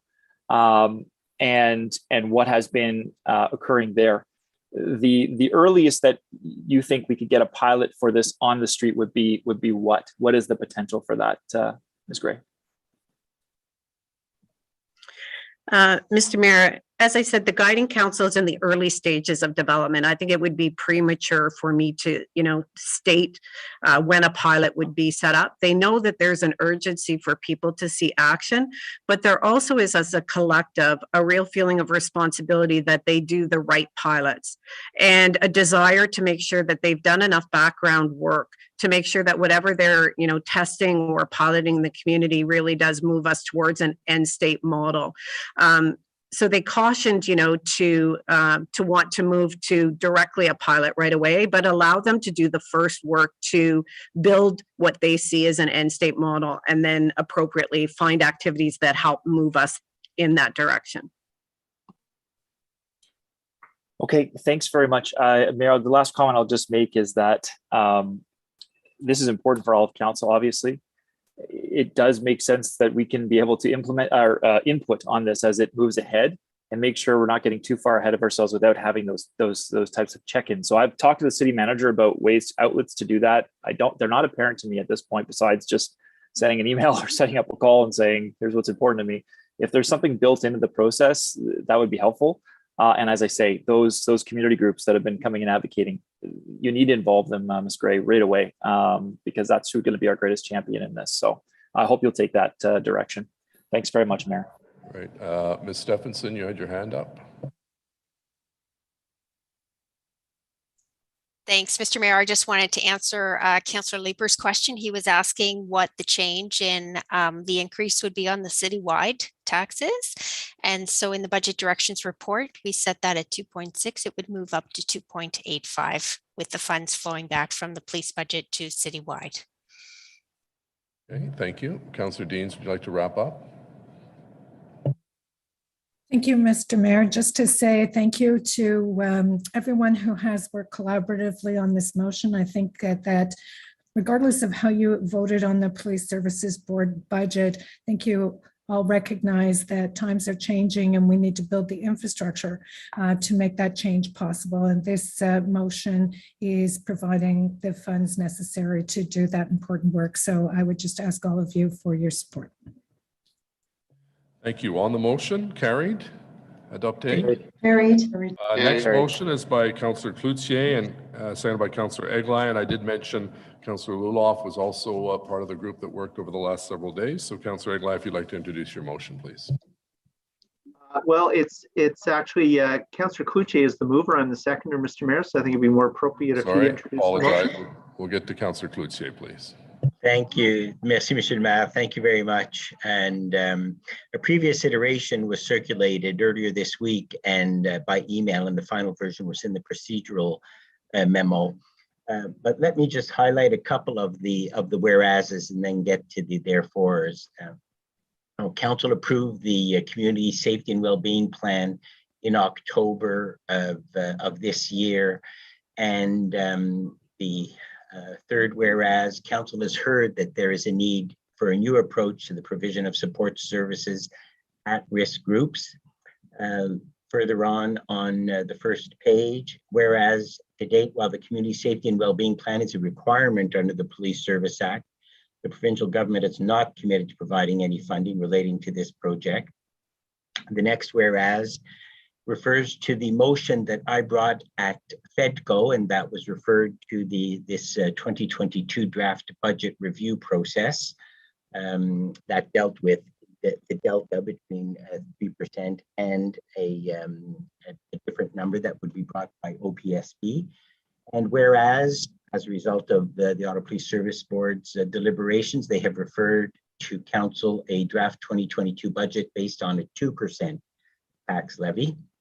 Therefore, be it resolved that 2.1 million of the 2.65 in unallocated funds from the 2022 budget be directed to the Community Social Services Department in support of the Community Safety and Wellbeing Plan and in consultation with the guiding council as follows. 1, that $2.1 million in project funding be allocated to community organizations to A, support racialized youth program solutions across the city that are community-based, culturally appropriate, and that assess risk and promote protective factors such as increasing employment, mentorship, and skills development for youth. And B, support community-based, culturally appropriate 24/7 mental health prevention, addiction, and crisis outreach services across the city. And C, enhance access to culturally safe mental health programs, services, and crisis and social supports for the Indigenous community in Ottawa and prevent violence against Indigenous women and girls. And number 2, that funding be allocated as soon as practical in 2022 for initiatives that can be implemented in 2022 in accordance with the council-approved community funding framework mandate, and that community and social service staff report back to council via memo on funding allocations by the end of the first quarter of 2022, and that the performance indicators be established for these investments, and that the performance outcomes be reported as part of the council-approved community funding framework. Be it further resolved that the Mayor write to the Ontario Solicitor General and Associate Minister of Mental Health and Addictions with an overview of work undertaken by the City of Ottawa. And be it further resolved that the Mayor write to the Minister of Mental Health and Addictions to seek federal funding opportunities for the mental well-being strategic objectives of the Community Safety and Wellbeing Plan. And let me say at the outset how much I appreciate the work that Councillor Deans and Councillor Luloff, and especially Councillor Eglai in crafting this motion. Given their roles as chair of the Police Service Board, Community Protective Services, and the Public Health Board, it was critical that we work together to see through the intent of the motion that I had first introduced in July of 2021 at FEDCO, and that was referred to this date by Councillor Hubley. And certainly to Donna Gray, thank you very much for the long hours this weekend and in previous times on crafting this motion, and everyone's commitment and knowledge in overcoming the challenges. We've arrived at a compromise. And it has to do with the OPS portion of the budget that was designed to ensure that we prepared to address some of the concerns. And given the fact that OPSB was approved and confirmed by committee the whole a few minutes ago. It identifies the unused part of the budget and seeks to allocate it as I've indicated.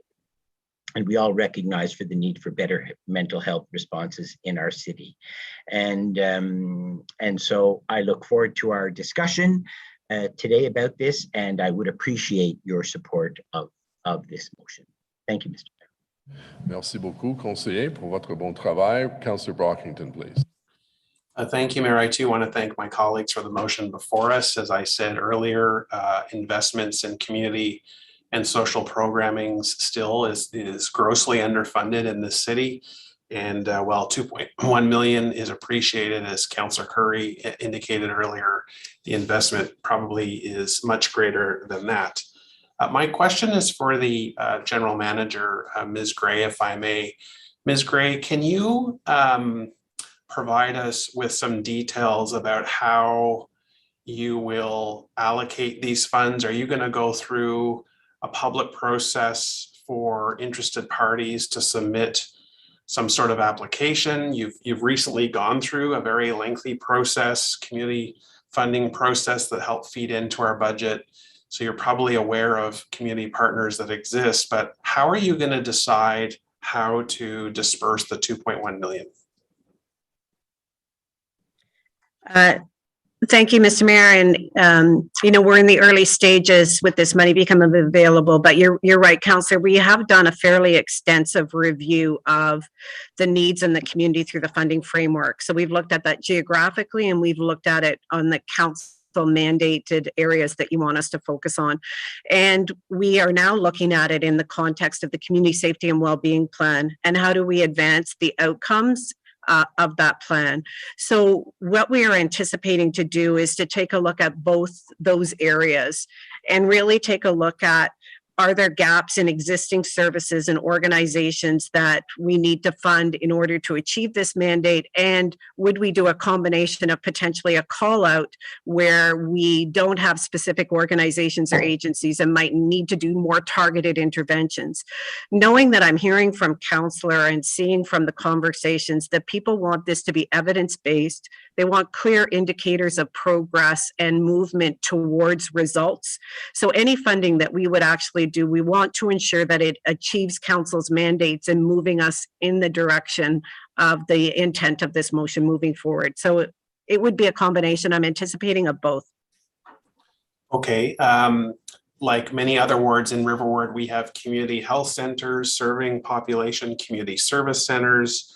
We have family houses, which are rooted in OCH communities. We have the Boys and Girls Club serving. When I meet with their senior team, it's the constant theme of our needs far outweigh our resources. And they don't come to me for frills. They don't come to me for leather couches and things that have absolutely nothing to do with serving the immediate community. Proactive investment in that community. And so one thing that I've raised with your staff leading up to the budget are the family houses in River Ward, 10 family houses across the city that belong to the network. Their funding has been stagnant. They do great work. Do you see additional funding potentially going to family houses? Mr. Mayor, I haven't had a chance to actually, detail that, but those types of community-based, focusing on the needs of community, trauma-informed, culturally appropriate, those would be all the areas that we would be looking to allocate these funds, particularly around the youth. So yes, the organizations that you've spoken to me would be the types of organizations that if we were to do a program, they would be open to that, or if we were looking for resources to allocate directly, it would be those types of organizations and those communities that we'd also be looking at. If you provide local agencies an opportunity to tailor an application based on this motion, indicate to us how you can fulfill this mandate, I think that would be appreciated. But I'll just close by saying that the family houses in particular in my ward and across the city are run on shoestring budgets. They do fantastic work, Herculean work in communities. They get pennies to do what they're doing. We're talking about after-school programming, homework clubs, courses for new Canadians that come into the community. These a lot of these are not provided in the community by any other agency. They are scraping by to provide basic services to their community, including food banks, and they have to beg and borrow to get funding. Their impact is huge, and we finance them drops in the bucket. And we really have to focus on organizations that have such significant impact, like the family houses, because when we don't, when we look at teen pregnancy, when we look at people who turn to a life of crime, the impacts on society are far greater. We have small investment now, or the impacts are far greater. All the social and community costs that come down the road that we just want to not deal with are far more expensive. And I know that, but it's an ongoing theme that they are grossly underfunded. And that has to be something that we address as well. I'm glad to see this money, as we've all said, but certainly greater investment sooner rather than later needs to continue. So thank you, Mayor. Thank you, Councillor. Councillor Leeper, please.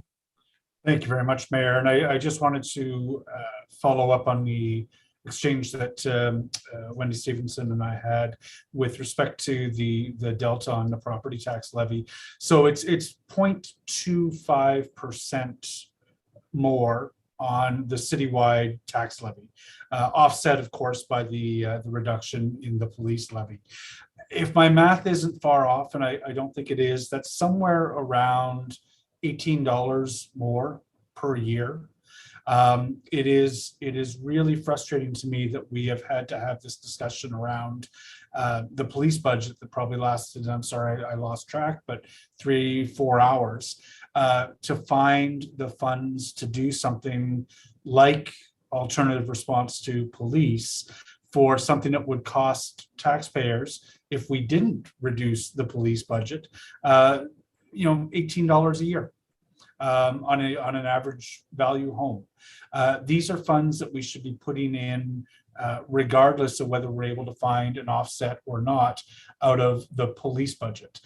It is the right budget, as I said before, to try to find those savings, but I just want to make sure that people understand that this is not a lot of money that we're talking about. And if we're able to shift some significant portion of calls or prevent calls from being made to begin with to the police, we have the opportunity to save millions and millions of dollars.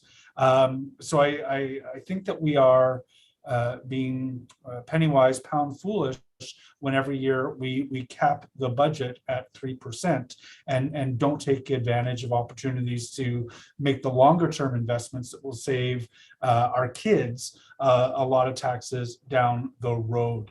I do want to say I appreciate the inclusion in the motion that's before us of writing to the federal and provincial governments.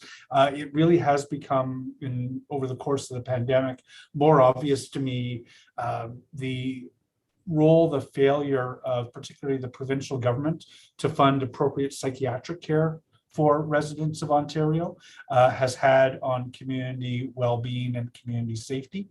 And I hope that Council's emphasis on renewed mental health care funding from the level of government that is supposed to be providing it is successful, and that it will save us money in future by preventing calls from having to be made in the first place. I'll leave it there. Thank you, Chair. Thank you, Councillor. Councillor El-Shantiri, please. Thank you, Mr. Mayor, and thank you to my colleagues who really work on this motion. And I'm glad to see the chair of the audit committee, which is a great committee, by the way. Jan asked me to say that. Because after last week and what we heard from the Auditor General's report, it is a concern to some of us on that committee. And I'm glad to see my colleague have picked up on that. Also, I have to confess that first when Councillor Iglai approached me, I wasn't too comfortable with it because I was more focused on the police budget than it is on those motions. But now we know the police budget passed and this money become available. It's the best thing ever can happen. It's for all of us to support motion moved by Councillor Cloutier and seconded by Councillor Iglai, and making sure that funding go and help the community safety plan and well-being. Folks, believe me, we are behind when it comes to the community safety plan and well-being. And we know that 2 million is not going to be enough, and maybe 10 wouldn't be enough, but that's a good start. And I have the most confidence in the ability of the general manager, Donna Gray, her team, Steve Kay and his team, Chief Slowly and his team, to be able to work together and report back to our committee on a good result. So I encourage my colleague to support that motion. I believe we're going in the right direction. And I want to thank you, Mayor, for taking on reaching out to other level of government, because this is overdue, and it's not just Ottawa. We heard from the chief, no one have received any funding for the community safety plan and well-being.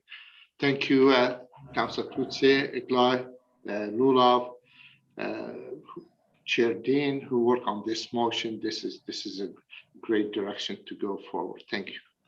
Great, thank you. Councillor Kavanaugh, please. Thank you. I won't take up a lot of time. I've heard from our local community house, and they very much support this motion, and they appreciate it. They're doing frontline work, as has already been described by Councillor Brockington, exactly the same work.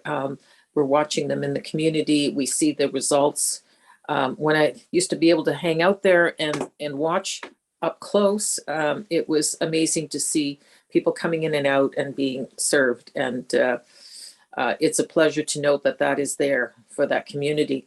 And we do need to support them the best we can. So I strongly support funding for the community houses and the programs that they operate, which can be done even broader. So thank you. Great, thank you, Councillor Kane. Thank you, Your Worship. And I'd really also like to thank my colleagues, Councillor Cloutier, Councillor Eagleye, and also Chair Deans for their work on this motion. And I'm pleased to support this motion because we've heard quite clearly that the community is not satisfied with the status quo. We've heard from numerous residents and social service agencies that we must construct an alternative response framework that addresses systemic challenges and ultimately the root causes of crime.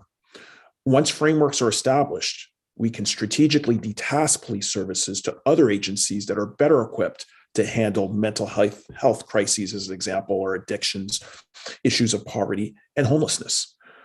And this motion is the first step to assign such responsibilities to individuals that are trained and equipped to deal with mental health and social issues, because the reality is that the police are being asked to do too many tasks that they're not suited and equipped to handle.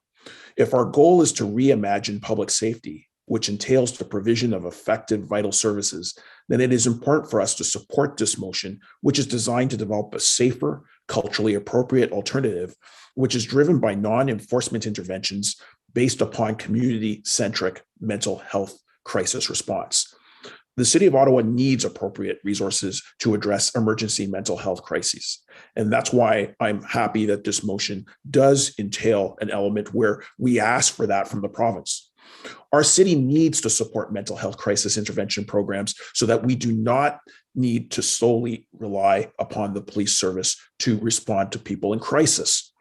Ottawa should emulate cities in the United States and Europe that have developed mental health crisis assistant models that work independently with the police. Under such an approach, medical professionals and crisis worker teams provide first aid in cases of urgent psychological crisis. They assess, provide information, they do referrals, they advocate for people, and even bring them to another or other nonprofit crisis outreach supports, where they can get additional supports in terms of mental health prevention, addictions, and crisis outreach. This approach serves to reduce the role of police when they encounter people who suffer from mental health problems and thereby de-escalate scenarios which could result in police violence. In addition, this motion also seeks to enhance access to culturally safe mental health programs, services, and crisis and social supports specifically for the Indigenous community, along with preventing violence against Indigenous women and girls. But also, interestingly, this motion also supports allocating funding to community organizations to support racialized youth programs across the city. We know that a lack of opportunities, a lack of programming and critical hours, and a lack of employment leads to increased social disorder. Youth in low-income communities face significant barriers that impact their chances of success. This motion, if approved, will allocate some dollars, not enough, but it's a start, to community organizations to support youth programming that are community-based, trauma-informed, culturally appropriate, and that assess risk and promote protective factors, including increasing employment, mentorship, and skill development for youth. Research demonstrates that 3 hours alone each day puts children at risk, and 1 in 5 children and youth have a mental health problem. As a consequence, we really do need to commit greater investments into youth programs. This motion represents a historic first step towards a community-centric approach to public safety. And as a result, I'll be supporting the motion. Thank you, Mr. Mayor. Thank you, Councillor Kerr. Thank you, Mr. Mayor. I don't want to repeat everything everyone else has said, but I will say from my experience on our community boards that I'm glad to hear, as Councillor Kitts made the comment, that there will be a look at quality program indicators. There are a lot of great organizations out there, but there are a lot of organizations out there that do not have the capacity, which I think people are saying in different ways. It's critical that they actually do have the capacity, because some of them are heads down fighting fires, just handing out food because that's all that they can do. So one of the things I would just highlight is that at the Ottawa Community Foundation, we put out our application. If any of this involves an application for funding, the concept of wraparound services is I guess understood differently by school boards, by hospitals, and by community organizations. So when a community organization says they have wraparound services, what needs to be looked at, and I guess I'm really saying this to Donna and her crew, is what qualifications do they have of the people on staff when they say they're offering wraparound services? Is there anybody there that operates under an ethical standard that has a qualification to do some of this work? I mean, that's what needs to be looked at. We at Ottawa Community Foundation, we asked the question, are you going to be serving equity-seeking groups? And the answer is, oh, absolutely we are. Of course, what else are they going to answer? But yet you look at their boards have no one on them that would fall under the category of nothing about us without us. So they don't have members on their board from any equity-seeking groups. And yet they say, oh yes, we're all about that. So there has to be a real look at these community organizations. Don't hear me saying that I don't think they do good work. They do amazing work, just exactly what everyone else said. But that analysis has to be done. Find out what organizations are actually capable, because many of them don't have some of this work in their vision or their mission statements. They've never done some of this work, but yet they will say things like, oh, we offer wraparound services. So I would just say that exactly what Councillor Kitts said, that the quality program indicators, the qualifications of people in these organizations has to be looked at carefully, because that's, we don't want to waste any time or money, but mostly time. Anyway, that's my general comment. I don't know where else I could possibly say it, but that's my advice, having read many an application and having served on some of these boards. Great. Thank you, Councillor. Councillor Eglai, please. Thank you very much, Mr. Mayor. I'll keep this brief. Eli said some of what I wanted to say in that we've had the police budget vote. We had differing views on it, but that's done. It's over, and the decision's been made. So this really gives us an opportunity to move on from that and to focus on the future. We showed that in the last vote, unanimously supporting Councillor Dean's motion. And as I said earlier, these are really companion pieces, and the four of us put them together as that. To succeed, one really needs the other. So I'd be remiss if I didn't take this opportunity, though, to thank my colleagues who worked collegially and collaboratively on this, and we had some long days and going through it. And collectively, we have to thank Donna Gray and her team. Through the weekend, as Councillor Cloutier said, helping with rewrites, providing information to us, just an amazing effort, and just indicative, I think, of what Donna and her team are going to be able to do if we give her the authority to do it and we give her some funds to do it. So I needed to say that publicly. As for the other levels of government, what I say to them is we want change in Ottawa, and you should want it too. And we're going to be reaching out to you through the mayor with a mandate from council, asking you to come to the table with your wallets open to help us do what needs to be done in Ottawa to address the needs of all of our citizens. You know, some people are like to say there's one taxpayer. Well, there's one citizen. So there's citizens of Ottawa, of Ontario, and of Canada. And we all need to get together, get to that table together and work this out. And as Councillor El-Shanchiri has said on several occasions, we're mandated to do the community and safety wellbeing plan. Now we need the funding to do it. You've asked us to do it. We're prepared to do it. We have a strong team to move forward, but we need the dollars. We're putting some money in. We need you to put some money in as well to get the job done. So I would urge all of you to support this motion as you did the last one. I think it sends a powerful message to the province, to the feds, that we're all on the same page on this council. And it sends a powerful message to the citizens of Ottawa saying we are all supportive of change and moving forward in a more constructive, collaborative, and compassionate way in dealing with some of the most vulnerable populations in our city. Thank you. Thank you. Councillor Fleur. Thank you, Mr. Mayor, and I too will be supporting the motion, but I do have questions for allocation process, and I wonder, Donna, if you or your team are able to answer. We've just gone through the community funding framework announcement. So your team had received, I believe, 95 different project submissions. I don't remember the amount, but it was way more than what we could provide. I believe something in 60 million or so.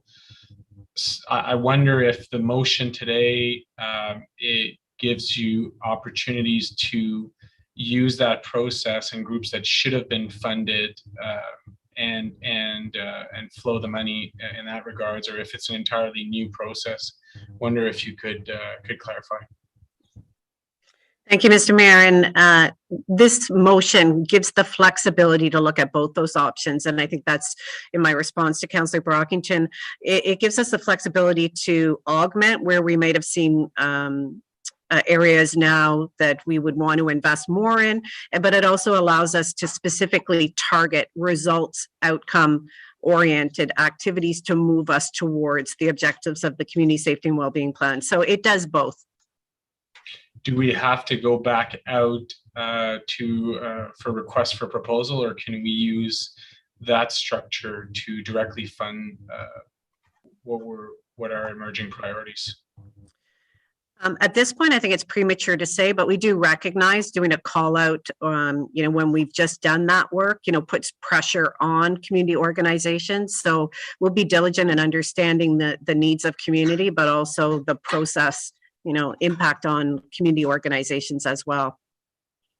Okay, and do you have authority to do that, or do we need to clarify the motion to say, as there was a recent process for community funding, to look at those submissions and identify best funding opportunities through that? Like, are you caught in the procurement and process relating to that, or you have the ability to do this? I have the delegated authority within the community funding framework to use all the tools, which has a combination of, project funding allocation processes, direct funding, or going back to the sustainability fund as well. So it really does give me the ultimate flexibility to meet what the intent of the motion is. Thank you very much.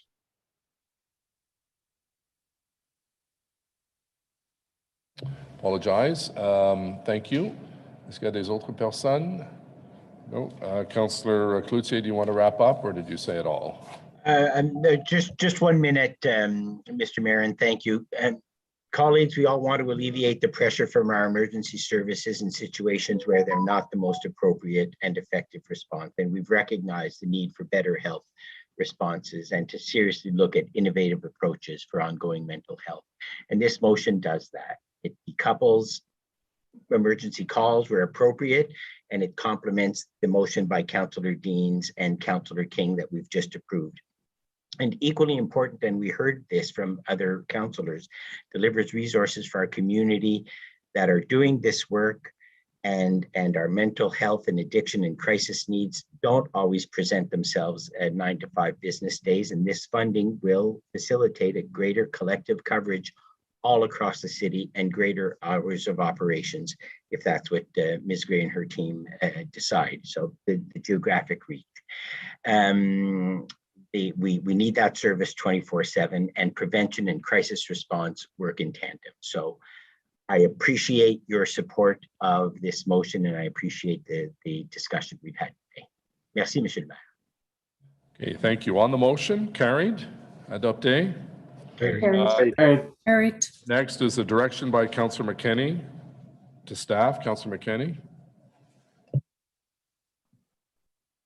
Thank you. Thank you, Mr. Mayor. I wonder if staff could just put it up on the screen. Just a bit of background. I worked with staff on this. About a year ago, there was a change in how rent supplements were administered from former program to the Canada-Ontario Housing Benefit. And what that meant was people who are precariously housed, most of those live in rooming houses, and most of those are in Ward 14, meant that if they were receiving a shelter allowance, they no longer would be eligible to be Housing First clients. So that effectively meant that they fell off of the outreach for the Salvation Army van and other outreach services. And it really, within months, there was a clear change in the ward in terms of how people were responding to their housing situation. So I still don't see it up. There we go. It's coming. Sorry, I don't have it memorized, but. So this is a pilot project. Worked with staff on it, with Donna's team on this, and it essentially just directs staff that the Director of Housing Services be directed to initiate a pilot project in Somerset Ward in partnership with the Salvation Army van, that aims to stabilize precariously housed rooming house residents by providing them monthly portable housing benefits. The Director of Housing Services shall provide members of council with a status update on this pilot project in Q1 2022. So it's not more funding. There's no budget pressure, but it just means that some of the women and men and others in rooming houses who actually don't hold the lease in that rooming house, they bunk often. 5, 6, even more people to one room. So they are essentially homeless. It just means that they don't fall off of the outreach that's done to get them housed. Happy to answer any questions on that. Yeah, just a point of clarification, Councillor. I think it's a very good, noble idea. I'm just wondering, when you say there's no cost, where does the money come from if there's no cost? Is it just shifting from different budgets and maintaining the same envelope? Or maybe it's to Ms. Gray to answer that. Yeah, I'll let Donna. Yeah, Mr. Mayor, those are existing benefits that exist that are supported by the Salvation Army. It really is just an operational way that we would be administering the exact same benefit. Okay. That's fine. Thank you. Councillor Luloff. I just wanted to thank Councillor McKenney for bringing this forward. I've had the opportunity to visit some rooming houses in their ward, and I think that this is an excellent step in the right direction. And I just wanted to thank them for their work on this. So thank you. Appreciate that. Great. Thank on the you. direction, carried, agreed? Carried. Yes. Okay, so CPS is the declarations of conflict of interest have been stated publicly, so those members should refer from voting. So we have item number 4, A to I. Carried? Carried. Okay, next is the Transportation Committee portion. of our- Sorry, Mr. Mayor, I wanted to dissent on page 85, block funding for shelter, which I believe is an H. Okay, the clerk has that. And sorry, Mr. Mayor, I thought you were going through it point by point, so I said a collective. I thought you were doing the first point, so I did say carried, and but I did mean to step away from the particular declaration. I referenced that Okay, ahead of time. all right, thank you. Excluded everyone who had a conflict, so. Okay, thank you. Item 5, Transportation Committee. Item A is Transportation Committee Operating Budget. Item B, Committee Capital Budget. Councillor Fleury, you have a motion, I believe, and so does Councillor McKenney. So Councillor Fleury and Kavanaugh, you want to introduce your motion? Councillor Fleury? Yes, Mr. Mayor, this is on the climate one? Yes. Is that correct? Correct. Okay. 6-0. Those motions are on environment, not transportation. Yes, they're on item 6. I apologize. I apologize. We are on transportation. Yeah, I apologize. Item 5, A. Carried? Carried. I dissent on the active transportation piece there. Okay. I dissent on 5, Mr. Mayor. On all of 5? Yeah. 5A. Okay, and item 5B, capital budget. Dissent. Dissent. Dissent by Fleury, Leeper, and McKenney. And King. Ralston King. Okay. Sorry, this is now Councillor Fleury's time. Seconded by Councillor Kavanaugh, climate incentives. Councillor Fleury. Thank you, Mr. Mayor. I wonder if the clerk could put it on the screen.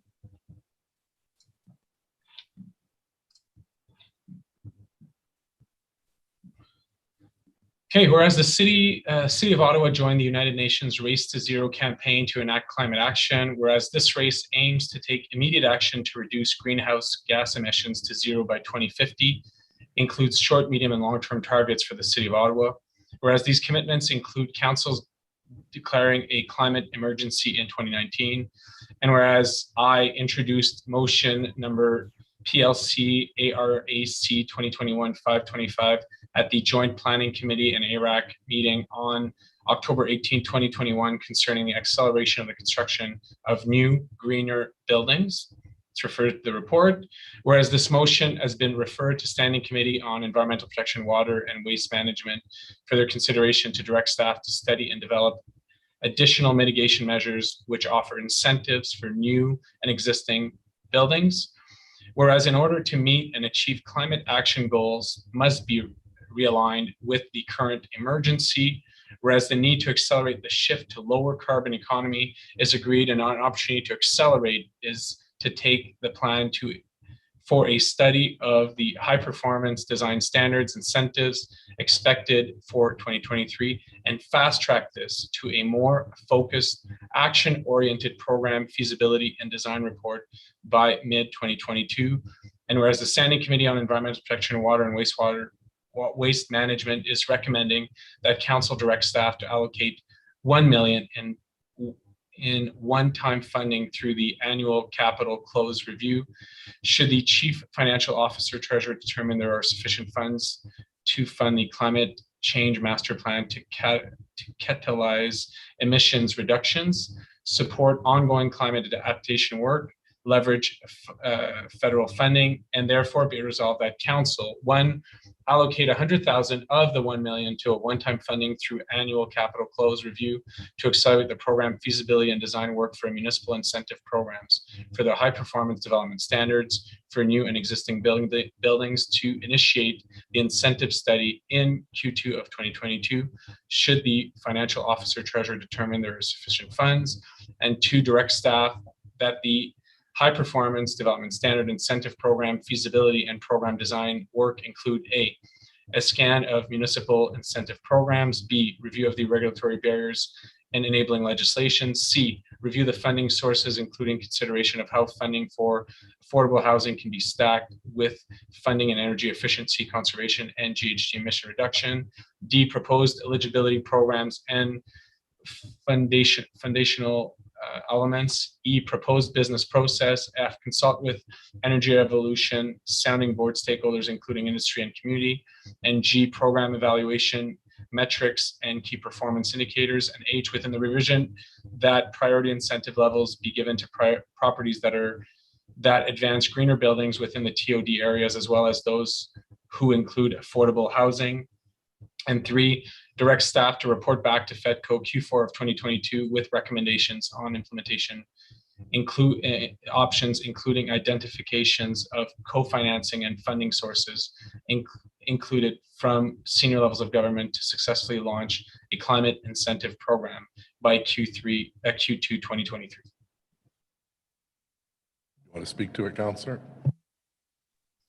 Mr. Mayor, it's simply to build on. We hear of the urgency of climate change. We see it, we feel it, we've talked about it, we've gone through the OP, and I appreciate that Council took an important step during the OP to really advance the incentive package for greener buildings. It's in the work plan, but we want to make sure that it sustains an incentive package sooner rather than later. The sooner we can have a package, the sooner we'll see an increase in green buildings built in our city. So that's the intent of the motion in front of us. Thank you, Mr. Thank you, Councillor Moffat. It's just two parts of it. I mean, the funding piece, the funding source actually comes from a motion that has not yet been approved, but it's also open-ended funding that wasn't tied to anything in particular. It was actually directing staff to come back to Environment Committee with a plan for that funding that came from Councillor Menard. I'm not entirely keen on poaching from that $1 million before Environment Committee's had a chance to discuss how it will be allocated. Secondly, I'm going to ask Steve Willis just to comment. I'm not entirely certain that we aren't actually already doing this stuff as a part of the high performance development standards. Mr. Mayor, comment, please. Yeah, Mr. Mayor, we are bringing forward the high performance development standards to committee in spring of 2022. Many of the items on the agenda are actually part of that report, although albeit not all of them. Staff don't support the recommended motion. We think it's premature. We think council should receive and adopt the high performance development standards before we make any decisions on incentive packages. And I also want to caution council, one point before that, the timelines in the motion are not achievable. Additional resources would not allow us the time to accomplish it. We think the trajectory the project's already on is reasonable. And finally, I want to caution council, we're also going to be bringing forward recommendations on inclusionary zoning, which also might need incentives. And if council can't do both, council may have to choose between those two programs. And in terms of efficacy, early indications are council's effort would be better directed in the inclusionary zoning. And then finally, if as the motion that Councillor Menard pushed through at standing committee, as the chair mentioned, are you asking staff for our priorities? This would not be the top of our priority list. There were other matters raised by the delegations, but other matters if we wanted to accelerate, such as the work on the resiliency piece on asset management. I actually happened, after having done some reflection and consulting with staff after the delegations made their comments, I think they are actually right. That would be our top priority. So, Mr. Mayor, with great respect to the good intentions of the motion, we think it's premature. All right, thanks for that, Mr. Willis. I appreciate that. I think that was kind of the point I wanted to try to get across, is that I think that it's the intent of the motion is in question. I commend Councillor Fleury for his interest in this and wanting to push this stuff forward. I think there is a time for this to come back, and just the timing of the motion is just out of place at this moment in time, and the source of funding. Thanks. So do you want to refer it anywhere, Councillor Moffat? I don't think it's necessary to refer it, to be fair, because it would just be repetitive to what we're doing at Environment Committee. So, I mean, the conversation can happen when the time comes in 2022. Well, we should go in. So Councillor Fleury is the mover of the motion. Is Mr. Willis's intervention and the chair's intervention of any interest to you at this point to perhaps withdraw and work with staff? I do have a question to Mr. Willis, Mr. Mayor. Go ahead. Mr. Willis, I recognize the item in the work plan does bring the high performance standard design review, but the ensuing element is creating an environment for the incentives to be brought forward. Do you have, within the work plan, do you have that mandate currently? Mr. Mayor, as part of the energy evolution implementation and the high performance standards, we will be reporting on what options council has to create incentives. And we do expect we'll have people talking about that at committee when the matter is brought forward. But like a lot of building standards, we're not sure yet that incentives would accelerate the implementation because people renew their buildings at the end of life cycle of equipment. And it's not clear that there's efficacy in incentives in this particular area. Baseline standards, level playing field for everybody applying, that makes a big difference, and that's the intent of the standards, but we have yet to see evidence of the efficacy of the incentives in this area, although we're more than happy to do additional research and have that as a matter to be discussed when the report comes to committee in the spring. Okay. Mr. Mayor, with the confirmation of the additional study, I can pull the motion, and I'll be looking for those through the reporting in the work plan. Thank you. Okay, thank you very much. Next is Councillor McKenney and Moffat, Gas Tax to Energy and Emissions Fund. Councillor McKenney, please. Thank you, Mr. Mayor. I'll just wait for it to come up on the screen. Moved by myself and seconded, as you point out, by Councillor Moffat. Whereas the City of Ottawa officially declared a climate change emergency in April of 2019 for the purposes of naming, framing, and deepening our commitment to protecting our economy, our ecosystems, and our community from climate change.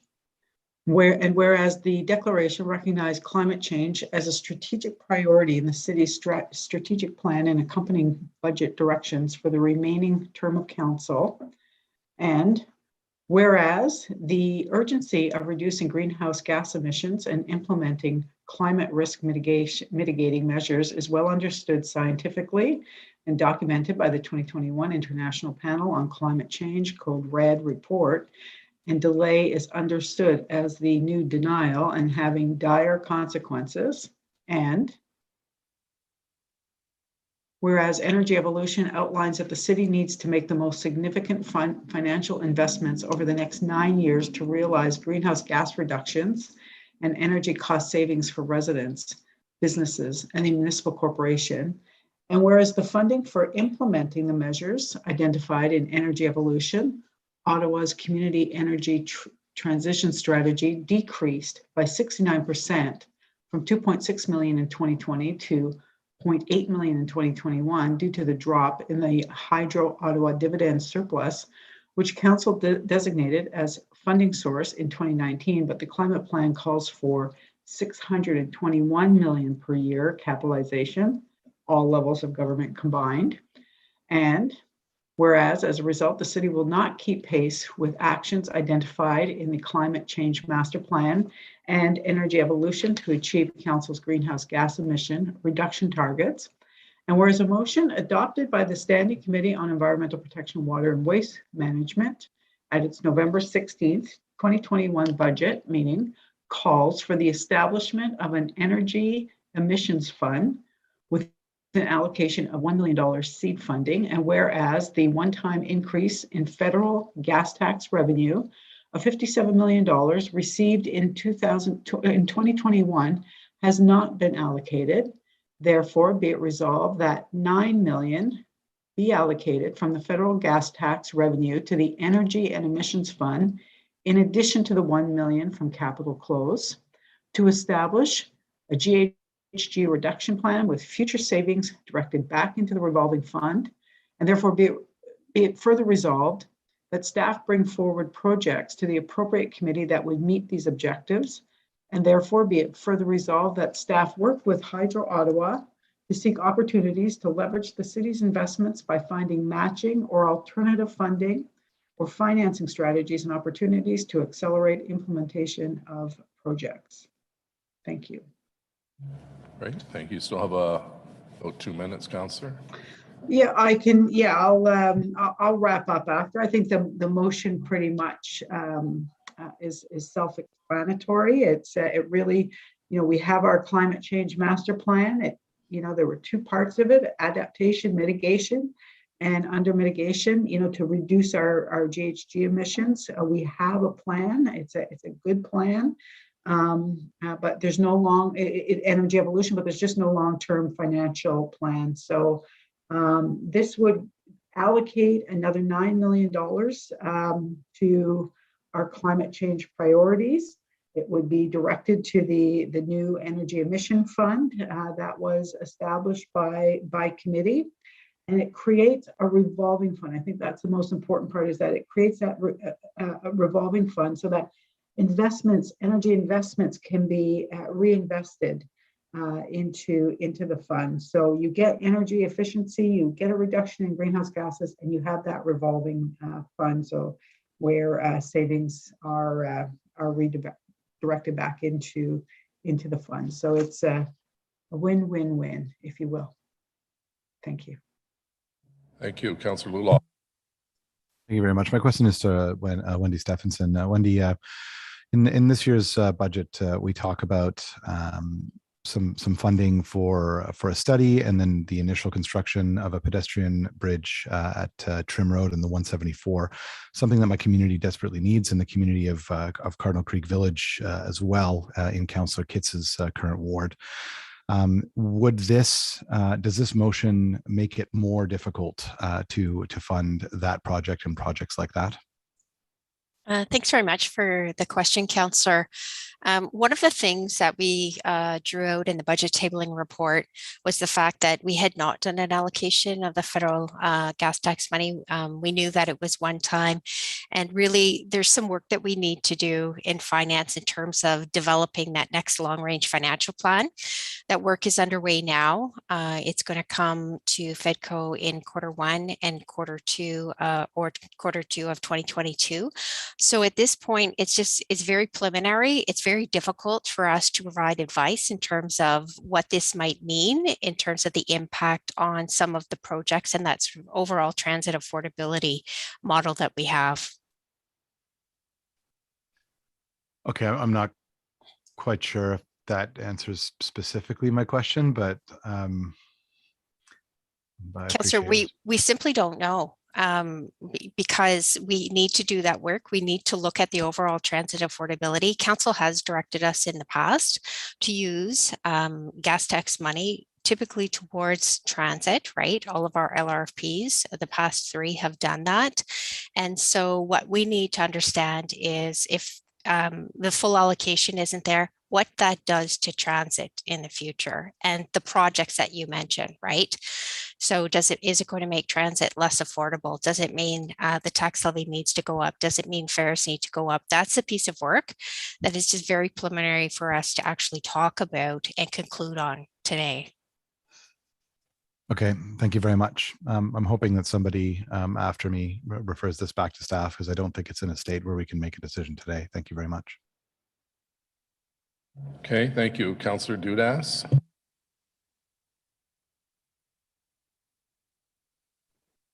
Thank you, Mr. Mayor. I did have a question for Wendy. It's just in regards to the federal gas tax revenue. I know that there's stipulations on how we spend it. Is this something that it can be used for? I'm directly speaking about the allocation referred to in the motion. That's a great question, Councillor. There's a number of uses that we can use gas tax money on, specifically in terms of climate change. It appears to me to be quite directed. So there's 2 buckets from what I can see, and it's around a community energy system, and sort of what they call around that is retrofits to municipal buildings. That's one of the pieces. The definition around that community energy system isn't fully spelled out. So that's a piece of work that we need to do. And then secondly, around disaster mitigation. So just for my clarity, can this money be used in this fashion as approached to in this motion? The piece that I don't know, and I think my colleague, Mr. Willis, can talk about is sort of what that use is meant to be in terms of that revolving fund. So, Mr. Mayor, is my understanding of the intention of the fund is that it could be ultimately, the fund definition we brought forward back to the Standing Committee on Environmental Protection, Water and Wastewater Management, it would be defined in that committee. We would set the eligibility criteria, and I believe the councillor's intent, and they can correct me if I'm wrong, is that we would bring proposals forward with business cases to apply to the fund, to apply to city projects. As the treasurer said, there are candidate projects within the federal funding framework in building retrofits for the city, which we know we could do numerous projects in, and then in disaster mitigation and the resiliency side of the projects, such as improvements to our major water systems that would contribute to resiliency. Those things look to be eligible under the program criteria. Thank you. I also was curious, and you kind of mentioned that in your response to Councillor Luloff, but in terms of the 57 million, the motion specifically says it hasn't been allocated, but just for my clarity, for clarity of understanding for those listening, it's just that it's being worked into the long-term financial plan. Is that like, where is that money at? Because I don't like leaving money not allocated, right? Like, I'm curious, is this money available? So what our recommendation is we complete that review in terms of the long-range financial plan for transit. We're going to bring that to FEDCO in Q1, Q2 of next year. And what council has directed us to do in the past is to basically leverage all the gas tax to be able to support transit. So in that report, we'll be letting you know what the affordability model looks like and what it's going to look like as it carries out for the next 10 years. So, when you worry about availability or money, or you say that money is unallocated, we will bring that piece back to you in terms of how that fits into the overall plan. We just need some time to do that. And that's why we talked about that in our budget tabling report. We wanted to be very open, upfront, and transparent in terms of where we're at with this. Okay. Well, I would support giving you more time. I'll look to if one of my colleagues does move referral. If not, I will after everyone. I think that there's a valid time. This is a valid time for conversation about this, and I don't want to shut down that discussion. But I think that staff need more time to think about this. Although I think that the motion itself is very worthwhile. So I'll pass it to my next colleague, and if somebody needs to remove referral, I can do it at the end. Okay, thank you, Councillor Moffat. Thanks. Just briefly want to explain my support of this and working with my colleagues on Environment Committee, as we have done so on many occasions this term of council, to advance the climate file as we have done with the unanimous support for climate change master plan, unanimous support for energy evolution, but no funding, right? No funding over the course of this term of council for energy evolution, except for surplus funding, which is kind of ad hoc funding that maybe come, maybe doesn't.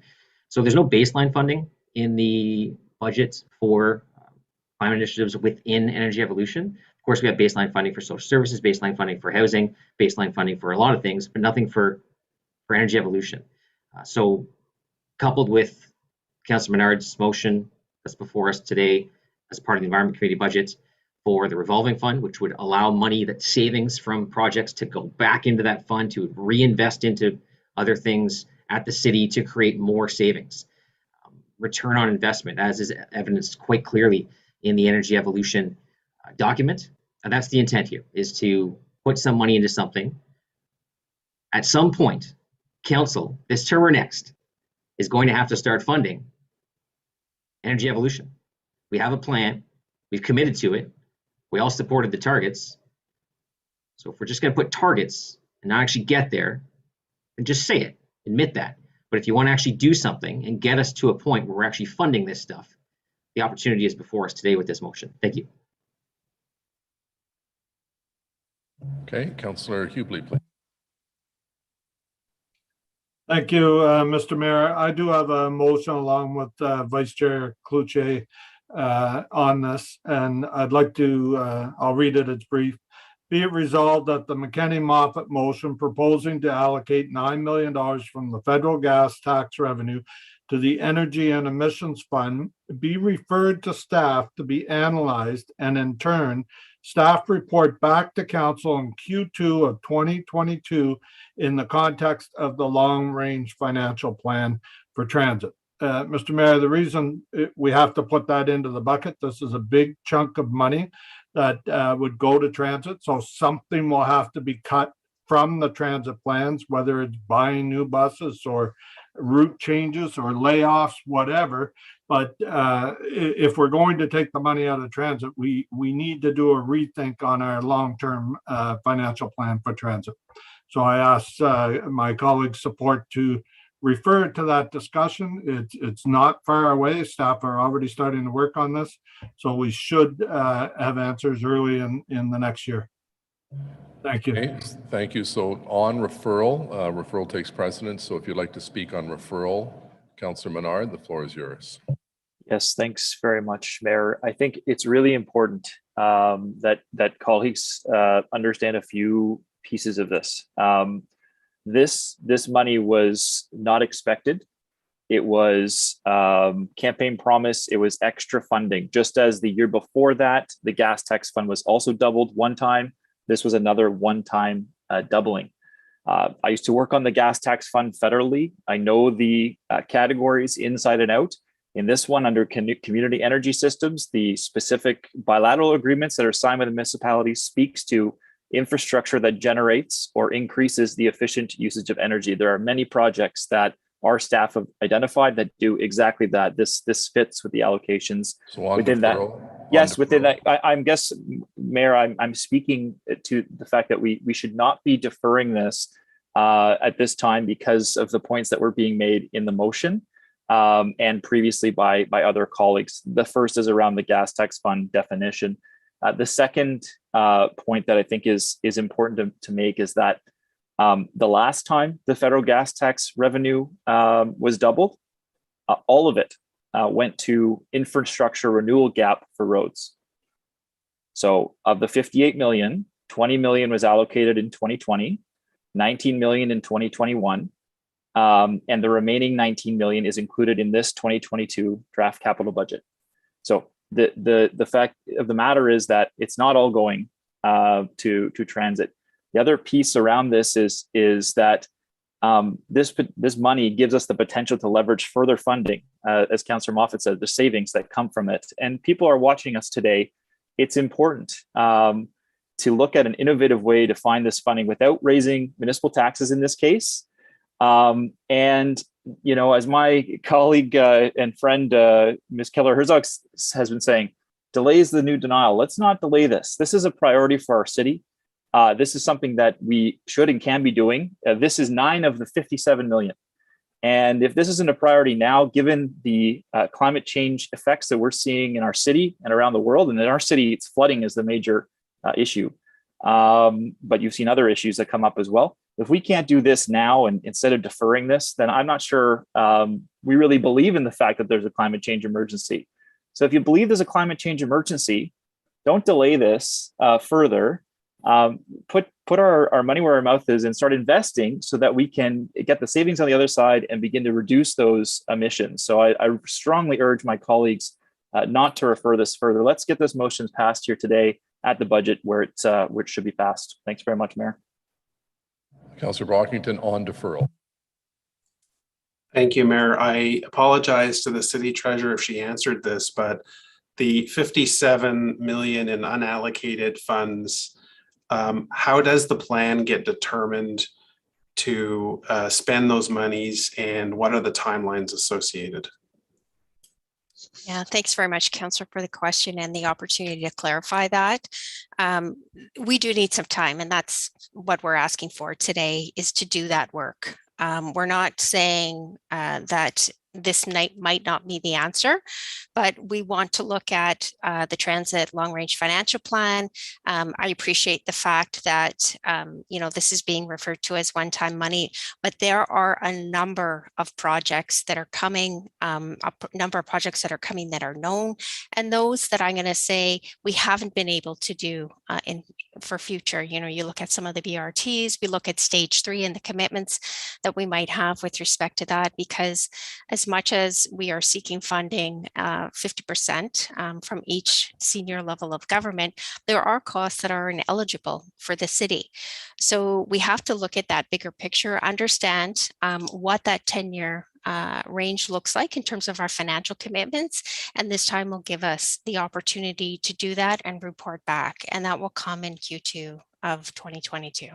Okay, so if I've heard you correctly, you're concerned with the McKenney motion because it takes 9 million out of the 57 now, leaves us with 48, but you're saying we need a broader opportunity to review how to allocate those 57 million to, if I just argue the other side, I think it's quite clear that the need to invest in GHG initiatives is now. I'm not going to go through all that now, but is there a number that you would be satisfied with or support? If the McKenney motion was amended to a number less than 9 million, is there a number that you could support today, recognizing we've got to get on in pursuing these initiatives sooner rather than delaying? So other than 9, is there a number you would be satisfied with?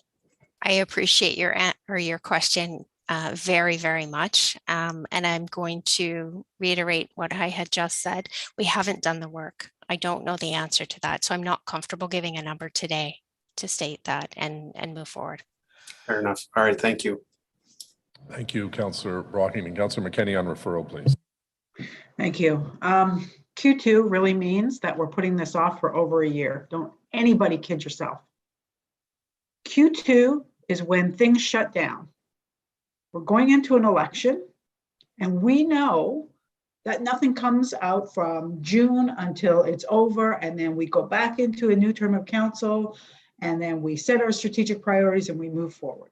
So we are denying climate change if we defer this. We are denying that today we are in a climate emergency. The city of Ottawa, we have no funding going into our energy evolution plan. So, I can appreciate that, plans need to be considered for this one-time gas tax. But I think it's a bit disingenuous to suggest that, as Councillor Hubley did, that we need to make sure it all stays for possibly transit, mentioned operations. It can't go into operations, it can only go into capital. And last time we had the one-time fund, it all went into roads. So, I think at this point, if we delay, we are actually denying a climate emergency. We are telling our kids, and we're telling people out there that we don't believe there's a climate emergency because we're going to wait at least a year. There's no way that this is, come back in Q2, nothing happens until after the end of the election. And we all know that. So we are denying the emergency that we have in front of us. And we have to go out there and we have to explain to residents why we didn't think that taking 9 million out of 58 to address an emergency that we are faced with today wasn't worth it, that we really had to think it through and come back. We still will have, nobody asked for the full 57 million. We will still have, we will still have 48 million left in that bucket, 49 million rather left in that bucket. We do not need to defer this. I beg you, please, at the very least, say yes or no to this motion. Thank you. Councillor Fleury. Thank you, Mr. Mayor. I'm asking for clarification from the mover of the referral motion because there's a specific referral to a commission, and I wonder if I try to understand the purpose, because I think Councillor Minard had asked specifically if the funds were required to be held within transit. And I believe the answer to be no. So could I ask the mover to just clarify the intent of a referral back to transit? Yeah. Through you, Mr. Mayor.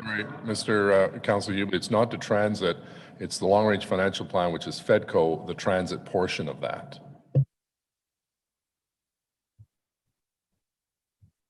I'm apologizing, Mr. Mayor. I didn't fully understand it. There was a few unmuted colleagues. Would you mind repeating what you said? I heard FEDCO, but I didn't hear the full. The motion has the word transit in it, but it's the long range financial plan transit portion of the LRFP that goes to FEDCO. Okay, question to staff on the motion in front of us. So I understand we have an amount of money that came from senior levels of government and council has not necessarily set its full policy environment. But in the spirit of the climate emergency and the climate master plan that was approved, do we not have fleet, transportation, and building projects that are already identified? Mr. Mayor, I thought we were still on referral. My apologies, but should staff be some direction answering this question or not? Well, to me, it's on referral. I want to understand if the amount that are identified, I want to understand if the amount that's presented in the motion has a set of projects in the climate and master plan. That will inform how I vote on the referral.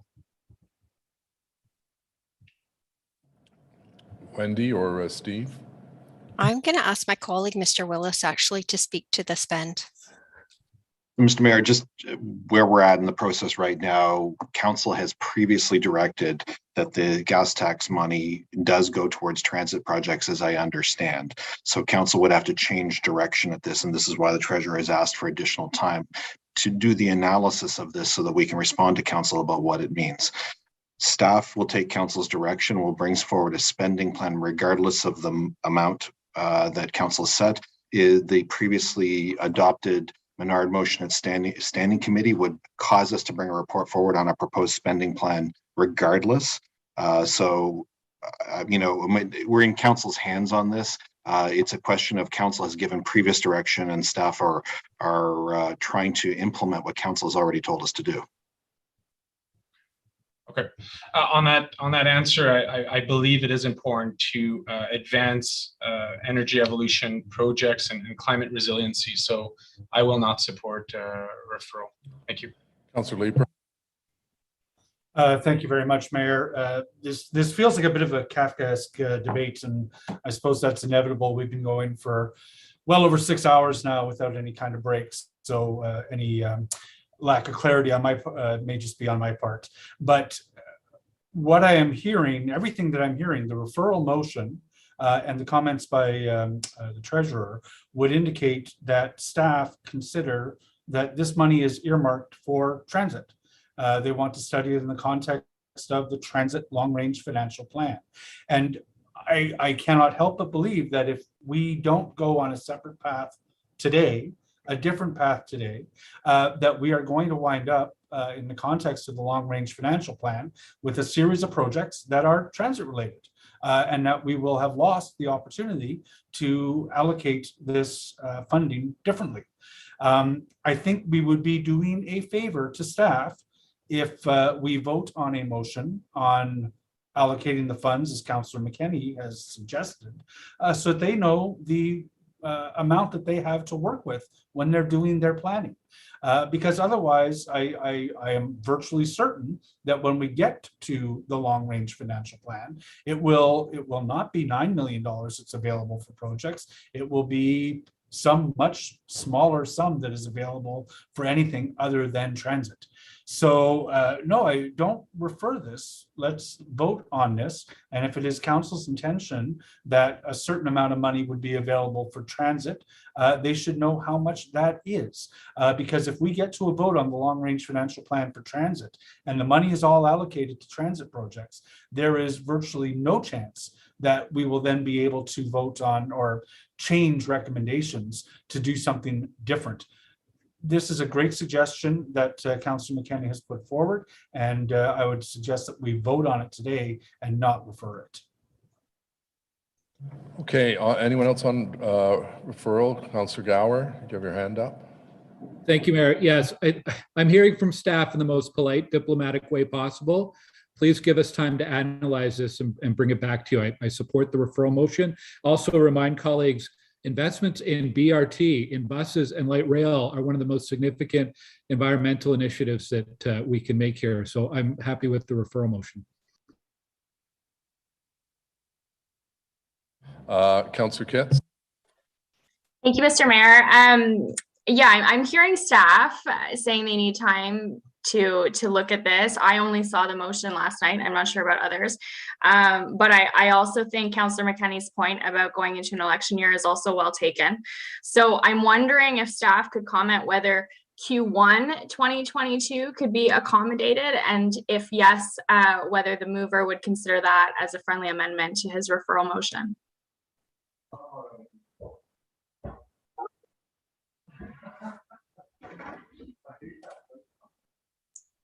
Sorry, I'm having trouble with some of my buttons here, Councillor. My apologies, a little bit slow. Our preference is to keep it at Q2, but I can make a commitment to you that we will bring this back in Q2, and that would be the latest. Okay. Okay, thank you. Right. Councillor Menard on deferral. Yes, thanks very much. There's a couple of points I think that are important to make again, because we're hearing different things. We have staff that support this motion, that support the original McKenney motion. And so not all staff want this deferred. So it's important that we don't say staff want it deferred. That's not true. Some staff may have some opinions and other staff may have others. But to Mr. Willis, I just want to ask you, do we have projects around mitigation and adaptation, as I understand it, that this could be used for, that could bring savings back to the city, energy savings back to the city? Can you just confirm that point? Mr. Mayor, whatever envelope council sets for us, and whether it's a one-time envelope or a revolving fund, we will find projects, but we are at council's direction on this. Okay, thanks so much for that. I encourage again my colleagues to not defer this. That is essentially pushing this off to a time when we don't know when it'll come back and what it'll be allocated for. But as a priority, we've set this as a priority in our strategic goals and within the Environment Committee and as a council when we all declared collectively that climate emergency. So let's do what we said we were going to do and set the direction here. That's our job. It's not staff's job to set direction. You are councillors elected by residents in your area. It's your job to set direction. It's all of our jobs to be leaders in this community, to show where we're going to be heading as a city. It's not staff's or one staff person's. So we know some staff support this, and we know there's projects for it, and we know it'll bring savings to the city. Let's support this here today and make sure it's not being deferred. And let's be the leaders that we're elected to be around this table and support climate change initiatives. Thank you. Anyone else on deferral? So I'm going to ask colleagues to support a reference to staff on this. We need to get a better understanding from staff the impact this motion will have on the city's transit planning. For those who claim that we're not doing anything for climate change, our biggest tool in our toolbox to fight climate change is transit. Buses, electric buses in particular, as well as LRT.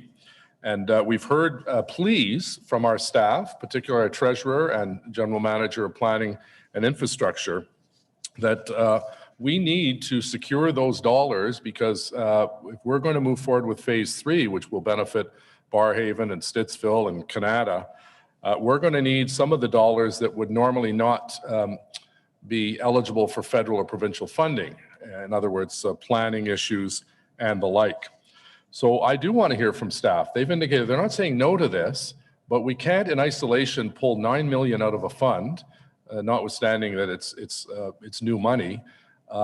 That's great. That gives us much more flexibility in terms of moving forward transit projects at a faster pace. And staff have already been asked by council as a policy to direct all gas tax contributions to transit and give them time to get the facts in front of council. So this notion that everything shuts down because of an election next year, well, Q2 starts in April. April, May, and June is Q2. So I don't subscribe to the view that we're at a standstill. We're still elected to serve the people and make decisions throughout all of next year until election day. So we can make an informed decision based on the benefit of using the gas tax for its usual purpose or a new proposed purpose. And we're talking about that work is already getting underway in early 2022 in Wendy Stephenson's team, so this should come back to council soon. Maybe this motion is a really good idea. We just don't know. And I think we have to listen to our staff. I don't subscribe to the view, well, staff doesn't make decisions. Staff are there to give us the best advice, and they've been very, very clear. You've heard it, I think, in the tone of their voices, the frustration level, that they really do need time to properly think this through. Not at the last minute of a budget process are we going to make the best decision. So I strongly urge you to vote and support Councillor Hubley and Cloutier's motion of referral. Yeas and nays, please. Councillor Moffat. You. Conseiller Cloutier. Oui. Councillor Tierney. Yes. Councillor Menard. No. Councillor Meehan. Yes. Councillor Eglai. No. Councillor Leeper. No. Councillor Curry. Yes. Councillor Giroux. Yes. Councillor Kitts. Yes. Councillor King. No. Councillor Gower. Yes. Councillor Kavanaugh. No. Councillor El Shantiri.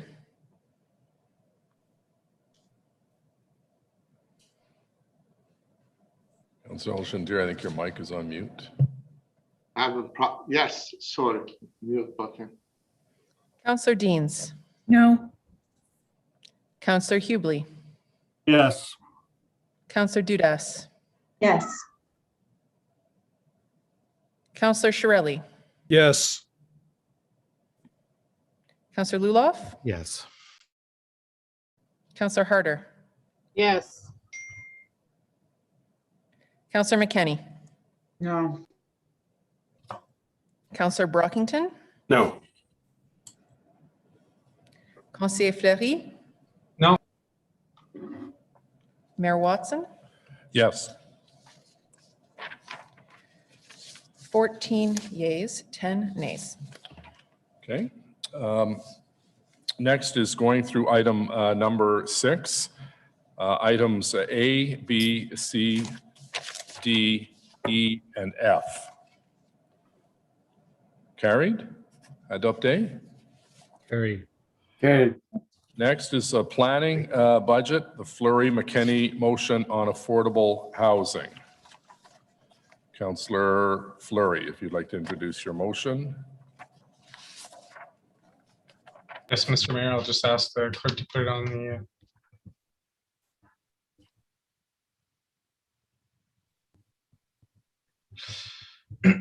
Okay, whereas Ottawa City Council declared a housing and homelessness crisis and emergency on January 29, 2020, whereas in 2019, almost 9,000 people stayed in emergency shelters, an increase of almost 300 people from 2018.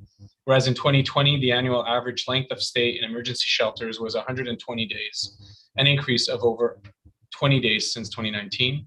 Whereas in 2020, there were more than 1,100 family households who stayed at least one night in temporary emergency accommodations for families.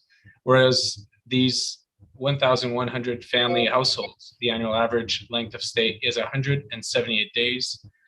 Whereas in 2021, the city is estimated to spend $34 million on emergency shelters, hotels, motels, increasing over 10 million since 2016. And whereas the city's capital investment in affordable housing are currently capped at 15 million as per page 52 of the Planning Committee draft 2022 budget.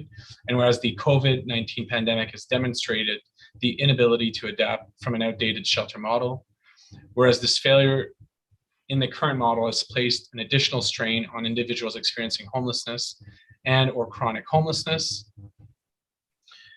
Whereas in January 2021, the Provincial Minister of Municipal Affairs and Housing stated on Twitter, the days of the old shelter systems have come and gone. And whereas a shift in mindset is needed and can be achieved through increased investment in supportive and affordable housing in all neighborhoods in the city of Ottawa.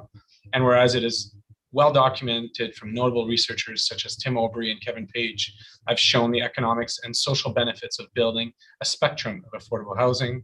Whereas with more targeted housing investments to meet local objectives, Ottawa can move the yardstick and ensure permanent and affordable homes are available for all.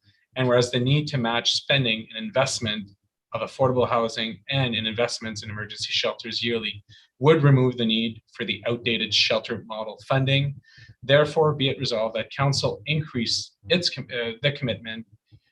the city's commitment to the construction of affordable housing by matching city operational financial expenses for emergency shelters totaling $34 million in 2021 for new affordable housing in the 2022 budget, and be it further resolved that the additional 19 million needed to reach this 34 million goal be funded through the city's reserve funds as per the 2022 draft capital summaries document 2, redirecting funds from the citywide capital reserve account. So council, you still have 2 minutes. Thank you, Mr. Mayor. I will give you, councillor and colleagues, an analogy. If you're walking into McDonald's today and you're ordering a fry, they have it in the freezer and they're putting in the fryer to give you that access to the product, to what you need. They're not calling a farmer and PEI. That product is there. We need to make sure that that housing is available, and it's very expensive to build housing. It's not getting cheaper, as we know, as we've heard, and yet the pressures in the shelter and motels continue to grow. So I think we need to be aggressive. I know that council has approved the long-range financial plan. I think we need, based on the pandemic realities, to be even more aggressive. So I'm presenting this motion, which is constant with what I've done the past years. Whatever we spend in previous years, shelter and motel funds that we match in capital fund the following year. Okay, so Ms. Stephenson, question to you. This would be coming out of our capital reserves. What kind of projects would we have to defer if we're taking additional funds, 34 million out of the reserves, and where would that leave us with reserve balances? Thanks, Mr. Mayor. We have about, I'm going to say, $50 million earmarked in the reserve in terms of capital. Some of that has to do with the deferred projects that we had deferred in 2020 as one of our COVID mitigations. So we want to get those ones back on the books. Another piece of that has to do with our contractual obligations for some of the facilities that we have across the city. So thinking of the Sensplexes, where we have to do life cycle renewal on those. And some of the work tied to that too also ties to the OAG's recommendations in the recent facility audit, where we are, she pointed out some of the work and investments that we need to make across the city. So definitely $50 million is earmarked for those services. And then what we had also set aside was some money for our COVID mitigations in the instance that we didn't receive funding from senior levels of government. So we know that's still a question that we have as we move into 2022, that we don't have all of our COVID pressures funded at this point. So we've earmarked some dollars from that fund to be able to fund our shortfalls if that happens. So places like Bell, Sensplex, Richcraft, Centerpoint, I believe is on that list, Schenkman. Yes, that's correct, Mr. Mayor. And we also, from a prudent point of view, we just don't have a commitment from the other orders of government at this point. So those funds may have to be dipped into to pay for a shortage of funds from the provincial and federal government. Is that correct? That's correct, Mr. Mayor. This is one of our financial mitigations that we have. So we talked about those various plans behind the budget that we've tabled, and we need to make sure that we maintain those mitigations as we move into 2022. Okay, Councillor Gower, please. Thank you, Mr. Mayor. I was going to ask the treasurer some similar questions. So thank you, Wendy, for providing that information. I don't think the capital reserve funds are an appropriate place to take money from for this. I also just wanted to remind colleagues about the significant investments that we are making in this term of council and proposed for 2022. There is 15 million proposed for next year in city contributions, plus an additional 2 million from development charge credits. And on top of that, there are odds and ends from other Section 37 and other negotiated benefits from builders. So it's not an insignificant amount. We have secured 54.4 million from the federal government through the Rapid Housing Initiative. And over the 4 years of this term of council, Our city budget investments in affordable housing and capital is $68 million, which is more than any other term of council at any point in our city's history, which is significant. In last year alone, we invested $44 million in projects in the city. So our investments in affordable housing are significant. Yes, we need to continue to push for more, but in terms of pulling that from capital reserve funds, it's not an appropriate budget to be taking that from at this time. Thanks, Mr. Mayor. And just a comment from Donna Gray with respect to this, because it falls under your jurisdiction, or Syed, with respect to your comments on taking the funds out of this reserve fund. Thank you, Mr. Mayor. And as Councillor Gower says, there is a significant amount of investment that's actually been made. You know, the city was able to invest more than 65 million in 2021 and 130 million over the last 3 years. A large bulk of that money has not yet been expensed because we are waiting for capital milestones. So although, you know, I can understand the desire to, you know, put additional money in, it really is our ability to have construction ready projects at this point in time to be able to execute. We do have the ability to have debt authority should there be construction ready projects on top that we would have available that we would be able to do, and the treasurer, I think, could speak to that. But when we also look at OCH, you know, in addition to the money that they've received over 60 million in funding from provincial, federal governments, and the cities contribute 30 million, they have 241 million in financing from CMHC, which is available for them. And they're they do half of our investments in build. So there still is a lot of money out there. I think our biggest issue is construction delays and the operating supports that need to go into some of these affordable housing as we build them. That's the areas that we would be looking for more support. Some good points. Thank you, Councillor Aglai. Just two quick questions. One for Wendy. Wendy, you sort of set out what's already earmarked out of the reserves.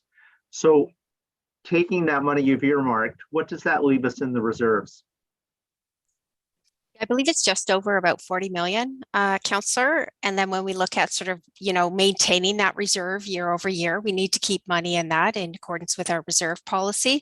The other piece that I didn't speak to earlier was the whole construction inflation issue that we're facing. So that's a bit of an unknown as we move into the future as well that we have to take into consideration.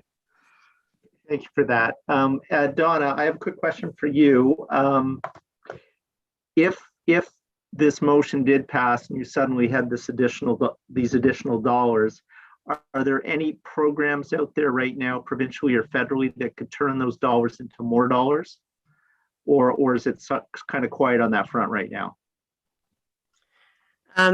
At this point, you know, from my understanding is we do not have any confirmation of any other programs at this point in time. We do know the federal government is looking at an accelerator program, but they're in the early stages of the development of that program. And we have no confirmation of any other programs at this point in time. So final question, I think, if the rumors of an accelerator program became reality within the next, say, 12 months, and we don't have this money, what do we do? How do we take advantage of that potential accelerator program? Thank you, Mr. Mayor. Well, I think we still have flexibility in the 2021, the 15 million that we actually have available to us to leverage that in 2022.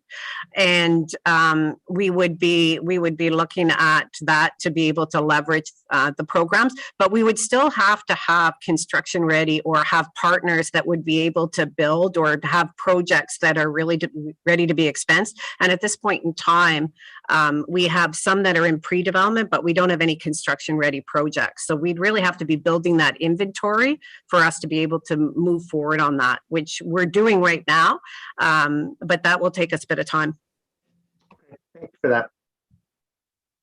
Thanks, Councillor Aglai. Councillor Meehan, please. Thanks, Mr. Mayor. Donna, just a question to you. You said you're waiting for capital milestones. Can you just explain that? Yeah, I'm going to ask the Director of Housing, Syed Sayed, to explain to you how the capital money is expended as it moves from capital authority into payments. And how much? Thank you, Ms. Yeah. Thank you, Mr. Mayor. Thank you, Donna. Basically, when council allocates funding, for example, $15 million for 2019, 2020, and now going into 2022, the funds often are not spent immediately. We allocate those to projects, and then we don't spend the funding. They're allocated, but we don't actually hand the funds out until milestones are met. So that could be something like a building permit has been issued, the foundation, has been completed, structures complete, building envelope, etc. As those milestones are issued, we issue our funding. It just makes sense for us, of course, because we wouldn't want to hand out millions of dollars when no work has been done. And are we sitting on the $15 million that we allocated this year? Was not spent so far? Through you, Mr. Mayor, I wouldn't say we're sitting on it. It is, spearheading a lot of work, but a lot of those funds have not yet been spent. So, project teams are working very hard. Agencies, including OCH, they're spending a lot of money, going through their soft costs to, with architecture and engineering fees, legal fees to get their site plan control and building permits and line up contractors and things like that. So it does take time, and the funds sort of start off being spent slowly, and as time goes on, it ramps up and they're spent much more quickly. Is there anything that we can do at the city to speed up some of those permits or to get partners? Because, the longer it goes, those funds are not going to go quite as far. This is a really complicated sort of question and answer. We can, we work very closely with planning. I think we have a good relationship with development approvals to move those things along. We have a specialized unit, albeit fairly small, the Affordable Housing Branch, but it is equipped with planners and to help the agencies and the professionals in those agencies to have their plans done up quickly, efficiently, and obtain their approvals efficiently. We have a pre-development fund that council's been funding for the last 2 years. We have, I think, almost 400 units in, undergoing pre-development work, so that when funding becomes available, they will be construction ready. I think council has, made a lot of progress adding funding to the Affordable Housing Branch and the housing activities. We are scaling up, OCH is scaling up, and the sector is scaling up. I think if you ask anyone in the sector, they're working at full capacity. And often we're relying on the private sector, just like other builders are, for construction, for professional services and other, types of building activities. When was the last affordable housing unit constructed and built and ready to move in the city? We have units being constructed and completed all the time. Currently, OCH is completing 811 Gladstone. That's a 140 unit development in Rochester Heights. Shepherds of Good Hope is, I think they've actually completed already 8 units in Canada. They've got units under construction and well underway on Merivale Road, approximately 50 there. We've got, there's about, I think, 11 projects underway, and we'll probably have, more than 15 under construction as, once we get into the new year. Okay, so the pipeline is full. Okay. Oh, yes. Yeah. Okay. Thank you very much. That's it for me. Excuse me. Thank you. Councillor McKenney. Thank you, Mayor. So can staff just tell me how much money is in the account today for 2022 for shelters and motels? What are we going to spend on shelters and motels? So, Councillor, I think we tried to answer this question for Councillor Fleury not that long ago. On average, we're spending, approximately 35 million a year on that. That's on all shelters, shelters and motels. And if we're in a deficit, where do we get that money? So that's a complicated answer as well. Wendy may want to assist me here. It probably falls back on the city reserve. So this year we are projecting a $7.8 million deficit, although we think now it may be less with other assistance and provincial money that we're receiving. However, I'll let Wendy jump in here. Thanks very much, Said. Historically, Councillor, the deficit has been funded within the department's budget, so they've been able to absorb it year over year. We've had the benefit of the Social Services Relief Fund over COVID, so that's helped us significantly in terms of dealing with those pressures. But if there is a deficit, then it typically falls to the bottom line, and if the city has a surplus, then the city just deals with that. Okay, I appreciate that. And Said, on average, there's about 2,000 households a day on any day in shelter or motel in the city. Is that correct? Mr. Mayor and Councillor, I think you're referring to individuals, Councillor. It's about 300 to 400 households are homeless any day. That's households, plus we're looking at, about 900, 800 to 900 singles are homeless per day. But how many, okay. Yep. Kind of comes to the same, but okay. Yeah. So we spend $35 million a year to shelter 300 to 400 households and about 800 to 900 individuals on top of that, correct? I think when we look at this is the average nightly occupancy. When we talk about those kinds of numbers, it's more like 7,000 or 8,000 individuals are served each year. But in terms of rooms and space, you're looking at 1,100-1,200. Okay, that's what I thought. So what we're asking for here today is to match what we spend on shelter with housing dollars, and until we do that, shelters are filling a need, but until we do that, we're not going to bring that down. We can't. If we're shelter funding is so expensive and inefficient and kills people, really. Like, people die in shelters, they die outside, and so I guess I would appeal to my colleagues today just to consider, we could talk about record amounts and what we spent before and what we won't spend the next time and what the feds are doing, but other cities are doing things that are different. And I'm not saying that they're ending homelessness, because they're not, because the federal government is not doing anything right now to help us even make a dent in that. But little things like conversions and being able to acquire already existing housing, just the types of things that we need to be nimble on, even a land transfer, to have a land trust established, to have enough funding that, we can purchase rooming houses before they get sold off to and then have people run evicted. We can purchase already existing housing that will get rent evicted, because we know that is the most efficient way of providing housing, is just to acquire already existing housing. So it allows us for a year just to really be flexible, to work with our community. And we do have partners who are willing to build. The capacity is there. And if we can't spend it all, oh well, it's not going to go to waste. We've got to start thinking well outside of the box that we've put ourselves in, where things are not changing and more people are falling into homelessness and staying there for much longer. So I hope that you'll support the motion. Probably won't, but I hope you do. Thank you. Ms. Stephenson, so the capital reserve is at about 50 million, and this would take 35 million out, leaving 15 million. If we're continued to do that the next year, we would drop back basically to zero if we don't replenish the reserve fund. Is that correct?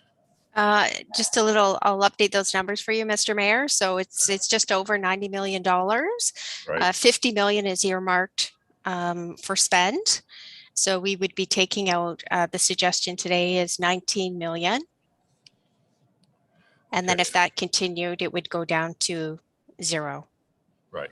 And Donna, if we had a funding opportunity, if a provincial or federal program appears, which we hope it will, and we continue to lobby the other two orders of government, would part of your role would be to come back and tell council there's this great opportunity, we need matching funds, and then we can make that decision to go to appropriate reserve fund at that time?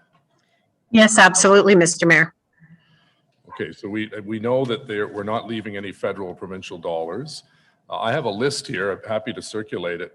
We're going to set a record this year of affordable housing units on Maryvale, Mountain Crescent, Uplands, Cambridge, Riverside, Colonial, Jeanne d'Arc, Devine, Mickinac, Montreal Road, Gladstone, Castlefranc, and units to be completed in 2022, Old Richmond Road, Carling Avenue, Wenatchee Road, Jockville, Lisgar, Maryville, Florence, Murray, Eccles, and the list goes on.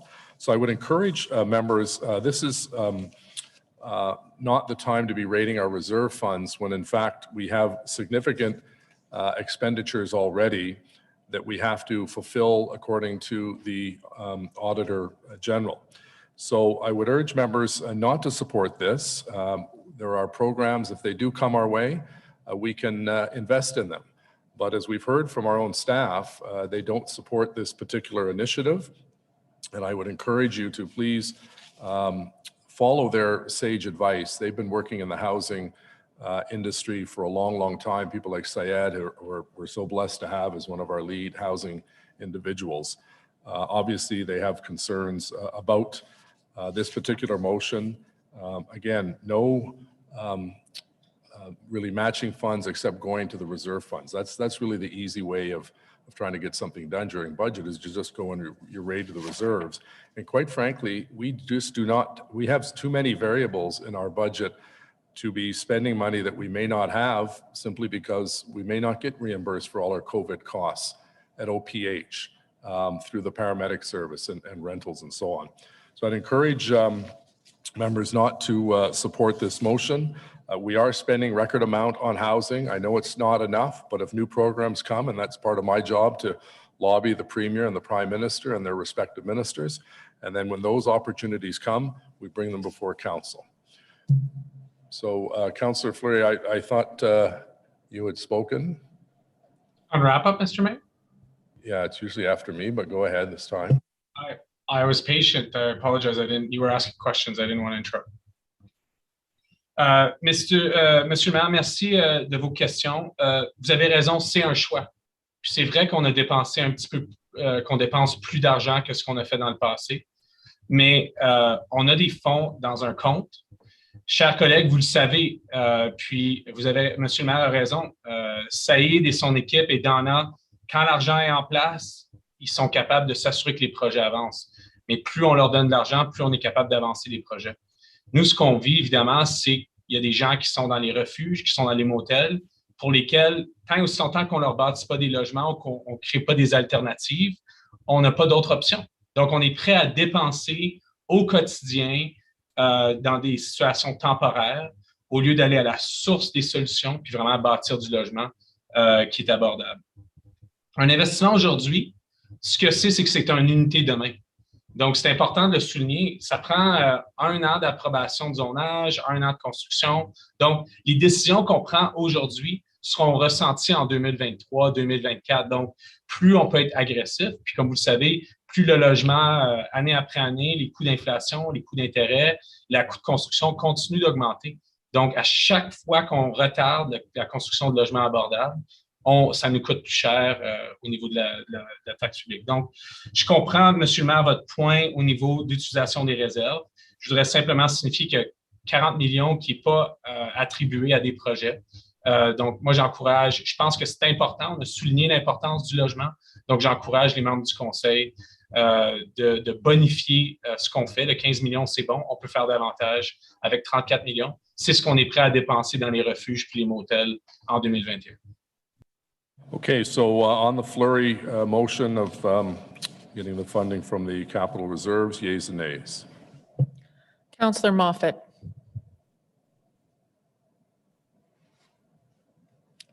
Councillor Cloutier? Councillor Moffat there. No. Councillor Cloutier? No. Councillor Tierney? No. Councillor Menard? Yes. Councillor Meehan? No. Councillor Eglai? No. Councillor Leeper? No. Councillor Curry? No. Councillor DeRuse? No. Councillor Kitts? No. Counselor King, Yes. Counselor Gower, No. Counselor Kavanaugh, Yes. Counselor El Shantiri, No. Counselor Deans, Yes. Counselor Hubley, No. Counselor Dudas, No. Counselor Shirelli, No. Counselor Luloff, Yes. Counselor Harder, No. Counselor McKinney, Yes. Counselor Brockington, Yes. Counselor Fleury, Oui. Mayor Watson, No. 8 yeas, 15 nays. Okay, I'm going to call a recess for till 5:30. I'll allow people to get up and perhaps get something to eat for a late lunch or early dinner. And then we have a motion by Councillor Dudas and Councillor Derues. Councillor Dudas.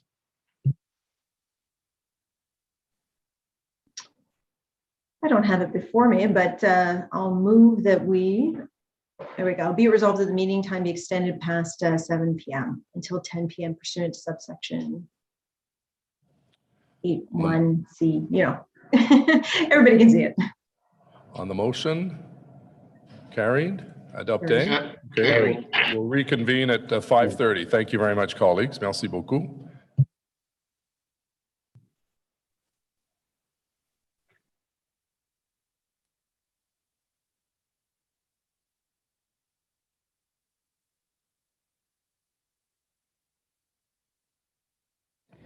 During the recess, we will be testing the live YouTube stream. There may be brief disturbances during that time. Thank you.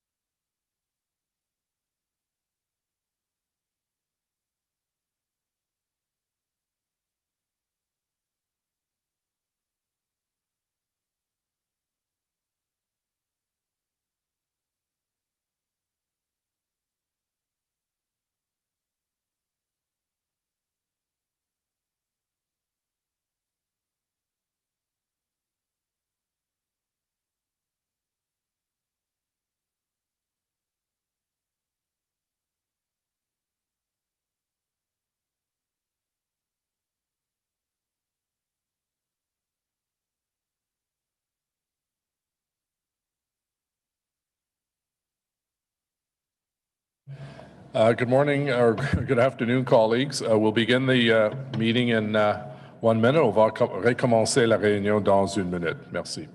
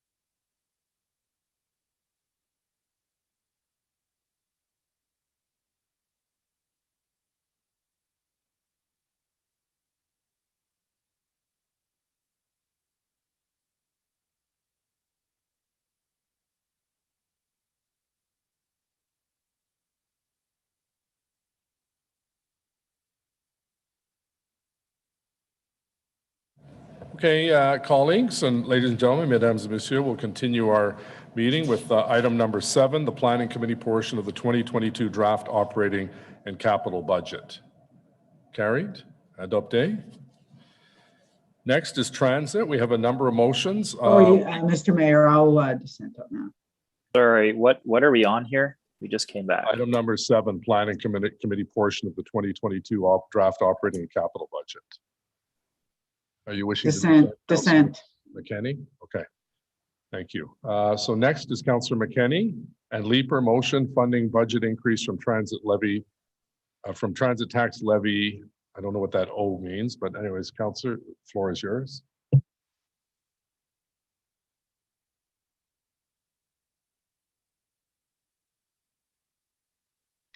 Whereas a strong public transit system is essential to a successful, livable city, resulting in less congestion, faster commutes, more convenience, higher productivity, and lower emissions. And whereas Council has previously directed through the fair funding model that revenue cost ratio, the portion paid by transit riders, make up 55% of its annual funding. And whereas this will result in a 2.5% increase to transit users in 2022, and whereas continually raising the price of fares will increasingly make transit unaffordable for many residents, which will inversely lower ridership and lead to lost revenue, and whereas the risk of increased private vehicle use due to less available public transit includes downstream costs, including congestion, land use for parking and roads, health impacts from pollution, the cost of greenhouse gas emissions, and increased injuries, deaths, and property damage from collisions. And whereas the City of Ottawa's climate change goals can only be met through the decreased use of private vehicles and increased use of public transit and active transportation modes, therefore, be it resolved that the proposed transit fare increase of 2.5% in the 2022 budget, which equates to $5.12 million in revenues, be transferred to the transit tax levy, increasing the levy from 4.5% to 5.97% and recovered from the property tax base. So this motion essentially is asking that we freeze the fare increase for 2022, that we not increase a pass for an adult fare by $3, and that instead we put that over to the transit levy, which rather than $3 for every transit user, and most of our transit users today are lower income people, frontline workers who have no other way of getting around the city, rather than impose $3 per month on transit users, we actually transfer that to the transit levy, which equates to the average homeowner, so the whole home could be 2 people, 1, 3, 5, an average of, $11 a year. So this is our 92 cents a month. So 92 cents a month versus $3 a month for every transit user. And if we believe that that the people in this city deserve equity, that if we actually believe that our transit users who we need to get back into our system, we just said no to a climate action motion. And we said, you know what? I think it was the mayor said, you know what? The best way is through transit. Well, if we actually believe that, we need to keep people on transit. And at the rate that we're raising it to $125 a month, that means a family, 2 adults and 2 children, would be paying $400 a month now for transit. So nobody does that unless they absolutely have to. We live in a family of 3. We actually take transit. We take it all the time. Like the rest of you, I get a free transit pass, so I don't pay for it. My daughter goes to high school far enough away, and she gets a free transit pass, and my wife gets a Presto kind of auto load pass. Would we, and we love transit, we take it everywhere, would we really pay $375 a month for our transit? I don't know that we would. And we can afford it more than most families. Certainly more than most families who are stuck on transit. 30 today. seconds.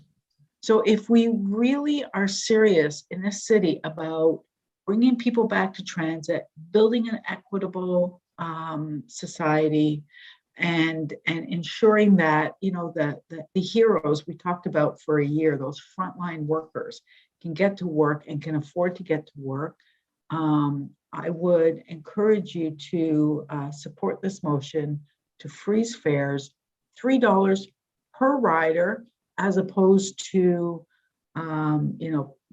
pennies really per household You could wrap up, per Councillor. month. That's everything. Thank you. Thank you, Councillor Deans. Thank you, and Mr. Mayor, I want to commend Councillor McKenney for bringing forward this motion. I think we have all been so focused on making sure that we actually have a train system that works and is safe, that maybe we haven't focused quite as much as we could have or should have on the affordability question. But there is no doubt that even pre-pandemic, we were bleeding riders on our transit system. And through the pandemic, it has gotten worse. And if one looks at a simple microeconomic supply and demand equation, what you know for sure is if your supply outstrips your demand, you have to decrease prices. And you don't increase prices because that will just result in fewer riders. That doesn't make any sense. And the counter is increasing prices will actually decrease demand. So we have to think about that. We have to think about how we actually encourage ridership. And we hear a lot about the long-range financial plan, how it's carved in stone. Well, the world shifted under our feet. Things have all changed. People are working from home. They're not all going downtown the way they once were. And to have built a new transit system that the taxpayers in our city have invested billions of dollars in, and then to make decisions that are counterintuitive and are actually pushing riders away from the system as opposed to attracting them back is just, it's just wrong-headed. It's the wrong way to go. We have to recognize that the world has changed, the city has changed, transit ridership practices have changed, and we need to be making decisions in real time that attract people back to our transit system. And, free ridership in December was a nice gesture. It was a bit of a gimmick, but it doesn't address the long term. And that's what we really need to be thinking about. We need to be thinking about an actual strategy that encourages people to get out of the cars and onto a public transit system that we've invested in. And so I would say to all of us, we need to take the advice from our colleague, Councillor McKenney. We need to recognize that this is an opportunity to attract people by not increasing fares. You increase fares, you're just pushing them away. You're just saying that, we have our head in the sand when it comes to what we need to do to get people back on the transit system. So I would ask you to think about this long and hard and to support the motion put forward by Councillor McKenney. Thank you. Thank you, Councillor Deans. Councillor Brockington, please. Thank you, Deputy Mayor. My question is germane to a number of motions we're going to deal with tonight. So I just want to get it out at the beginning. And that's for our city treasurer. Given the changing environment due to COVID, due to a number of desire to see free transit or transit for certain age groups, fare freeze, but most importantly, the impacts that COVID has had on public transit in this city and the unknowns that we have for a number of years going forward. Is there a plan to bring back, we heard reference today with the long-term financial plan in Q2, but I just want to understand the context. Is there a concrete plan to review the long-term plan for transit funding, given all of the variables that have changed over recent years? Thanks, Councillor, for your question. I think two pieces to that. So yeah, I agree with you. You definitely heard about our long-range financial plan that's coming next year. And in that plan, we will be looking at our assumptions, and that will come back to committee and council. And then the other piece to it is a bit of that longer term lookout, which will happen in the next term of council. So the work around the TMP will also inform our next version of the long-range financial plan, which we expect to bring back to council in 2024. When was the last long-term financial plan developed for transit? I thought it was within recent memory. 2019. And then what is the frequency? Let's say there was no COVID. What's the frequency of reviewing and then revising the plan? Our commitment is to bring our long-range financial plans back one time per term of council. Okay, so COVID didn't initiate the return of this plan. It was going to happen anyway, or is COVID the main impetus behind bringing this back? No, I think we need to bring this one back. There are some changes obviously that are happening, and we want to get that in front of council. Okay, fair enough. Okay, if this motion passes, it says the 2.5%, the revenues associated with a 2.5% fare increase would be covered off by the transit levy on the property tax bill. So that means in 2023, there would not be a requirement to increase fares by 5% because in 2022, you're actually generating that revenue, that 2.5% revenue. Yeah, that's correct. So what this motion is suggesting is basically shifting that fare increase. So instead of happening at the fare box, it's happening on the tax bill. Okay. The presentations that you and your staff made in the wards and to others was strictly on a transit levy increase of 4.5%. Is that correct? We spoke about the tax increase, yes, of 4.5% being the budget directions that was approved in July. Okay, fair enough. All right, thank you. Thank you. I think Councillor Brockington, Wendy meant the transit levy of 4.5, not the tax increase. Is that correct, Ms. Stephenson? Yes, my apologies, Mr. Mayor. Assumption is we're talking about transit, but you are correct. Great, thank you. Sorry, and just I think Councillor Brockington indicated there'd be no increase in 2023. Did I get that right, Councillor? I think this is just a one-time. It would go up, would it not, Ms. Stephenson, if it's only 1 year funding? Because the long-range financial plan calls for steady increases to pay for the service, correct? That's correct, Mr. Mayor. So what this is suggesting is the increase is not going to happen at the fare box, right? If this motion passes today, it would happen on the tax bill through the Tax bill, transit right. levy. Yes. Okay, thank you. Councillor Leeper. Thank you, Mayor. And I also had some questions that are general and probably interesting in the context of a budget discussion in transit. One of the first things I wanted to ask about is the fare box and how much we collect and what that translates to in terms of the levy that we pay. So if I understand properly, if we wanted to have absolutely free transit for normal times transit, I think we would need to, under our current funding formula, get about $218 million to replace the fare box. Fairly close. I believe the number is 212. Okay. If we were today to increase taxes wildly by, I think, roughly 12.5%, we could raise that additional revenue. That's right. The transit levy would go up, I believe, by 12.78%. And the transit levy would go up by 12.78, which would cost each household roughly $500 a year. I believe that's correct, Councillor. Okay, and I'm not going down that path today. If you have 3 bus passes in a household, a $500 increase to your property taxes sounds like a mighty good deal. You would save a lot of money in your household if we did that, but clearly that's going to be polarizing since some households are not transit using households.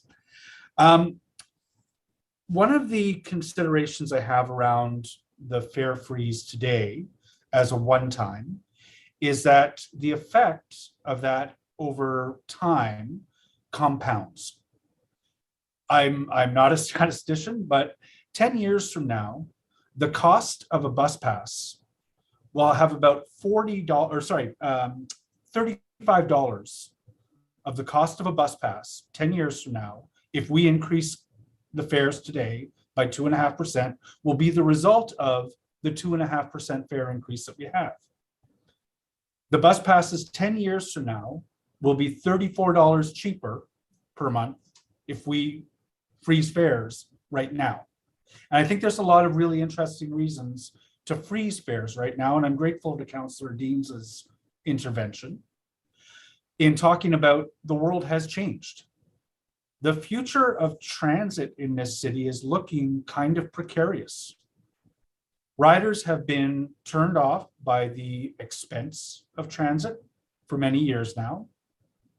And the headlines that have been generated by the performance of our transit are turning yet more potential riders off.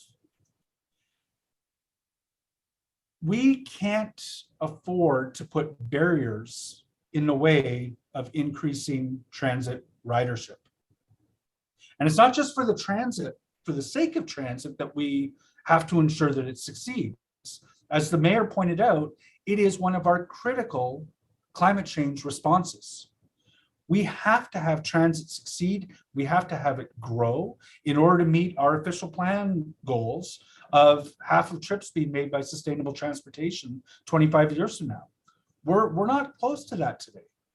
And putting barriers by way of compounding fare increases is counterproductive to trying to achieve that goal. It means more private automobiles on the road, more congestion, more wear and tear on our roads, more roads that have to be built as our city sprawls and have to be maintained. We have to get people on transit. The time to start working on that is today. We can't afford to wait for a new long-range financial plan We can't afford to wait for a new long-range financial plan that rejigs the balance between the fare box and the transit levy. Today, the choice that we make to freeze the fare will have a significant financial impact on what a pass costs 10 years from now. We can't delay those difficult decisions. And I hope that you'll support the motion that Councillor McKenney has put forward. I was very pleased to support it. One of the best ways to address transit affordability is through fare freezes that go on the property tax bill. the best way to deal with free transit is to let inflation bring the cost of transit go down every year. But that's not going to happen if we continually increase our fares. Thank you, Chair. Councillor, thank you. Councillor Gower. I don't think freezing our fares for an entire year in 2022 is going to bring any new people on board. I don't think anyone will look at the motion in front of us if council approves this and says, I'm going to take transit now because council did not approve a 2.5 increase in fares. I don't know. I don't think any of us know what the link is of fares and small increases in fares actually has to ridership. I think things like reliability and frequency of service and coverage of bus routes has a far greater impact on the decisions that people make to take the bus. We are holding fares for a number of important groups, Equipass holders, community pass holders, and so on. There are free transit days continuing for seniors. We are targeting some of these fare freezes and other initiatives towards people who need that the most.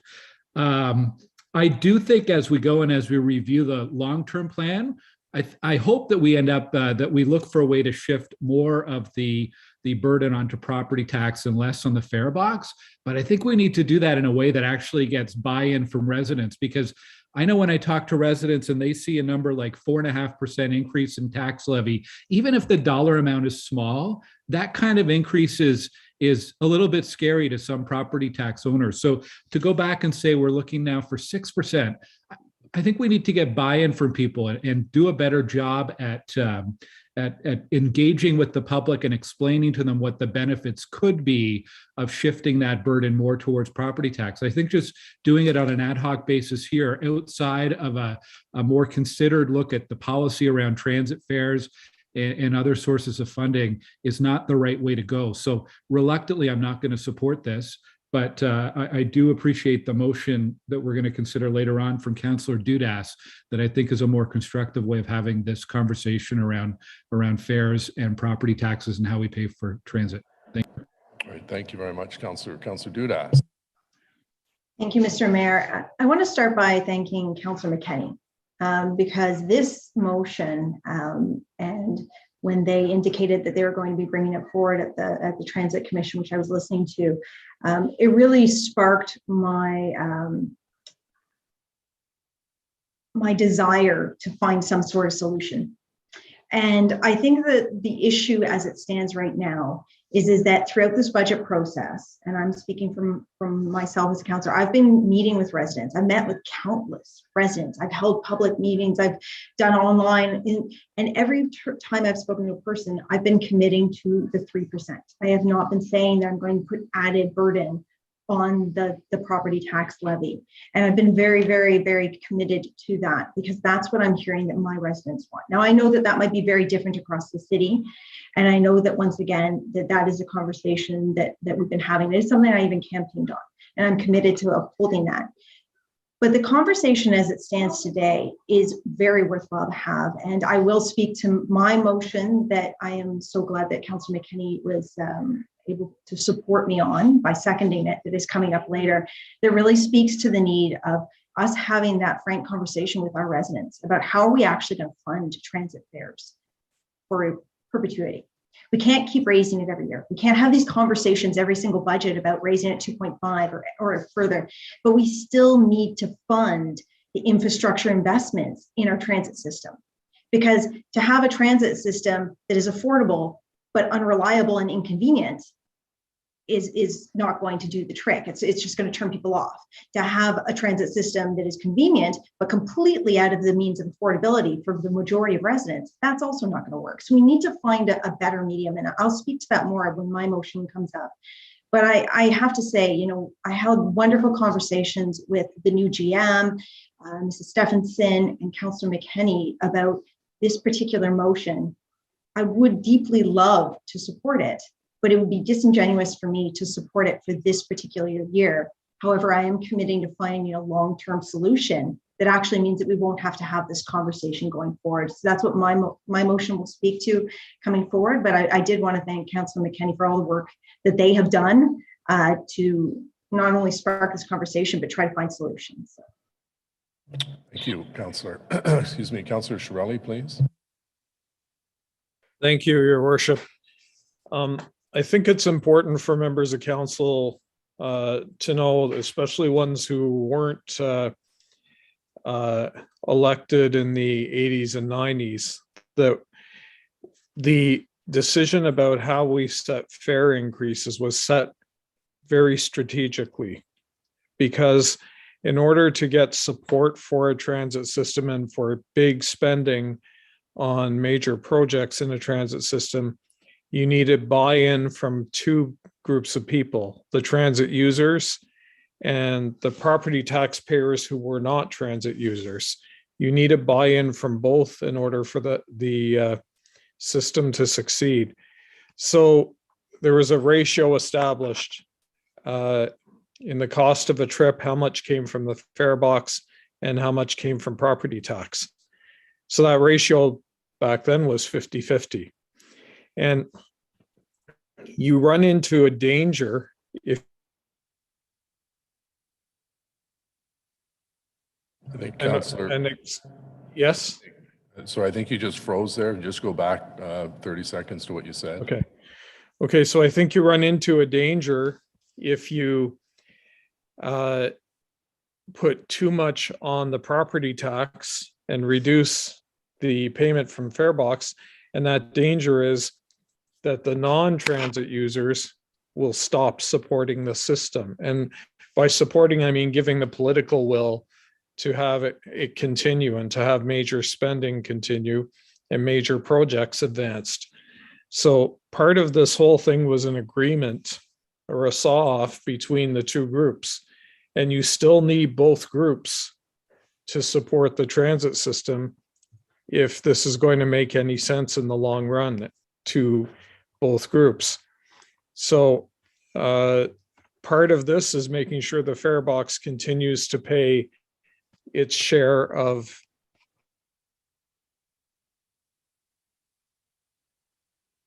a cut in price or a freeze might seem to make sense to bring as many people back as we used to have. Number one, I don't know that we're ever going to have that many people again.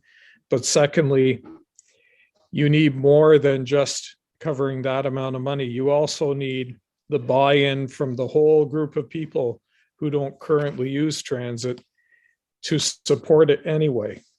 And you get that buy-in by having a fair split in the cost.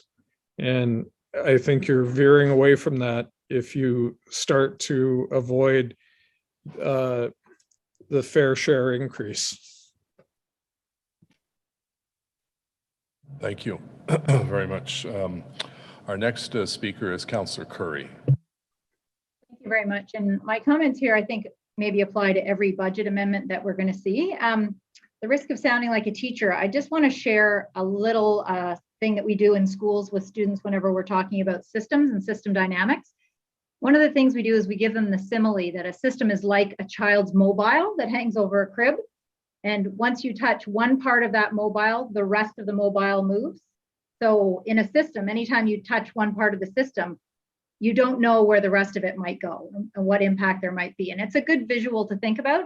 And when I hear amendments like this, I think, you know, and just so many of the other ones too, the one on the environment, all of the amendments today were great ideas. And I thought, gee, I really agree with that. I think that's a fabulous idea. It's just that when they're done now, and you hear staff saying, we don't really have a plan, we're not sure what that would look like, we need more time, we don't know what the impact of this would be. I think that's that tap where we don't know what the impact will be on the rest of the mobile. So I agree with Councillor Shirelli. I agree with Councillor Dudas. That I agree with Councillor McKenney. I think these are great ideas that if they're well thought out at the beginning of the budget cycle's ending today, maybe, hopefully, and starting tomorrow, where the thinking is what can we do next time and what will that look like? And how does this impact so many of the other plans we already have in place? that's where I think I find it difficult to support amendments like this where they are not attached to a long range plan that was well thought out. So I just make that comment now because I won't be supporting this, but I don't want to have the message out there that I don't think that this is a worthy conversation to have. And the other motions that I didn't support either were not also excellent. I just want to make that comment to apply to all the motions here. Thank you, Councillor. Councillor Meehan. Thank you very much, Mr. Mayor. I have a question to staff, if that's okay. I understand when Wendy Stevenson said that the amount of money that we raise at the fare box is about $212 million. Is that accurate, Ms. Stevenson? That's correct, Councillor. Okay. So I'm just wondering, this is a question, I guess, to LRT management or OC Transfer Management. How many fare inspectors do we have currently on the system? Mr. Kanalakis, who will answer for OC. Mr. Mayor, I believe Pat Scrimger is on the line. I know Renee's here. Pat, are you there? There he is. I am here, but I don't know that number. I imagine. Sorry, we can barely hear you, Pat. If you can just Oh, speak. I'm sorry. Is that any better? I'll just move the microphone closer. I don't know. I'm afraid I don't know the answer to that question. Mr. Greer, if he's on the line, would know. Mr. Charter may know. Mr. Charter, how many fare inspectors? Are there that many? We don't know how many. I think we'll have to get an answer for you. Because, sorry. Hello, Mayor. I can answer that question. A few minutes, please. Sorry, go ahead.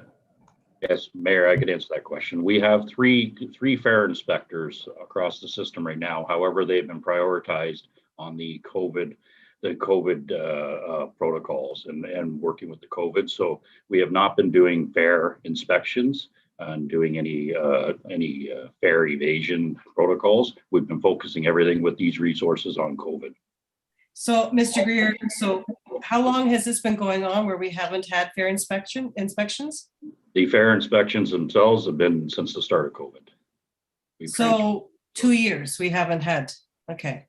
But we also do our regular monitoring with our operators, and if there's any issues at all, if they suspect any issues at all, then the operators would call it into the control room, and our special constables would. And how many special constables do we have now? Right now, we're up in the approximately 48. And are they enforcing the pay, like fares? Are they enforcing? They will address the situation. They'll have to obviously go and get the details from the operator when they're called upon. So do we have any data on how often this happens? I would have to pull that from our chief of special constables. So okay. What if I told you that the bus drivers that I am speaking to, and I've been speaking to quite a few of them on Lexington Law, are telling me that half the people then on the buses are not paying fares, and they have been told not to enforce it for fear that there's reprisals against the drivers. And you are correct. We do tell our operators, do not get into a fare dispute. Call it into control and notify the special constables and the mobile supervisors. But at that point, it's too late, right? Someone's already been on the bus and got off wherever they wanted to get off. There is that potential. So is there a way to estimate how much we are losing if in fact we're telling our bus operators not to enforce fares? That message actually just permeates right through the system. So I'm not surprised that half the people getting on our buses are not paying. Is there a way to, if right now, if we've got a figure of $212 million that we're collecting at the fare box, would it be a stretch to say maybe $200 million is being lost when we're not enforcing our fares? I could not comment on that. What I can say is the technology of the new fare gate system and the fare paid zones have reduced that risk considerably. Well, we don't have the data, do we? No, and so that goes both ways though. We can't say it is and we can't say it isn't. Okay, so if we're not enforcing the fares, I'd say that we are hemorrhaging a lot of money. Number two, the STO has a fairly strict policy on enforcing fares, and it has not seemed to deter their ridership. why can't we do a better job of enforcing fares? And I can recall years ago discussing this with Mr. Manconi at a transit meeting or at council, and we had just a handful of fare inspectors, and it did not seem to be a priority. And here we are in going into 2022, and we still don't make this a priority. And there's nothing to encourage people, to persuade them to pay a fare. So the good people, the honest people, are paying more for a lack of policy on the city side. This is not fair. So, you know, we want to raise more money for the transit system, yet, and we want, and you know, we're talking about free fares. There are a lot of people who are enjoying free fares in this city, and it's costing the city and it's costing, you know, taxpayers a lot of money. I want to know why, and maybe this is a question inquiry to staff. Why can't we enforce our fare payment when the STO in Gatineau can without repercussions? I guess I'll make this a direction, but I'm saying if we're looking for sources of revenue, there's one sitting here right in front of our faces. We can have cost recovery, we can hire fare inspectors, change the whole climate, the culture in Ottawa that our system, we value our system. You're going to pay a fare, but we're going to provide good service. But we're going to take this seriously. I'm appalled that we're allowing this much money to just fritter out the windows of our buses. It's time that we woke up and enforce the system that we are all paying for. So can I make that an inquiry to staff, Mr. Mayor? Just why I'd like to see us do a better job of enforcing fares, other than having free transit. Like if we're going to give it away, let's just give it away. So why don't you, if you can type out that inquiry and send it to Caitlin, we'll make sure it gets to staff. Okay, but I'm just saying we want to find more money for the system, and we're going to force the honest people and the taxpayers to pay more when we're allowing people just to ride the bus for free. Yep, wrong. That's just wrong in the city. Very valid point. And Mayor, may I make a comment? I would like to just ask that we have the time to take a look at the data and take a look and see, because it's fine to say that the people are getting on and riding for free. I don't believe that's as large a case as what it said, but I don't have the data here, nor does anybody, until I can sit with Pat and compare that data with our ridership and our fare boxes and do the comparison. So talk to some of your drivers. Okay, thank you. Councillor Tierney, please. Great. Thank you very much, Mr. Mayor, and a very good discussion today, I believe. First of all, there's been a lot of really good points raised, even by Councillor Meehan. If we can look at opportunities on saving money where there is that opportunity, that's something I would certainly support. And I look forward to the inquiry that goes in on that. I think the big question is related to anyone that opens their tax bill recognizes very quickly. We've already talked about one of the biggest items, policing. That's at the top of the deck, moves down to fire. And then, of course, we shift down to transit. Now, if you live in Greeley, it might be different because you're not paying that. But at the same time, people that live within the city that actually have transit on their tax bill have a massive concern. We dodged a bullet this year with the impact assessment not coming up. It looks like it's got a push, and thanks to AMO and Riley and the great people that are working on that. But there is going to be a reality and a bit of a come to Jesus moment. Yes, certain parts of the cities will go up, and yes, certain parts of the cities will go down. If you live near transit, you're going to be considered a very desirable community to live within. And that means while you might be paying 3% on your tax bill, that 3%, the market rate of your home, if you don't understand the impact assessments, could spike significantly. And a lot of the areas in our neighborhoods, in Riley's neighborhood, in Rick's neighborhood, in Jeff's neighborhood, in Teresa's neighborhood, around those transit nodes are going to see market values of their homes going up, up, and up. And I have a lot of seniors right now that are very concerned about what their market assessment of their house is going to be. Originally it was going to be 2022, it's going to be 2023. That is a major concern. Part of me is happy that it got bumped so we have more time to evaluate that. But a big part of it, I wish it would have been here, because the reality would have been with us before the municipal election. People have to understand there's going to be areas in this city where costs will be higher. We're already seeing it at the fuel pumps, and even if you don't drive, it translates into your grocery store. Seniors are stretched extraordinarily thin. We've gone with a bit of a blind vote today when it comes to policing. I'm still not totally sold. It's going to land the way it should. I hope it does. We all hope and pray. I'm not willing to sacrifice a second blind vote today where we don't have the numbers. We need the data. We need the numbers to see what this would translate into if we had to foot the tax bill. And I'm not willing to say, yeah, we're approving something budget-wise today, but it could change tomorrow. I don't think that is prudent, and it's not responsible as someone that is concerned about the tax base. So unfortunately, today I won't support this. I do also want to point out the fact our federal partners have made us whole last year. And when FCM was in town a couple of weeks ago for board meetings, we had great discussions. I'm feeling very positive that our federal government's going to assist us next year, but we don't know. Until we know something, it's very difficult to go making these decisions. And I have a great problem putting all on the municipal tax base. So anyway, Mr. Mayor, thank you for giving me time today. I will not be supporting this motion. I look forward to debate and discussion on Councillor Dudas's motion coming forward. Thank you. All right, thank you, Councillor Tierney. Councillor Kavanaugh, please. Thank you very much, Mr. Mayor. I support this motion. I think that price point is important.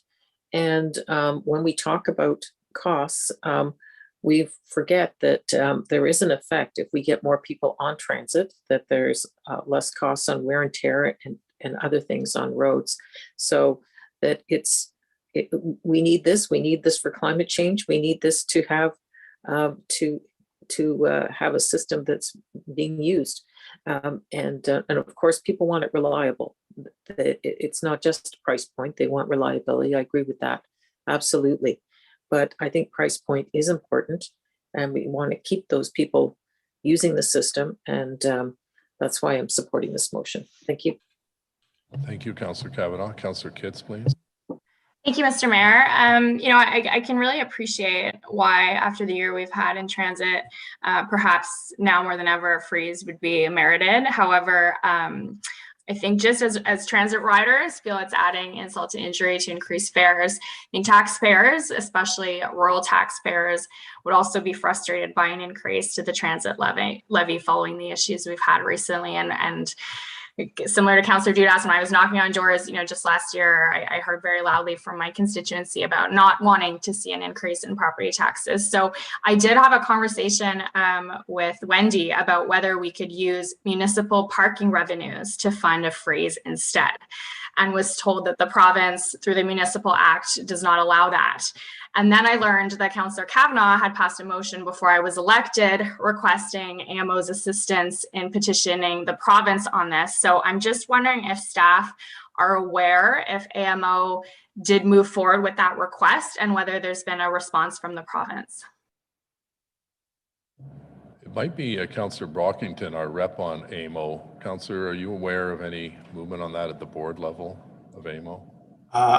Thank you, Mayor. I cannot speak off the top of my head. Any resolution that came from this council definitely went to AMO.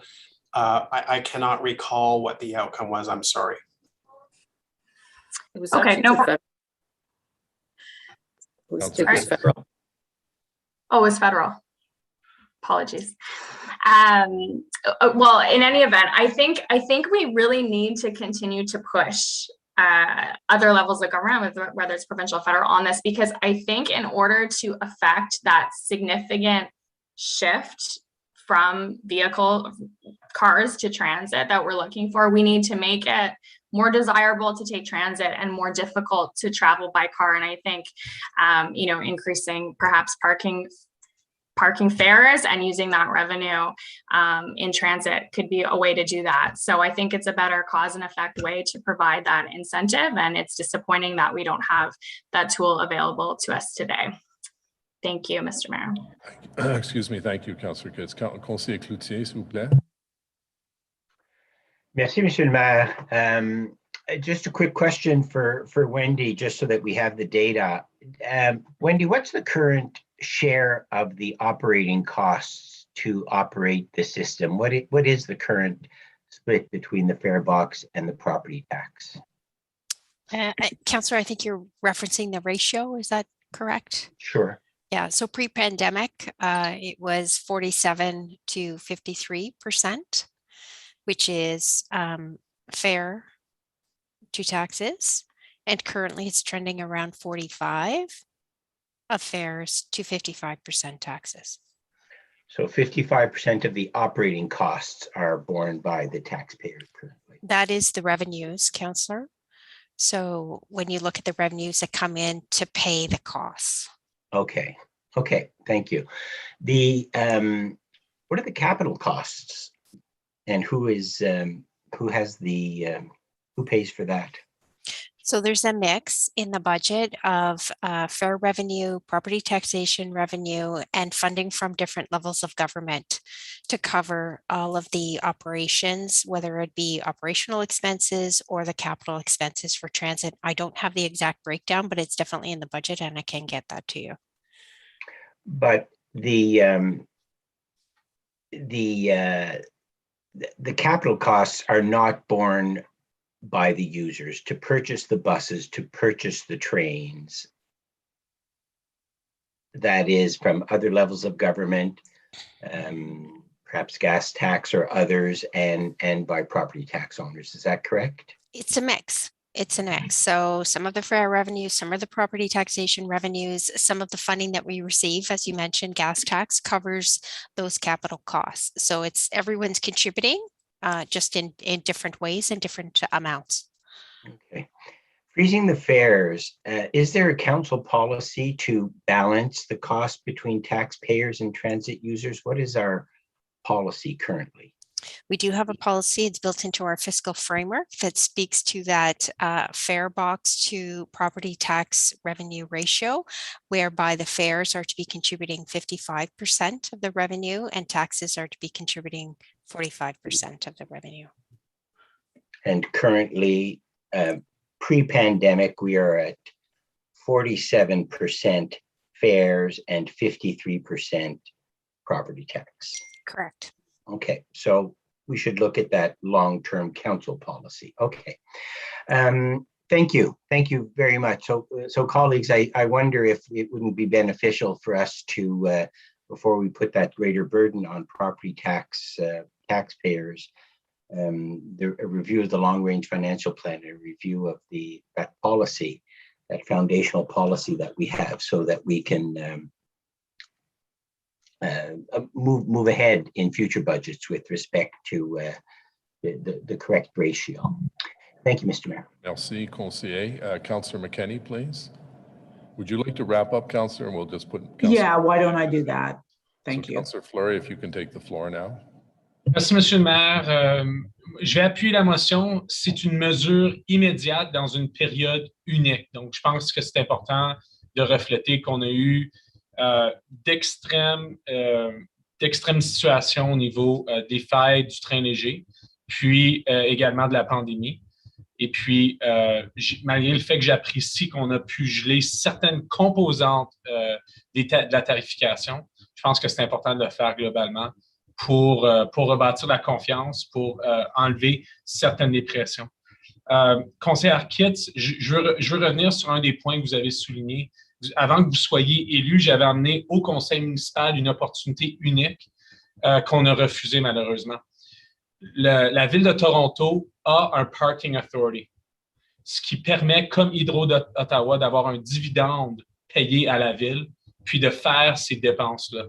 La ville d'Ottawa, parce qu'on garde notre autorité de stationnement au sein de l'organisation, cette flexibilité financière n'existe pas dans l'acte municipal. Donc, j'apprécie où vous en allez. Moi, j'y étais il y a quelques années, puis le conseil avait pris à l'époque une différente position.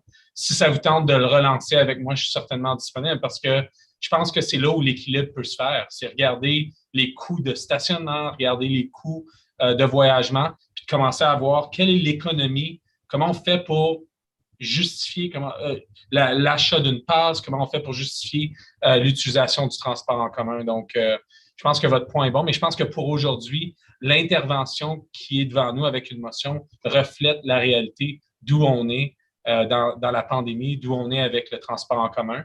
Puis, je réalise que ce n'est pas à long terme, mais je pense que la prochaine motion peut nous amener là. Merci, conseiller. Councillor Menard, please. Thanks very much, Chair. Just to respond to a few points that have been made tonight. The current fare collection in Ottawa is obviously much, much lower than the 212 million that's normal. It's been much lower the last couple of years because of the pandemic and other reasons. Of course, price, okay, 1 second. Of course, price affects ridership. It's price elasticity. Yes, just 1 minute, okay? And fare is the most influential in short and long-term elasticity. So fare does matter, and the price of gasoline also contributes to choices that people make, but fare certainly matters to a large extent. Rural areas without service don't pay the full transit levy. It's a much, much smaller amount in areas A and B. And I think people know on here that sorry.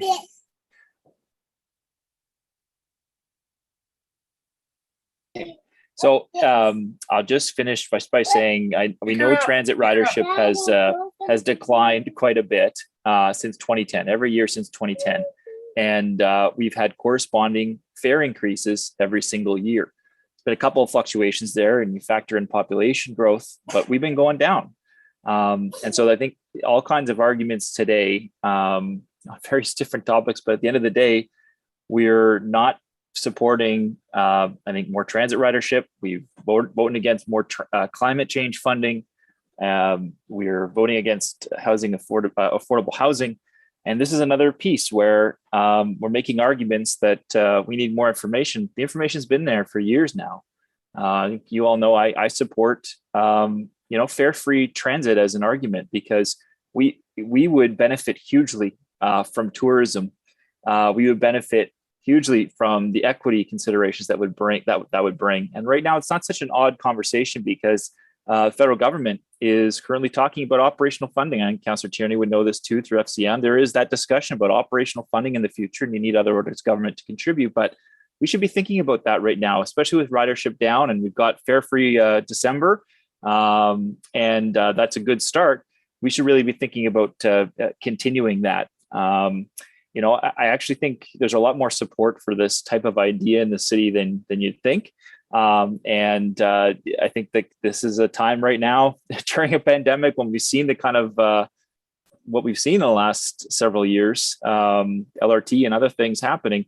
This would really remake our city. And I guess I should finish, Mayor, just by saying, I really campaigned hard on the U-Pass for our city. One of the reasons why our city has a U-Pass is because students got together and we led a campaign to get it at Carleton and University of Ottawa. The concept is similar.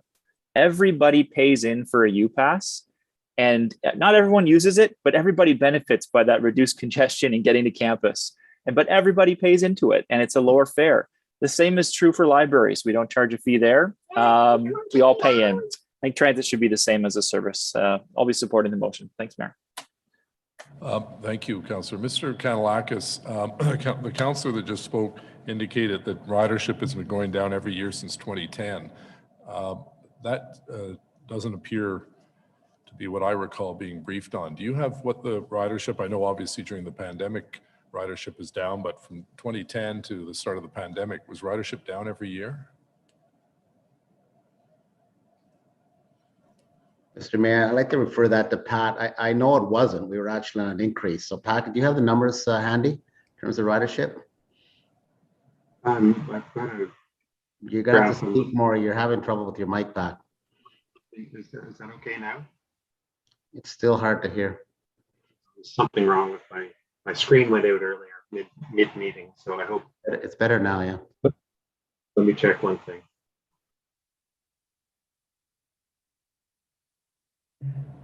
That should be much better now. There we go. All right. I was It was picking up through the wrong. I've got a chart here. I'm just looking at to see if it answers that question. I've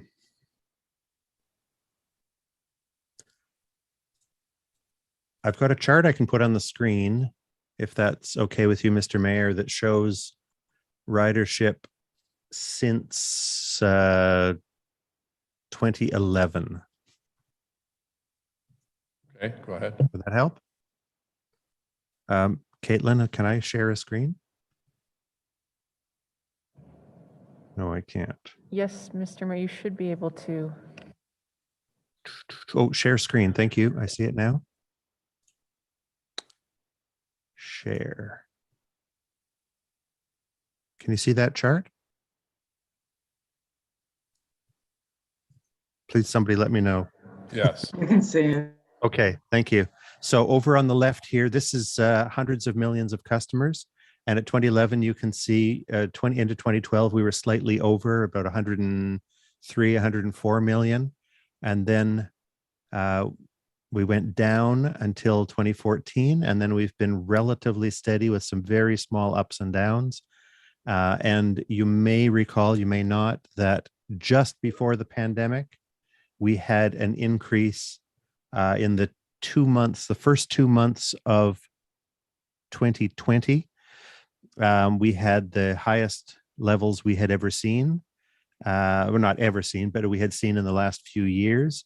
And then the pandemic hit us, and you can see there's the slope going down, the very quick decline, and here's the increase. So we're certainly lower in 2020, in 2019 than we were back in 2012. But I wouldn't say that this shows that there had been a continuing decline. It just shows that it went down over those years and then was relatively steady. Right. Thank you. To wrap up on her motion, Councillor McKenney, please. Thanks, Mr. Mayor. I use the pronouns they, them, by the way, just a reminder. Mr. Scrimgeour, on the screen that you just showed us though, is that annual ridership as a proportion to our population? Because our population grew over that time. So what was the ridership, in terms of the proportion to the increase in population? That number that I showed you was absolute number of people traveling. That was not per capita ridership. I don't have the per capita numbers, but I think your supposition is right. Could we get the per capita numbers at some point? It would be good for us to see how much further our ridership is drawn per capita. Yes, we can. We've been reporting those in our semi-annual performance reporting to the Transit Commission, but we can pull them out in any way anyone would like.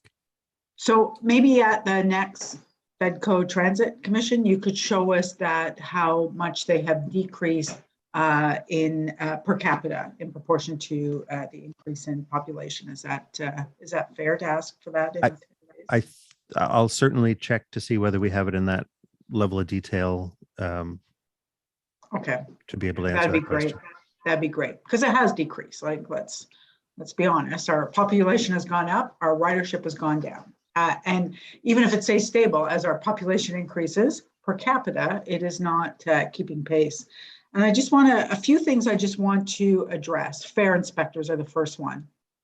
And people who sneak onto the bus or the train do so because they're poor. And how do I know that? I don't know. I used to be poor. And you know what? Every so often I didn't have money for a bus and I used to get on the back door. And it wouldn't occur to me today to do that. You know why? Because I have the funds to do otherwise. People need to move around our city. People need housing. People need help. And if we don't give it to them, they get it for themselves. It is called survival. And getting onto a bus without paying is called survival. I can assure you that there is no one, and we will not make up any lost revenue if we go after people who have a decent income who are sneaking onto the bus. So let me put that aside. We pay more for fare inspectors than if we just invested that money into social programs, we'd get it back. 2, sure, we can have this argument as we've had for years about elasticity and whether increasing costs bring down ridership. But a $3 increase today is just simply unfair. The only people on our transit system today are the ones that need to be there. They're not coming into work. They need to move around. They count on our transit system. It has failed them, not just the train, but every bus is late. It's not where they need it. It's not when they need it. And yet we're telling them you're going to pay another $3 a month. So you can base your decision today on the fact that you don't believe the economics of elasticity, but increasing a transit fare for anyone today by $3 as opposed to 93 cents for an average household is unfair. And the last point I want to make is, we need to, as a city, at some point decide that we're going to start thinking long-term. And what are long-term consequences of our decisions? And today, if we don't, I think that, everybody's going to hook their, I think everybody today are people who are going to vote against this motion, and I know you're going to. And you're going to hook that onto a motion coming forward to look at, how we look at our fair funding model going forward. Sure. But today, what we're asking you is to be fair to the people who are on our system today who cannot afford another $3 per pass increase. It is not fair. It is not fair. And we have got to start thinking about what keeping people on transit means in terms of costs, congestion costs, cost to roads, climate costs. And if we do not eventually build a system in this city that meets people when they need it, where they need it, we are going to continue to see a decrease in ridership, an increase in car use, and we are going to pass along to whomever is coming behind us, our kids, an ex-council, the problems that we refuse to look at today and that we refuse to address today as a council. And we have the ability to do that and to say today that a $3 increase is unfair and doesn't make sense. And it will not ensure that we have decent ridership. So I would ask you to seriously consider how you vote today. Thank you. Thank you. Anyone else wish to speak on this item?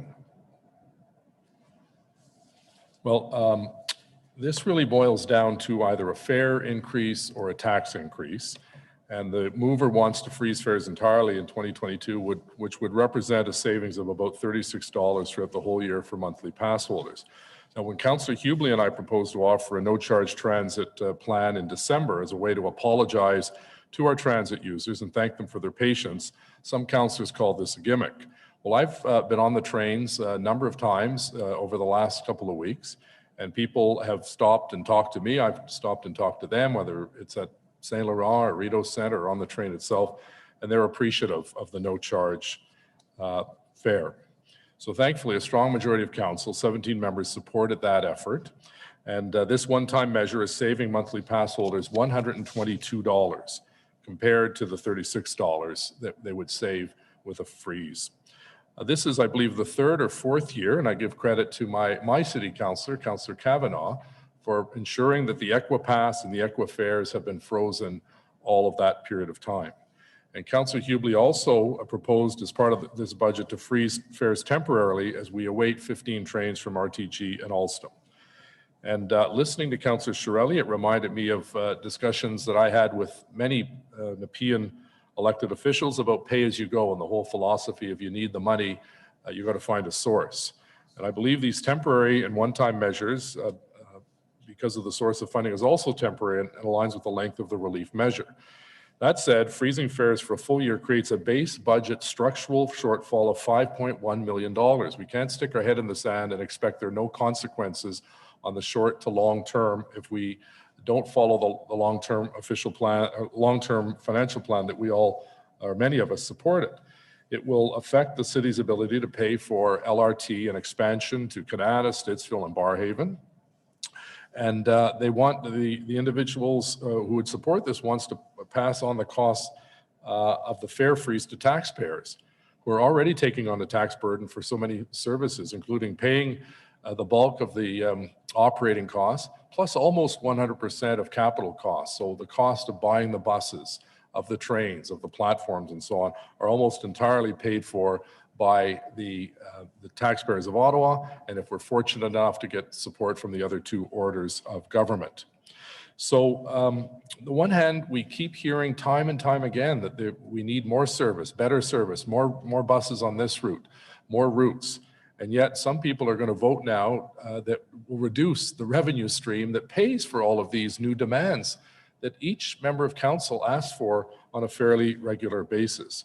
So in July, council adopted the budget directions that set the transit levy at 4.5%. And now we're trying to ignore this and set the increase at almost 6%. That would be another increase of $11. But let's be honest with our taxpayers. We're already asking them to take on an increase of an average of $119, in addition to $12 for garbage, $36 for water. So it's not just $11, it's adding on to the burden of our taxpayers. So this approach to setting fares and planning transit services might be very popular amongst some people, but it's not fiscally responsible. And I ask all members to please vote against this so that we can respect the taxpayers of the city, many of whom, in fact, are riders of transit as well. So yeas and nays on the McKenney-Leeper motion, please, Madam Deputy Clerk. Councillor Moffat. No. Conseil Cloutier. No. Councillor Tierney. No. Councillor Menard. Yes. Councillor Meehan. Yes. Councillor Eglai. No. Councillor Leeper. Yes. Councillor Curry. No. Councillor DeRuse. No. Councillor Kitts. No. Councillor King. Yes. Councillor Gower. No. Councillor Kavanaugh. Yes. Councillor El Shantiri. No. Councillor Deans. Yes. Councillor Hubley. No. No. Councillor Dudas. No. Councillor Shirelli. No. Councillor Luloff. Yes. Councillor Harder. No. Councillor McKenney. Yes.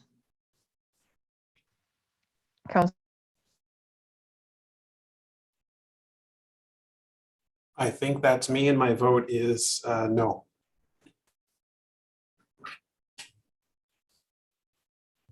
I think I'm next, and my vote is yes. Next is the mayor.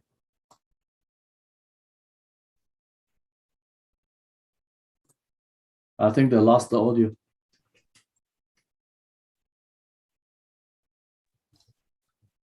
Sir Mayor, we can't hear you.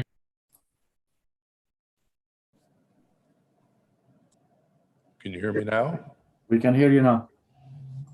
Yeah, my vote was no. And it is 9 yeas, 14 nays. Okay, our next motion is by Councillor Brockington and Kavanaugh. Councillor Brockington, the floor is yours. Thank you, Mayor. I believe this is the motion regarding free transit for children aged 0 to 7. This motion was introduced at the Transit Commission meeting last month, and was referred by the commission to council for further discussion. I'm not going to read the motion.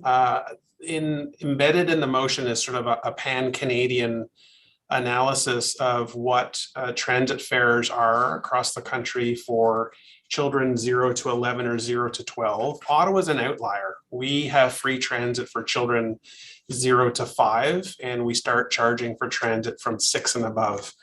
And I would like to change that. So the motion is to provide transit for an additional 2 years, children who are age 6 to 7, to go with the children 0 to 5, and asking OC Transpo staff and the city treasurer to review transit for children up to 12. So they're going to do a review and analysis on the costs as well as potential new revenues that could come in by offering a free service. And they're going to report back to us before the budget cycle next year.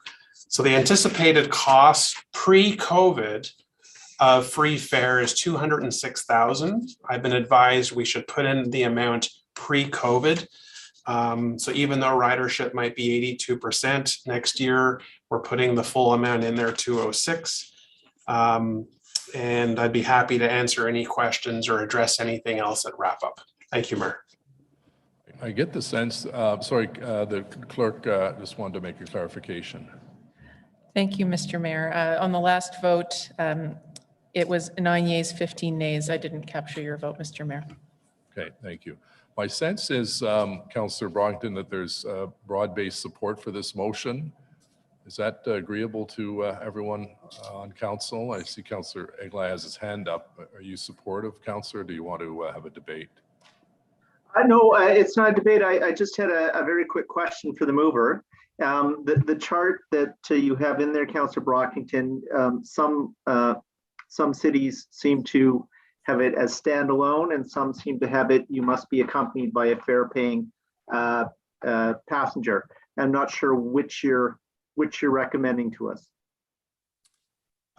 No conditions. I don't think we're going to get a lot of 6-year-olds alone on the train. Yeah, I suspect you're right. I was just checking. I was just asking the question. I suspect you're right. Yeah. Okay, thank you. So on the motion, carried. Adopted. Carried. Our next motion is by Councillor Dudas, seconded by Councillor Hubley. Fees for tour bus operators. Councillor Dudas, please. Thank you, Mr. Mayor. So whereas tourism and hospitality have been some of the hardest hit sectors since the onset of the COVID-19 pandemic, whereas private bus tour operators are regulated by the City of Ottawa in accordance with the Transit Bylaw 2003-268, in order to review the business and operating plans of operators, ensure their route and pickup drop-off locations are deemed to be safe and do not interfere with the ongoing operations of OC Transpo. Whereas the city should be charging private bus tour operators on a cost recovery basis in accordance with the Ontario Municipal Act 2001, whereas this review of bus business and operational plans and the permit issuance process require staff resources, and staff have recently audited the staff time and resources required as part of this process.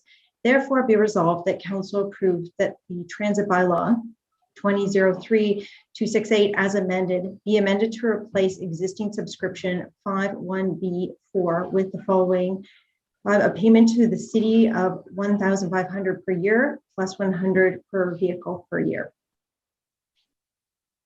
Okay, Councillor Harder has a question. Yeah, I do for the mover of the motion. Have you spoken with Ottawa Tourism on this item, or Outaouais Tourism as a whole?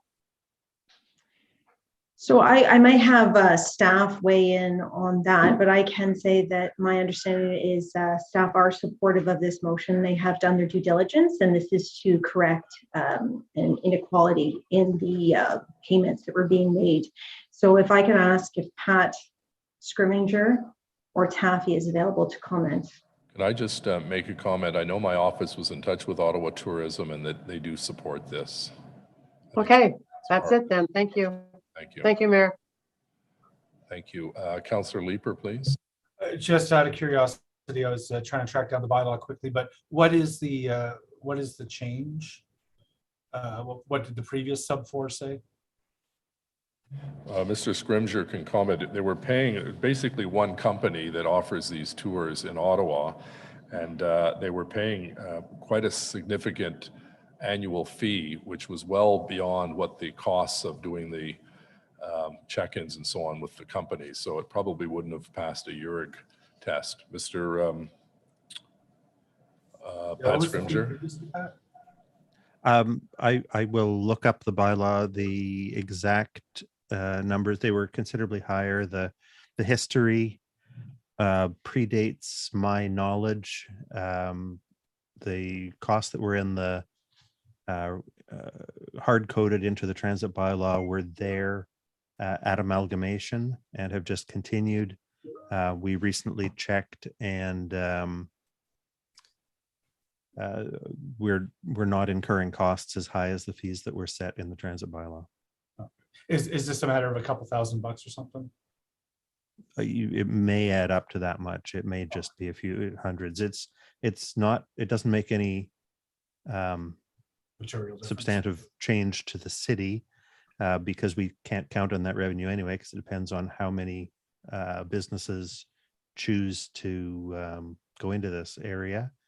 But we understand that it was a significant cost for the one remaining company that provides tour buses in Ottawa. There used to be more than just one.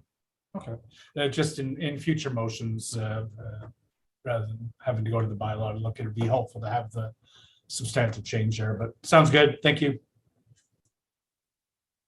Councillor, I just found they were paying $10,000 a year, and it will go down to $2,800, which covers OC Transpo's costs. Councillor Conseiller Fleury, s'il vous plaît. That's what I was looking for. Thank you, Mr. Mayor, for clarifying that. Okay, thank you, merci. On Councillor Dudas's motion, carried.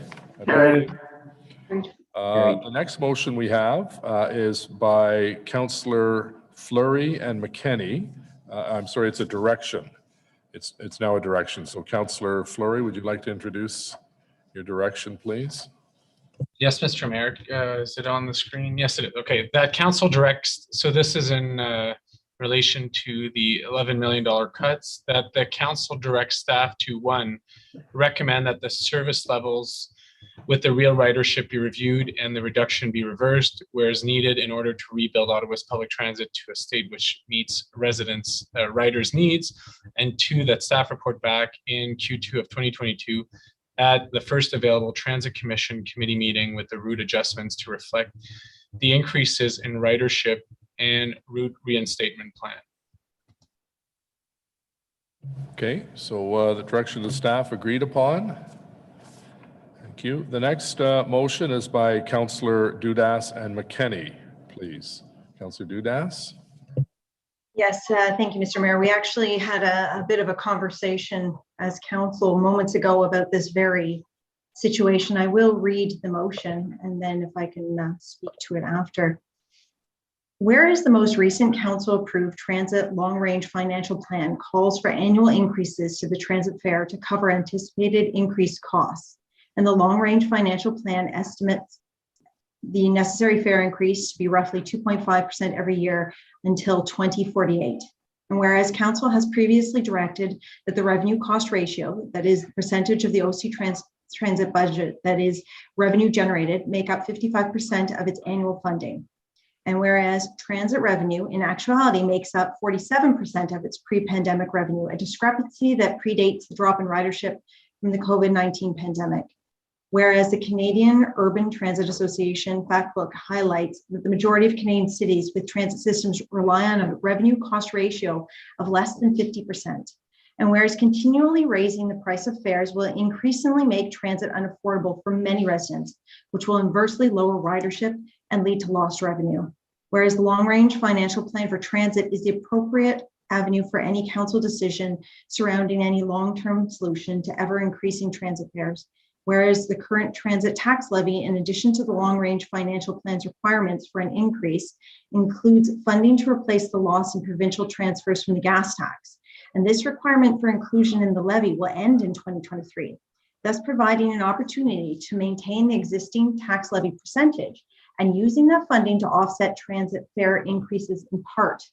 Therefore, be resolved that the Chief Financial Officer report back as part of the 2022-2026 term of council governance review with recommendations for finding a balance within the long-range financial plan for transit that would reduce the need for an annual transit fare increase of 2.5% and instead look at funding options for offsetting, such as through the transit tax levy. And be it further resolved that Finance Services staff will report back options for adjusting the revenue cost ratio in a manner that ensures transparency with taxpayers, including those who use transit, and would provide stability for long-term transit funding without requiring ever-increasing transit fares. Be it further resolved that OC Transpo and Finance Services staff review the current fare structure, cash fares, Presto single fares, monthly passes, etc., including reviewing how other comparable Canadian big cities structure their fare systems for best practices in line with Ottawa's long-term transit objectives, and report back to Transit Commission the findings of that review. Okay, any questions or comments? I think we heard some comments of support in one of the last motions. So carried, adopté. Carried. Carried. Next is Councillor Brockington. Actually, Mr. Mayor, I believe Councillor Deans had her hand up. Sorry, Councillor Deans, did you have a question on? That's okay. I just wanted to commend Councillor Dudas and McKenney on this motion. I think that it's absolutely essential. Thank you. Councillor Brockington, you have a motion. Yes, Mayor, thank you. And thank you to Councillor Meehan for sponsoring this. And I forgot to acknowledge Councillor Kavanagh on the last motion. Thank you, Councillor Kavanagh. This motion, colleagues, is seeking federal funding to offset the operating deficit of OC Transpo. I think you've all seen it. I'm not going to read it in full, but basically my argument is that being in the nation's capital, where the vast majority of federal government office workers are located, we are disproportionately hurt.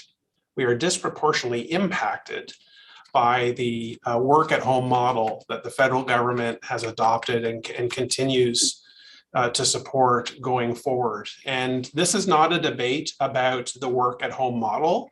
This is a discussion about how this impacts public transit ridership in the city of Ottawa.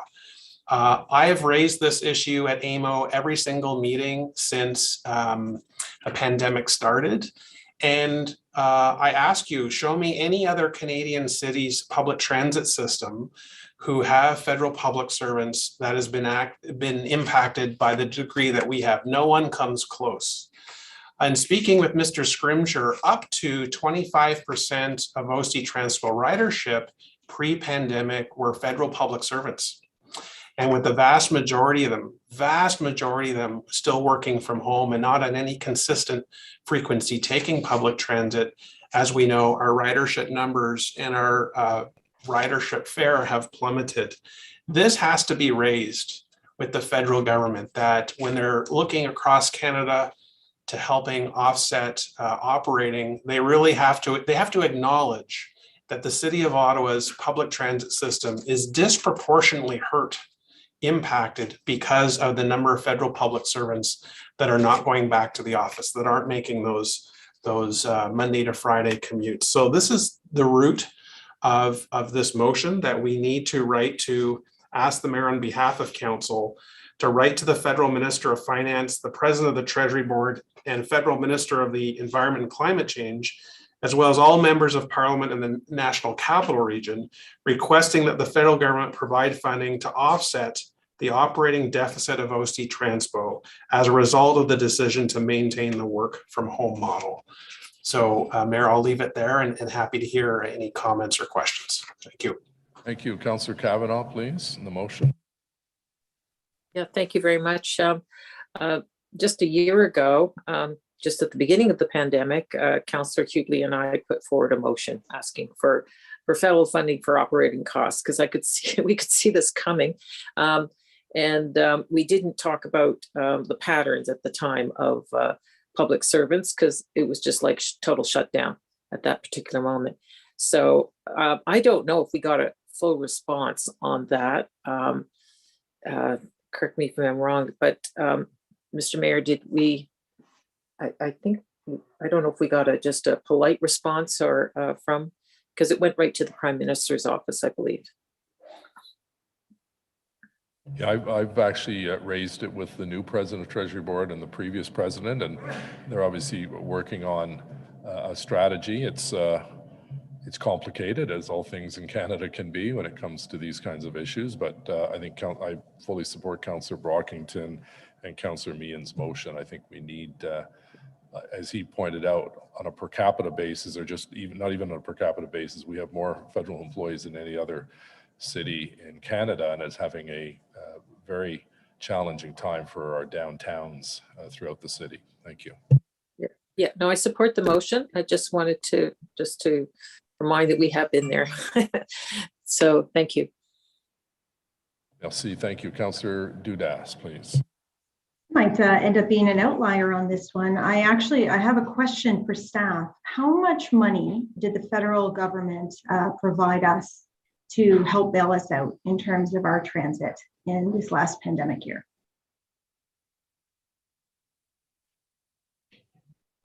Councillor, I do have it. If you could just give me a minute, I will answer your question. Certainly, I'll let you look for that, and I'll just comment on why I'm going to be voting against this. And that we are not the only entity that has had to deal with the repercussions of the pandemic.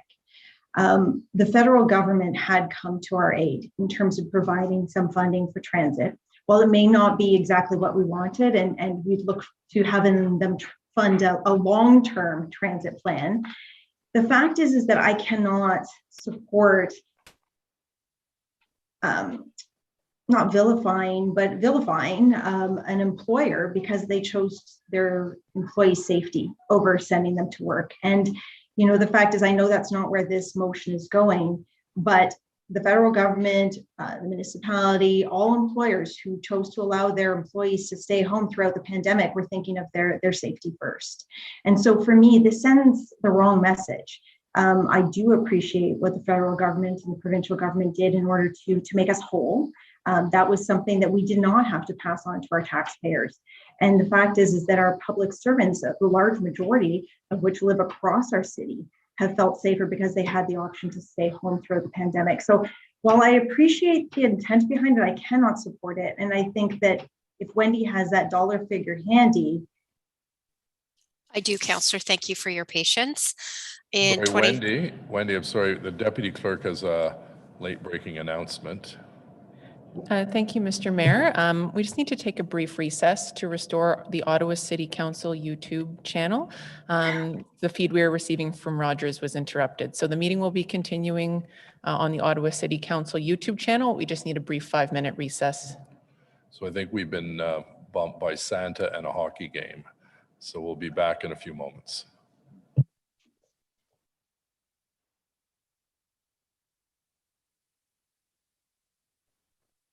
They clearly don't see Matt's little friend. Who would want to be watching hockey? Just remind everyone the mic still might be on. Yes, we do have a backup stream on YouTube, which will have the live feed from the Zoom meeting either way. So we'll just make sure we're back live before we resume. Thank you, Mr. Mayor. Do we sing lullabies? Is that what we do now? Okay, yeah, we can do that. That's something we could do. Bedtime's not for another 45 minutes, so that would really kind of throw things off for the rest of the evening if you start singing lullabies now. We all know how important awake windows are, so I don't want to mess with that, or I'll be in trouble with the big boss upstairs.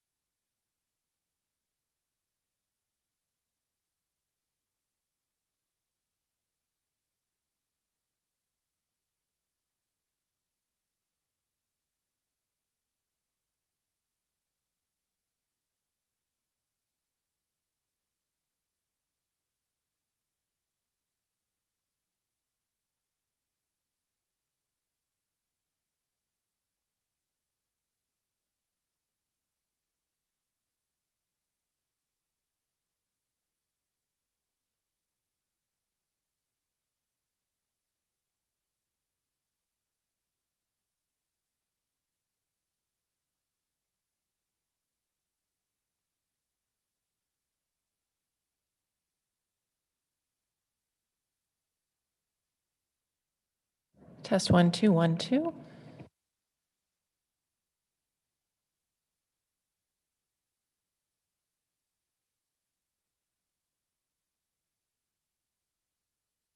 Mr. Mayor, we are live on the Ottawa City Council YouTube channel.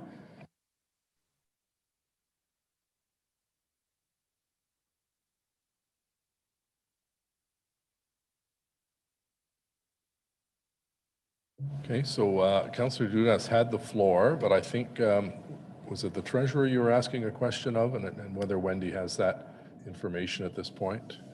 I do, Mr. Mayor, and again, thank you for your patience, Councillor Dudas. So in 2020, we received SRA funding for transit totaling $108 million. And in 2021, we received SRA funding for transit totaling $115 million. Okay. Thank you, Wendy. I won't belabor the point. I won't be able to support this motion. Thank you. Okay, thank you, Councillor Tierney. Great. Thank you, Mr. Mayor. I just wanted to quickly point out to the fact that Riley made mention about the city of Ottawa and how government workers here, we face a bit of a different situation than many other municipalities across the country. And when FCM did have their board meetings in Ottawa, I just wanted to highlight, I not only met with the Conservative representative, which was Andrew Scheer, along with my executive committee of FCM, met with Jagmeet Singh, and we also met with Dominic LeBlanc, the MP and minister that's in government, and expressed those exact same issues. Them actually being in Ottawa on a pretty full-time basis, completely recognize how important and centralized government is here in Ottawa. And while there's nothing final till pen's put to paper, and that's why I always say you can't really bank on it until we actually get it in writing, I fully support making sure that we ask our federal partners to try to make us whole for one more year. And it sounds like there's a lot of support for that right now amongst all three parties. It wasn't just the one. And that's good news for Ottawa. But at the end of the day, we got to wait till the check is in the mailbox. And so thank you very much for raising a lot of those good points today, Riley. All right, thank you very much, Councillor Leeper. Thank you. Mayor, I'm going to agree with Councillor Dudas. I'm not against asking the feds for funding to help ensure that our transit system continues and that it's sustainable.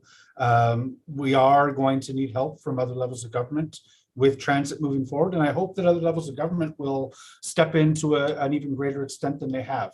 It's a critical sustainability issue for the city. But I also am cognizant that, some of the lunch crowd and the dinner crowd in Ottawa have disappeared because the big banks and the telcos and the law firms are not downtown. You can imagine what's happened to the lunch crowd as a result of the closure of Chinese Pasture, right? There are a lot of changed work patterns with a lot of implications for a lot of different stakeholders. And I am concerned that we are going after one big pocket on the implied grounds that they owe us. And if they owe us, just by virtue of existing, I am concerned that opens the door to a lot of requests by the business community. The lunch crowd has disappeared as a result of the closure of Chinese Pasture. I'd like to ensure that when we are approaching other levels of government for funding help, it's on the basis of sustainability principles that we can all agree to, rather than suggesting that the federal government in particular owes municipal government in particular. So just the way this is worded, I'm not going to be able to support it on principle. Yeah, thanks, Mayor. Okay, thank you, Councillor Fleury. Thank you, Mr. Mayor. And I wasn't going to speak on this one, but I'm hearing some colleagues and the reasoning behind not supporting it. And maybe I'd ask the mover to clarify, Riley, is the intent to ensure that the uniqueness of being in a capital city and the structure by which we established our transit model based on home and work areas does influence our ability to generate revenue, and it has influenced the way we've invested in the transit. Is that the spirit of your motion? Thank you, Councillor Fleury. What I'm trying to get at is up to 25% of our pre-COVID ridership were federal public servants, and that's coming from Pat Scrimger. And during this transition period where the federal government's trying to decide what model it's going to use going forward, and the vast majority of the public servants who work in the NCR are still working at home, our public transit system is taking a beating. And we acknowledge the revenues we've received to date per Councillor Dudas's questions. There's a big question mark how many years this is going to be carried forward. I think our treasurer said 2022, we can expect some money. We don't know what's going to happen. I just think we have an obligation. The mayor said this already, Councillor Tierney with his work at FCM, to reinforce the message with those key ministers and our local MPs that Ottawa as the nation's capital is a different municipality compared to other municipalities. There's so many people that work in this NCR that impact public transit. So that's the genesis behind the motion. I'm glad to support it. And for me, it goes beyond that. It also, when I remember, I'm old now, I guess, but one of the first few years I was on council, we were talking about the lineup of buses along Albert and Slater and how we needed a tunnel in the downtown to remove the crossroad impacts that it'd be to put buses in the tunnel or eventually where we landed on a train in a tunnel. And we have to think that those investments were directly related to employment nodes in the core, and majority were federal public servants. So I agree with your motion. I think we need to have a more serious conversation with the federal government in relations to the way we've invested in our transit system to support their employees, and how we risk the viability of the system if the employment nodes don't become active in the next while. So thank you for bringing forward the motion. Okay, merci, Councillor Aguilar. Thank you, Mr. Mayor. I struggle a little bit with this motion. I think I understand what the councillors are trying to do, but in the whereas where it says due to the federal government's decision to keep their workers at home, not sure it was their decision or if it was COVID, and I'm putting my public health hat on here a little bit. And I'm twigged by something that Councillor Leeper said. A lot of employers kept their people at home right across the country for very good public health reasons. Yes, the federal government has more employees than anybody else in the city, but I'm not sure that they disproportionately told employees that they should stay home, if you follow me. I think most employers told their employees to stay home because we were in the middle of the pandemic and it was the reasonable and the right thing to do from a public health perspective. It almost seems, as Councillor Dudas said, we're kind of punishing the federal government for looking out for their employees and trying to keep them safe during a pandemic. So I struggle with the wording. I think I know what's trying to be done here, but I don't think I can support it because it just doesn't feel right. As I say, right across the country, people stayed home from work because their employers told them to. Those employers may not all have been as big as the federal government, but they stayed home for the same reason, which was to deal with the pandemic and for public health reasons. So I'm not going to be able to support the motion today. Councillor Leeper? I think, is this your second round, Councillor? I see your hand up. Sorry, I was on mute. Mayor, I'd like to move a referral on this item maybe to the next Transit Commission, just to give the drafter an opportunity to work on the wording to the point where it's acceptable maybe to more councillors. Councillor Brockington, are you willing to second that motion?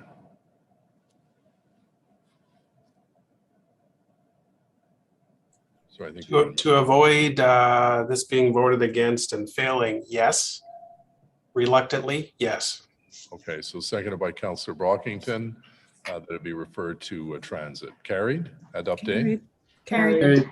Okay, so next we're on to item number 8, items A, 1, and 2, Transit Commission. Carried. Carried. Item B. Dissent, Dissent, Mr. Mayor. Dissent. Yeas and nays on the Carried. transit budget. Sorry, hold on a second.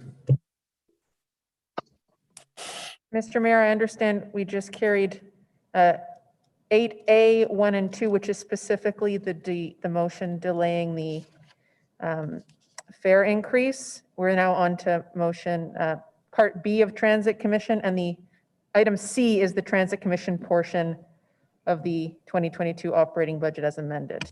Yeah, so I think we passed A1 and 2, and I think those individuals who wanted to dissent, you're telling me would dissent on number 3, B3? Can we get it back on screen, Mayor?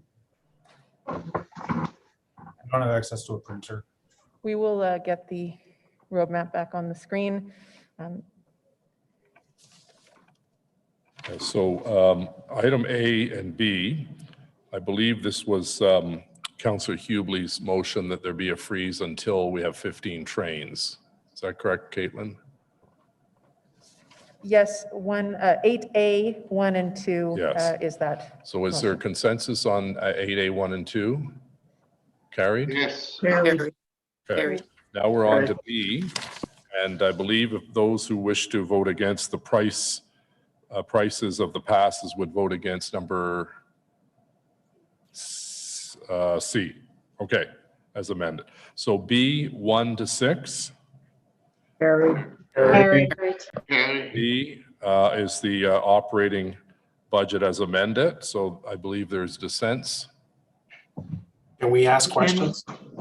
You can, certainly. Go ahead, Councillor Brockington. We're on C now. C. Okay.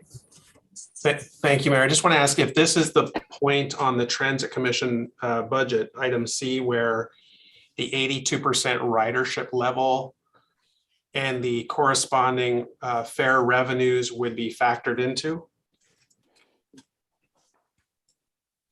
I'll ask the city treasurer to confirm, Mr. Mayor, but my understanding is yes. Yes, Caitlin, I agree.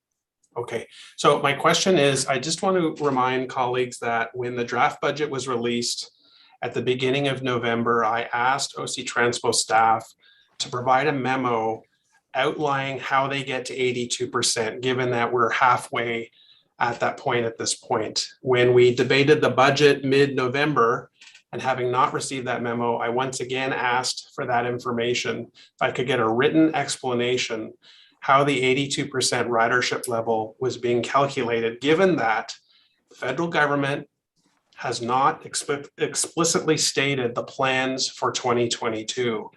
And if some departments have, it's nowhere near 82%.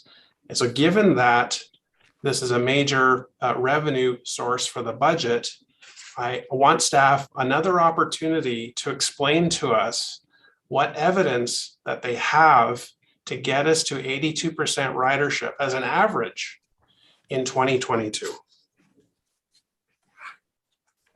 So Mr. Kanalakis, who from OC will reply? This would be a Pat question unless Renee wants to take it, Mr. Mayor. Okay, Pat or Renee?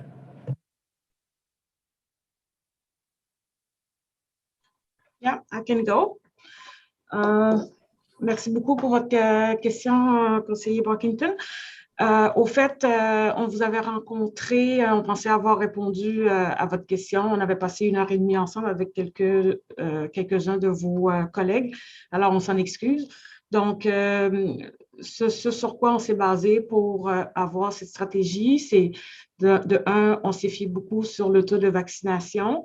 Puis, on voit que de plus en plus d'entreprises commencent à faire revenir les gens au travail. Donc, on espère que le gouvernement fédéral fera la même chose aussi ici à Ottawa, donc de manière à ramener les gens au travail.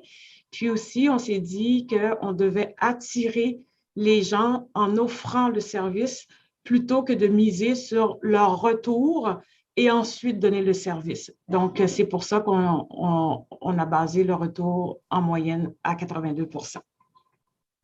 Bon. Vraiment clair et direct, merci. And what specific information are you receiving from the federal government, the largest cohort of riders, federal public servants, that they're coming back in 2022 that would get us to an average ridership of 82%? I ask this repeatedly because this is a major revenue source to get us to balance our budget in 2022. And to date, I don't have confidence that we're going to get to that amount. Yes, other businesses, as vaccination rates go up, there's greater confidence in the system.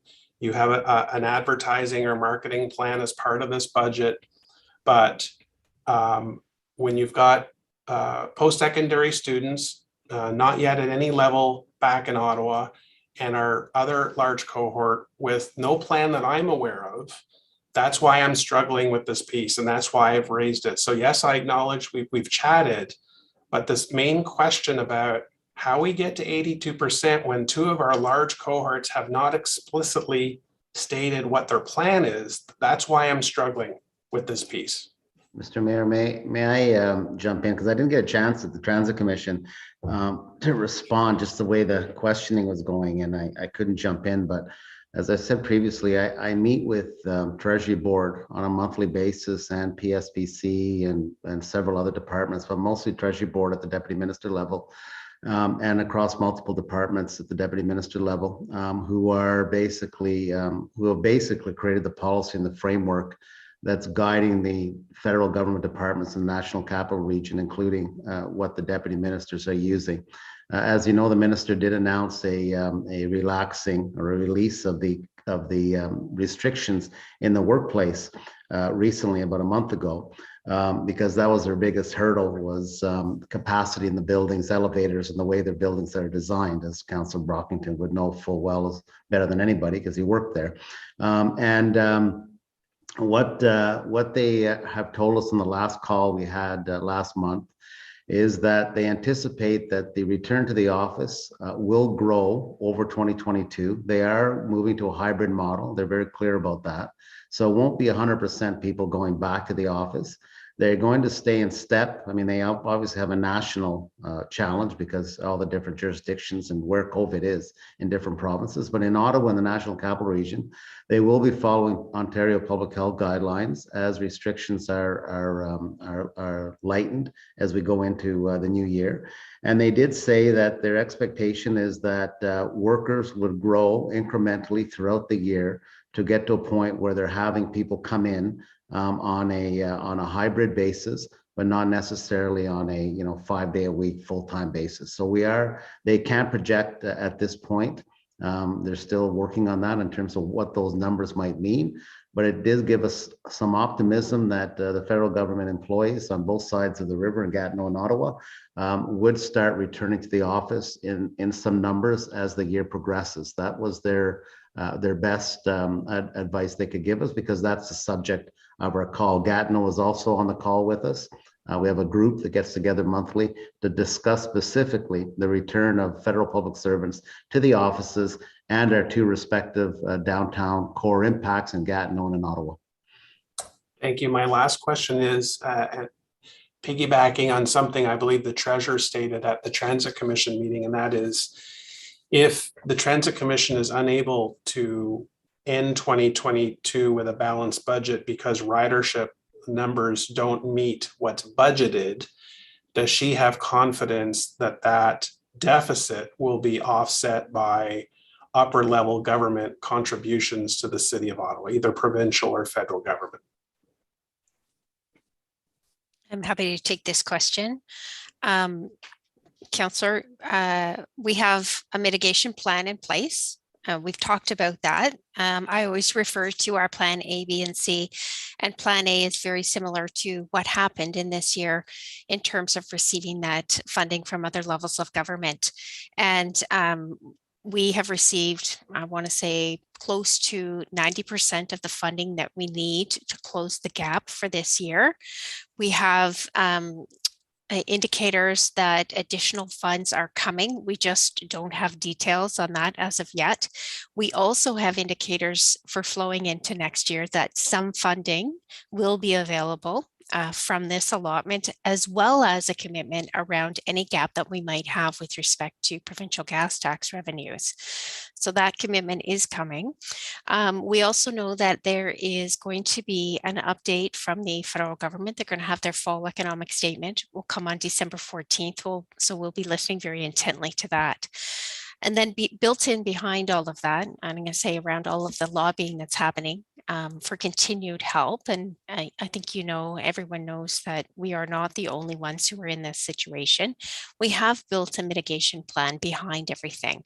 So we've built the budget.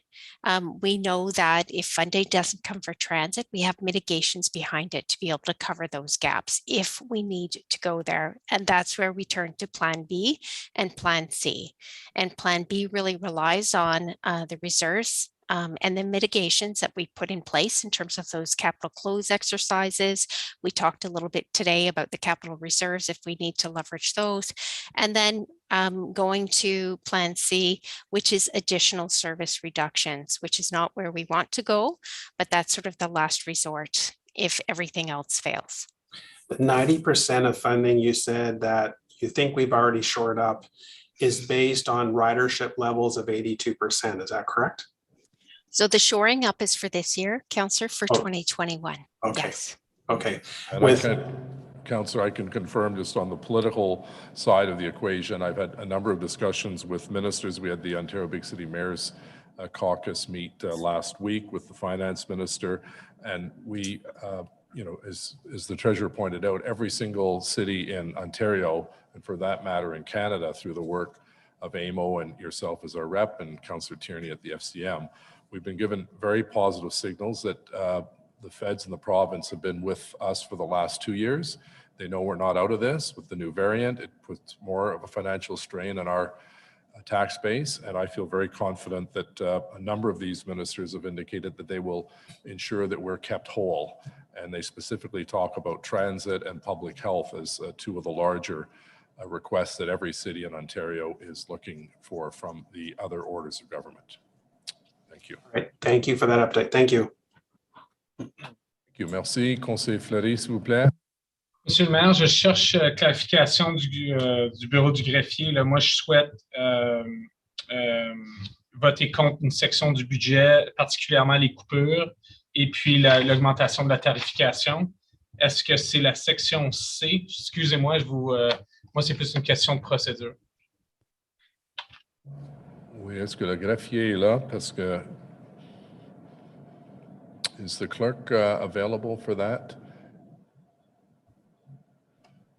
Yes, Mr. Mayor. Hang on one second, please. Okay. What's the answer?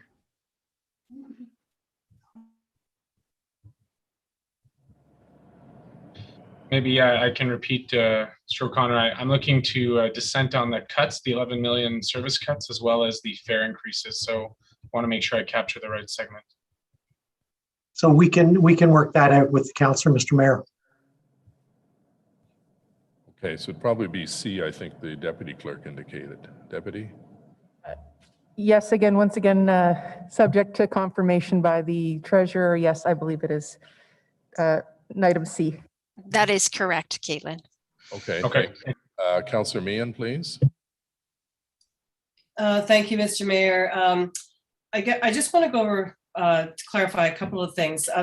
Can someone, I don't know if it's the city manager, remind me what the operating deficit was for transit in 2020, and what was it for this? What is it for this year? Wendy, can I refer that one to you? I have it here. I just have to, sorry, Councillor, I'd have to pull it out of my stack of papers here. Maybe Wendy. Okay. Yeah, sure. I'll just go back to the information that I provided to Councillor Dudas earlier, Councillor, in the funding that we received through the Safe Restart Agreement. So for 2020, we received $108 million, and for 2021, $115 million.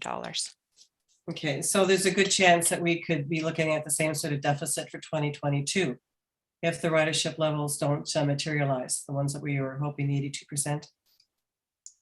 If ridership doesn't materialize, then yeah, the number that we have in the budget could be a little bit higher, yes. And so you say we've got 90% of the money from the other levels of government to cover this year's $115 million operating deficit, right? Is that it? Yeah, approximately. I haven't done the exact calculation, Councillor. Okay, will we get the whole thing, or how are we funding the other 10%? Yeah, so this is the great news. We've received confirmation that there's going to be additional allocation through the Safe Restart Agreement for this year. We just haven't received confirmation of the exact number, but we expect that we will be made whole. Okay. So there's no way the city could actually, if it weren't for the feds or the other levels of government, there's no way we could absorb those losses, right? Those are the mitigation plans that we have in place, Councillor. So if we have to put Plan B or Plan C in place, we do have reserves that we could leverage to be able to cover that deficit. And I'm going back to, I want to say, a very early on conversation when we entered into the pandemic and we saw our revenues significantly dropping, not only in transit, but across the city. And we talked about all of the mitigations that we could put in place. So not that this is not preferable, but if we have to borrow money from other reserves, then we can do that to be able to fill the gap. And then moving to that last plan, which is Plan C, that's where we'd actually look at service reduction. So if transit ridership does not come back, then we'll venture down that road and obviously come to council. Okay. I guess this question would be for transit officials, in terms of changing our route network, and I've been thinking a lot about how we're going to increase community busing if we're not busing downtown, if that's not going to be the primary, route that most of our riders will take down to federal government jobs. We've got to change some of our routes. But so does this budget in any way facilitate route planners like to optimize underutilized routes and so we could see additional inter-community busing? Is there anything in any plan like that in this 2022 budget?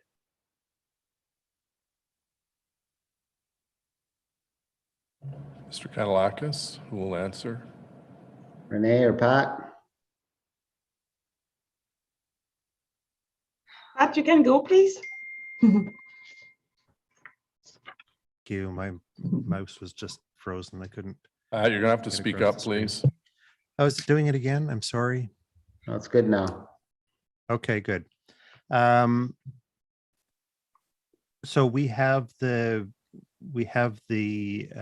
ability and the authority from council to reallocate resources within the budget to the places where ridership is highest, and to take it from places where ridership is lower. We'll continue to do that work. There is less of a reserve right now, places to take it away from, because that's where those service reductions that were made in June 2021 came from, and those will continue into next year based on this budget. So we can continue to do the work that the councillor is suggesting and follow. We take our lead from the customers. Where the customers most need our service, we'll arrange that the service is available there. Okay, I note just anecdotally that the buses running through the suburbs out here have a few more passengers on them than they did last year, or at the height of the pandemic, but still they're generally empty. Do we know how much the ridership out here has increased? We've been reporting regularly to the Transit Commission on as ridership has increased from its lowest levels early in 2021 to the current level. So we were, system-wide down below 20% of our normal ridership levels, and now we're up above 40% of our normal ridership levels. So in the last, let's say 10 months, ridership has doubled on the transit system. I don't have the numbers with me right now to say where that's happened primarily, but I think ridership where ridership was highest pre-pandemic was to and from downtown, central office locations, downtown universities. That's where ridership fell the greatest, but as it's been increasing, it appears to be increasing relatively uniformly across the whole system. That would include community busing. Okay. Mr. Scrimshaw, is there anything in this budget that would, any money set aside for smaller buses that could potentially be used, intercommunity, instead of the large buses that could possibly be, put downtown onto the routes that require R1 service in the event that the LRT goes down? There's the money that is recommended in the capital budget this year is to buy replacement buses of the smaller size buses that we have, but it's not to increase the fleet size, just to replace life expired buses. Okay, so the gross expenditure that we have at transit, right, at OC Transfer now is, let me see here, 727,800,000 approximately. That's an increase of $42 million. Are we getting value for money? Your opinion? In my opinion, we've presented a budget that is consistent with the policy direction we have from council. Thank you very much, Mr. Scrimshaw. Thanks. Okay. Thank you, Councillor. So on the operating budget of the Transit Commission. Carried. Carried. Dissent. Yes and nays. Nays. Remembering if we pass this, we have no operating budget. So I'd encourage you to vote for the operating budget of the Transit Commission. Yeas and nays. Councillor Moffat, Yes. Conseil Cloutier, Oui. Councillor Tierney, Yes. Councillor Menard, No. Councillor Meehan, Voting on the operational budget. Correct. No. Councillor Eglai, Yes. Councillor Leeper, No. Councillor Curry, Yes. Councillor DeRuse, Yes. Councillor Kitts, Yes. Councillor King, No. Councillor Gower, Yes. Councillor Kavanaugh, No. Councillor El Shantiri, Yes. Councillor Deans, No. Councillor Hubbley, Yes. Councillor Dudas, Yes. Councillor Shirelli,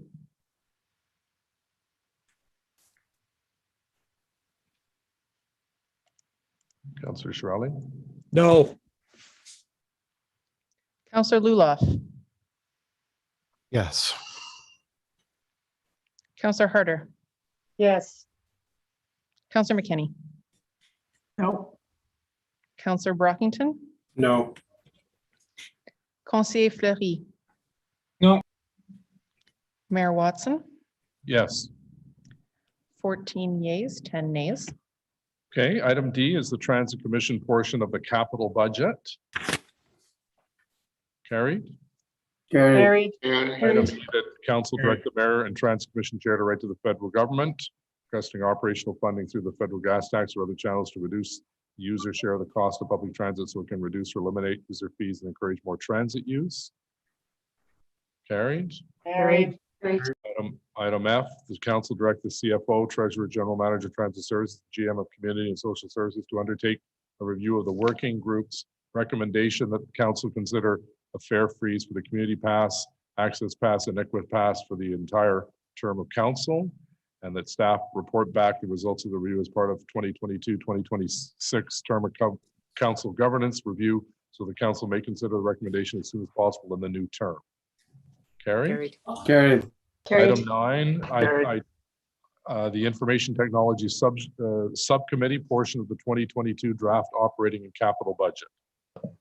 Carried. Tough question for Councillor Leeper. No. Okay, carried. FEDCO, Councillor Menard, you've removed the municipal land transfer taxation, I understand. Motion. Yes, thanks. Yes, I did, Mayor. AMO is advocating for this as our city staff, so that's fine. Thank you. FEDCO portion of the 2022 draft operating and capital budget. Carried. Carried. Item 11, approve the CFO, city treasurer, be delegated the authority to make the necessary adjustments to the 2022 draft operating budget and make necessary authority and debt financing adjustments to the 2022 draft capital budget to reflect the decisions by city council. Carried. Carried. Well, approve the CFO, city treasurer, be delegated the authority to add the 2022 accrual budget presentation of the City of Ottawa's final adopted 2022 budget book as described in this report entitled Report on 2022 Budget Expenses Pursuant to Ontario Regulation 284-09, approved at this meeting. Carried. Carried. 13, approve the city manager or his delegate be authorized to make application for any subsidies or grants on the city's behalf, and that the city clerk be delegated the authority to amend any bylaws and approve and execute any necessary agreements in order to implement the decisions of council. Carried. Carried. Carried. So Councillor Kavanaugh, if you'd like to move the motion to rise and report, please. Que le comité plénier se lève et présente son rapport du conseil municipal. Carried, adopté. So we now have the motion to adopt the budget report. If you could introduce that, Councillor. Bear with me. Que soit reçu et adopté dans leur version modifiée le budget préliminaire de fonctionnement et de mobilisation 2022, ainsi que tous les éléments approuvés par les BSIs de la motion cadre présenté au comité plénier, ces budgets et points étant inscrits comme point 1 à 15. Ci-dessus, un rapport du trésorier municipal adjoint intitulé Budget préliminaire de fonctionnement et de mobilisation de 2022. 2. Rapport du comité de dérogation intitulé Comité de dérogation, prévision préliminaire du budget de fonctionnement 2022. 3. Rapport de prévention du crime Ottawa intitulé Budget de fonctionnement préliminaire 2022, prévention des crimes Ottawa. 4. Rapport de la Commission de services policiers d'Ottawa intitulé Budget de mobilisation et de fonctionnement 2022 de services de police d'Ottawa. 5. Rapport du Conseil d'administration de la Bibliothèque publique d'Ottawa intitulé Bibliothèque publique d'Ottawa, prévision budgétaire de 2022. 6. Rapport du Conseil de santé d'Ottawa intitulé Budget provisoire de fonctionnement pour 2022 pour le Conseil de santé d'Ottawa. 7. Point E de rapport numéro 27 du Comité de l'agriculture et des affaires rurales. 8.5 du rapport numéro 13 du Comité de la vérification. 9. Rapport numéro 23 du Comité de services communautaires et de protection. 10. Rapport numéro 20A du Comité permanent de la protection de l'environnement, de l'eau et de gestion de déchets. 11.E de rapport numéro 32 du Comité de finances et de développement économique. 12. Rapport numéro 4 du Sous-comité de la technologie de l'information. 13.2 de rapport numéro 53 du Comité de l'urbanisme. 14. Rapport numéro 15 de la Commission de transport en commun. 15.1 de rapport numéro 24 du Comité de transport et que la décidence et déclaration d'intérêt consignée pendant la séance en comité plénier soit réputée l'avoir été lors de la séance du Conseil. Merci beaucoup. Est-ce qu'il y a des commentaires? Any comments? I should point out the clerk has indicated all dissents recorded in the committee of the whole session will be deemed recorded in the council session. So the final vote, yeas and nays, please. Mr. Mayor, some of us have our hand up to speak. Oh, sorry, I didn't see that. Councillor Fleury, go ahead. Merci, Monsieur le maire, membres du conseil, membres du public. C'était une longue journée, puis ça a été un long dernier mois au comité pour revoir le budget. Il y a certains éléments qui ont avancé, je dois reconnaître, et puis je remercie les collègues là, au niveau des heures de plage, de la période des plateaux joueurs, avoir plus d'officiers des règlements municipaux, l'achat des autobus électriques, et puis évidemment les ressources communautaires de réponse au niveau de la santé mentale, particulièrement dans la basse ville de la Côte-de-Sable. On est tous sous tension, autant au niveau personnel que professionnel. I think Councillor Leeper said it right.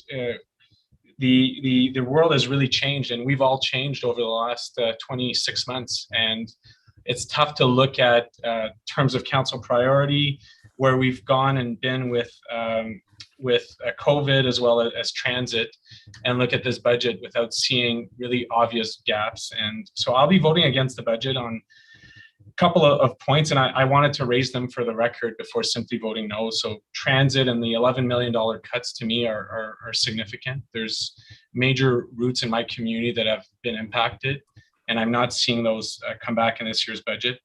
Obviously, I brought the motion on the housing investments, and I really not see an opportunity for us to reduce the wait list and to see a reduction in shelter use without more significant housing investments, including city dollars. We heard a lot in relation to recreation funding and youth, and I'm seeing little in this where we focused heavily on policing and heavily on the fourth pillar, but really we need to build facilities, we need to build programs, we need to have youth spaces, evenings, weekends, summer. I'm not seeing that. We're still waiting on the MQS. We had a pretty bad storm the last few days, and I don't know about you, but the sidewalks in my area are not meeting what we would expect. Before that, it was the sidewalk repairs. We're repairing sidewalks with asphalt. So I think there's very serious things, and I recognize we're in a very challenging financial situation, but I'm seeing too little investments in a number of areas, including active transportation. So for that reason, I wanted to explain why I'll be voting against this year's budget. Thank you, Mr. Mayor. Councillor Dean. Thank you, Mr. Mayor. I want to start by thanking staff for the work that they all put into preparing this budget. This is a huge undertaking, and I want to recognize and acknowledge the vast effort that went into preparing the 2022 budget. I also want to recognize and acknowledge and thank all of the delegates that have come out to our committee and board meetings, those who have provided written submissions, and those who have so passionately advocated for the city they want to see. It's important that we hear those voices, but I also recognize that our budget process is very flawed. It is absent of meaningful engagement, and it's clear to me, and I think to the broader community, that the real decisions around the budget are made long before they reach the council table. That fundamentally needs to change.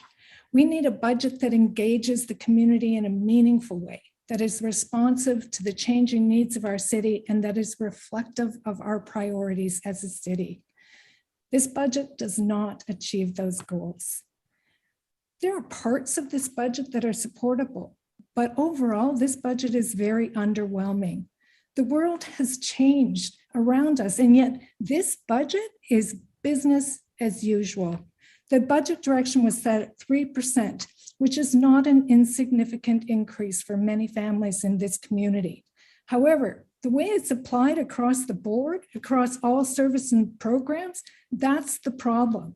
When you give all departments, all services, all programs the same increase, to me, it suggests you have no priorities. It says that we are not prepared to make difficult decisions to truly invest in the areas that need our attention. We're continuing to increase transit fares despite declining ridership numbers and a monumental shift in the way people use transit. Where's the innovation? Where is the plan to re-engage our riders or attract more riders to our system? What is the vision for the future of transit in this city? Our build it and they will come attitude will not cut it in this post-pandemic environment. This budget also does very little to address our housing crisis, but yet we seem to have ample dollars for subsidies for developers.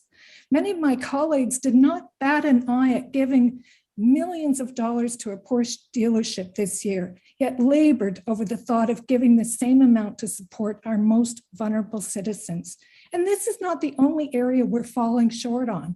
Mental health, poverty reduction, funding for social services and community groups, active transportation, and safer roads, to name just a few. In our strategic plan, we claim that we are building an inclusive city. Inclusive for who? That is the real question that we need to ask ourselves. Moving forward, there needs to be a better balance. We need to shift our funding to match our priorities in a meaningful way. We need an approach to our city budget, one where the community feels heard and their priorities are reflected in the budget that we pass. We need to invest now in the city we want to create, a more sustainable, more inclusive, and a more welcoming city. And Mr. Mayor, this budget does not do that. And for that reason, I will not be supporting the budget. Councillor McKenney. Thank you, Councillor Deans. I will not support today's budget. Probably not much of a surprise. I'll tell you what we're looking for in our city. We are looking for action on climate. We know as residents that we cannot delay any longer.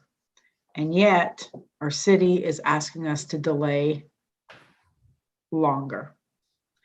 We are asking for transit that is affordable to the people who need to be on it. We are asking for transit that shows up where you are, when you are, that you are comfortable taking it, that you know it's going to show up.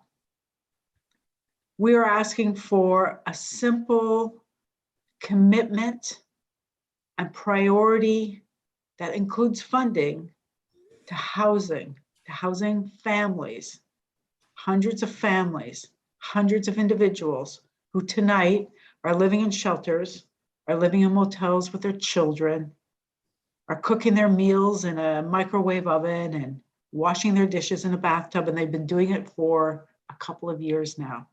That's what we're asking for.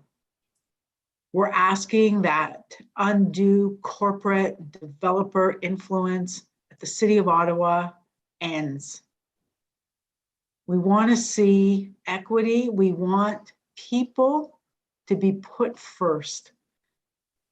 And quite frankly, we're kind of tired of separating out transit riders and taxpayers. They are one and the same. People who take transit pay taxes. If you live anywhere, if you rent, if you're a homeowner, you might take transit. If you rent, you might take transit, and you also pay taxes. You actually pay more taxes than the average homeowner. So we want equity in our city. We want a city that is built for everyone, that takes care of people's needs. And this budget doesn't come anywhere close to it. This is probably the worst budget that we have seen, at least in the last 8 years of my time on council. So I will not support this budget. And I look forward to another term of council where perhaps we will turn that page and we will start to look towards the future with a vision to what we all want in this city. And that is a much better city than what we're building here today on December 8th, 2021. Thank you. Thank you. Others to speak on the budget as a whole? Well, I want to thank members of council, committee chairs, residents for their constructive feedback on the financial roadmap for the City of Ottawa for 2022. Making decisions on funding always requires us to make some tough choices. This is especially true in a year due to the impacts of COVID-19 on our economy, much of which is outside municipal control. As we vote on budget 2022, we must keep in mind that economists expect the yearly rate of inflation to hit about 4.3%, the highest level in nearly 2 decades. And although we have little control over inflation, we do control the level of municipal taxation we impose on our citizens. That's why budget 2022 focuses on affordability for residents and businesses by holding the line on property taxes at 3% as we committed to early on in this term of council. This budget addresses citywide priorities with that 3% tax rate, with an additional 1.7% for growth, for a total budget of $4.14 billion, including almost $1 billion in capital investment. Ce budget nous permet d'investir dans nos priorités municipales tout en respectant notre engagement à l'augmentation de 3%. We've listened to residents through public consultation, online feedback, and through the committee structure. And as a result, the 2022 budget increases investments in community supports, road and cycling maintenance, infrastructure, and affordable housing. Of the 730 affordable housing units that are in various stages of development across the city, a total of 232 supportive housing units and 229 affordable housing units will be completed by the end of 2022. These investments form part of Council's commitment to invest $200 million over 10 years under the new long-range financial plan for housing. To support residents facing the greatest needs, the Community Funding Program will benefit from a total investment of $27 million for nonprofit community social service providers. Budget 2022 also proposes a $1.6 million base budget increase over 2 years, plus an inflationary increase of $495,000, marking the largest funding increase to the community funding framework since 2006. A total of 95 agencies will now receive funding, including 22 new agencies focused on equity and inclusion. Budget 2022 also maintains our 1% commitment to closing the infrastructure funding gap. Capital funding, including roads, bridges, culverts, parks, and rec facilities, will increase from $781 million in 2021 to $989 million in 2022, a whopping increase of $209 million. And we heard this from many members of council. That's 26% more investment in core infrastructure than the city spent last year. C'est une augmentation de 26% des investissements dans notre infrastructure. The city's spending on roads renewal will increase from $74.2 million to $133 million in 2022. That includes $76 million for road resurfacing compared to $36.9 million last year. And total spending on roads is set to increase from $130.2 million in 2021 to $203.2 million in 2022, an increase of 56%. As we know, this is not just for automobiles, it's also for cyclists that use the roads as well, and many of them in very rough shape, particularly along the catch basins. As you know, Ottawa spans more than 90 kilometers from east to west and has one of the largest municipal transportation networks in Canada. We also clear and maintain 2,400 kilometers of sidewalks, the equivalent of walking from City Hall to Tampa Bay, Florida, and the city clears more than 50 kilometers of winter-maintained cycling lanes. Budget 2022 continues to invest in our sidewalks and multi-use pathways across our communities, which contribute to reducing GHG emissions and improves our modal split. The city's spending on active transportation infrastructure increased to $26.7 million in 2022, up from $21.3 million, a 25% increase. The city's 2022 investments will include $963 million for Stage 2 expansion of light rail, which will extend the O train farther east, west, and south. Stage 2 will add 44 kilometers of rail and 24 new stations to our O train system. And the Stage 2 project is estimated to reduce GHG emissions by over 110,000 annually. Budget 2022 also includes funds to freeze the Equipass and Community Pass at 2018 rates. Je suis fier que nous puissions aider nos résidents dans le besoin de profiter du transport en commun. We're also strengthening our commitment to core services with 14 new paramedic responders. The proposed budget includes investments in the environment and green space, including $6 million to renew parks, $3 million to improve energy efficiency at city buildings, $1.6 million to plant 125,000 trees, $1 million for green fleet conversion, $1 million for the Ottawa River Action Plan and Wet Weather Infrastructure Master Plan. And Budget 2022 also includes $55 million for the introduction of 74 electric buses at OC Transpo to further reduce greenhouse gas emissions. The city will partner with Canada Infrastructure Bank and Infrastructure Canada to replace 74 diesel buses with 74 zero-emission electric buses, reducing GHG emissions by 7,000 tons annually. Nous aurons 450 autobus électriques sur nos routes par 2027, ce qui nous aidera à protéger notre environnement et améliorer la qualité de l'air dans la ville d'Ottawa. And Budget 2022 was developed with careful financial stewardship as we emerge from the global pandemic. I believe this budget strikes the right balance between two competing needs. It maintains the essential services that residents depend on and also ensure that we have the flexibility to alter our response to the pandemic if the situation warrants. Budget 2022 also maintains the city's established record of fiscal responsibility and stewardship that has kept the city on a strong and stable financial footing. Staff worked diligently to develop the 2022 budget based on clear guidance on respecting the tax target set by Council. Thank you to all members of Council and all committee and agency chairs for their work on Budget 2022. I want to particularly thank Steve Kanalakis and Wendy Stephenson and their entire senior management team who work closely with me and my team in the Mayor's office on Budget 2022. I'll wait. Sorry. I believe that Budget 2022 puts us on the right path to manage risk, maintain core services, build the infrastructure we need, and plan a pathway to a bright future for Ottawa. By now, you all know me, and it should come as no surprise, and I remain committed to the promise I made to the residents of Ottawa to keep our city affordable, keep taxes reasonable, and deliver the services and infrastructure residents expect and deserve. We've all worked especially hard this year to put forward a budget that responsibly manages the risks associated with COVID-19, and there are so many unanswered questions. It's very difficult to plan precisely because of the changing nature of the variants. But I believe we found new and innovative solutions towards a sustainable future. And I want to again thank all members of Council for their input, thank their staffs and those individuals who held town hall meetings in their own communities or virtually. And I now ask the clerk to please call yeas and nays. Thank you. Merci beaucoup. Councillor Moffat.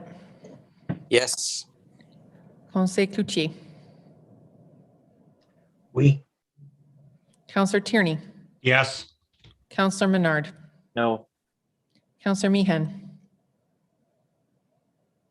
Yes, but I dissent to the Transit Commission Report 15. Councillor Eglai. Yes. Councillor Leeper. No. Councillor Curry. Yes. Yes. Councillor DeRusse. Yes. Councillor Kitts. Yes. Councillor King. No. Councillor Gower. Yes. Councillor Kavanagh. No. Councillor El Shantiri.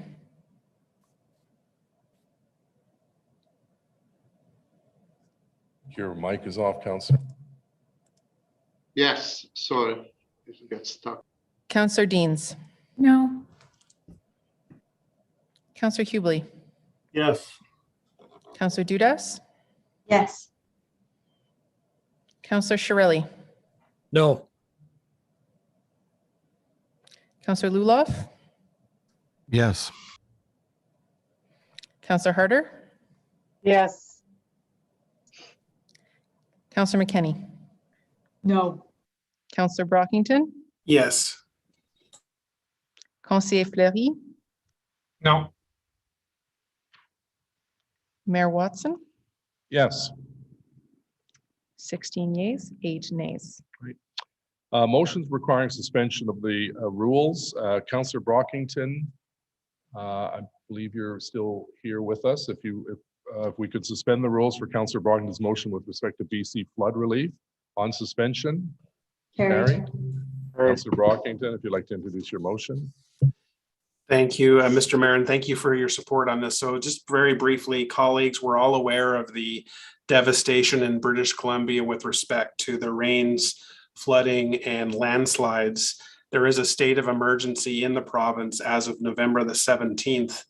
AMO, in working with their sister organization in British Columbia, has been advised that Canadians from coast to coast to coast are being encouraged to support recovery and relief through the Canadian Red Cross.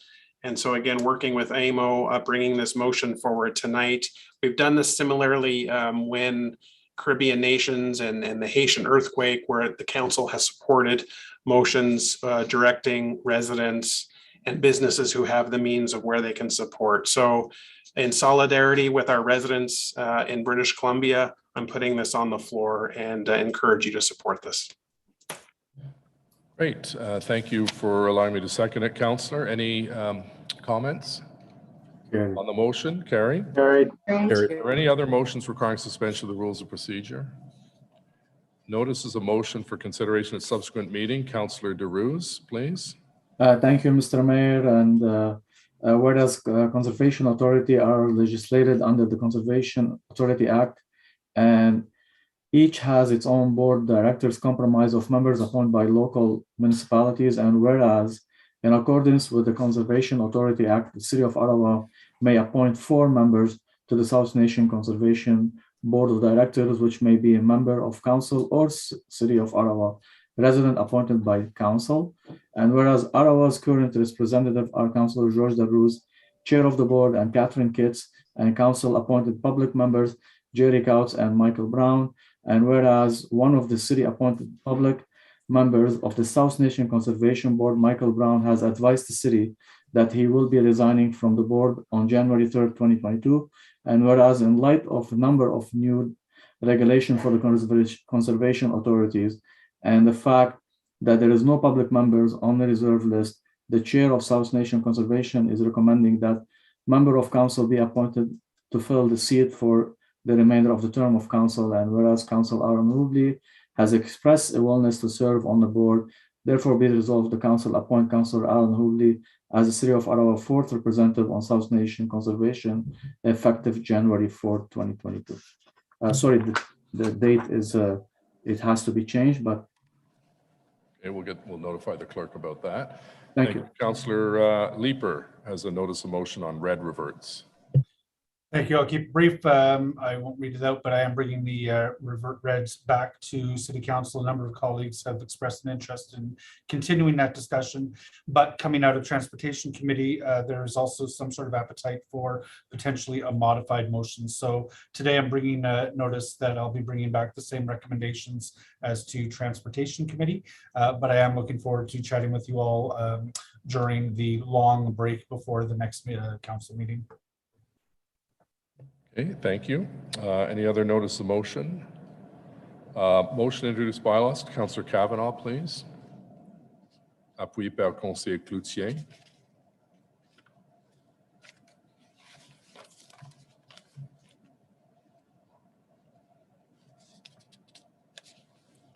Councillor Kavanaugh.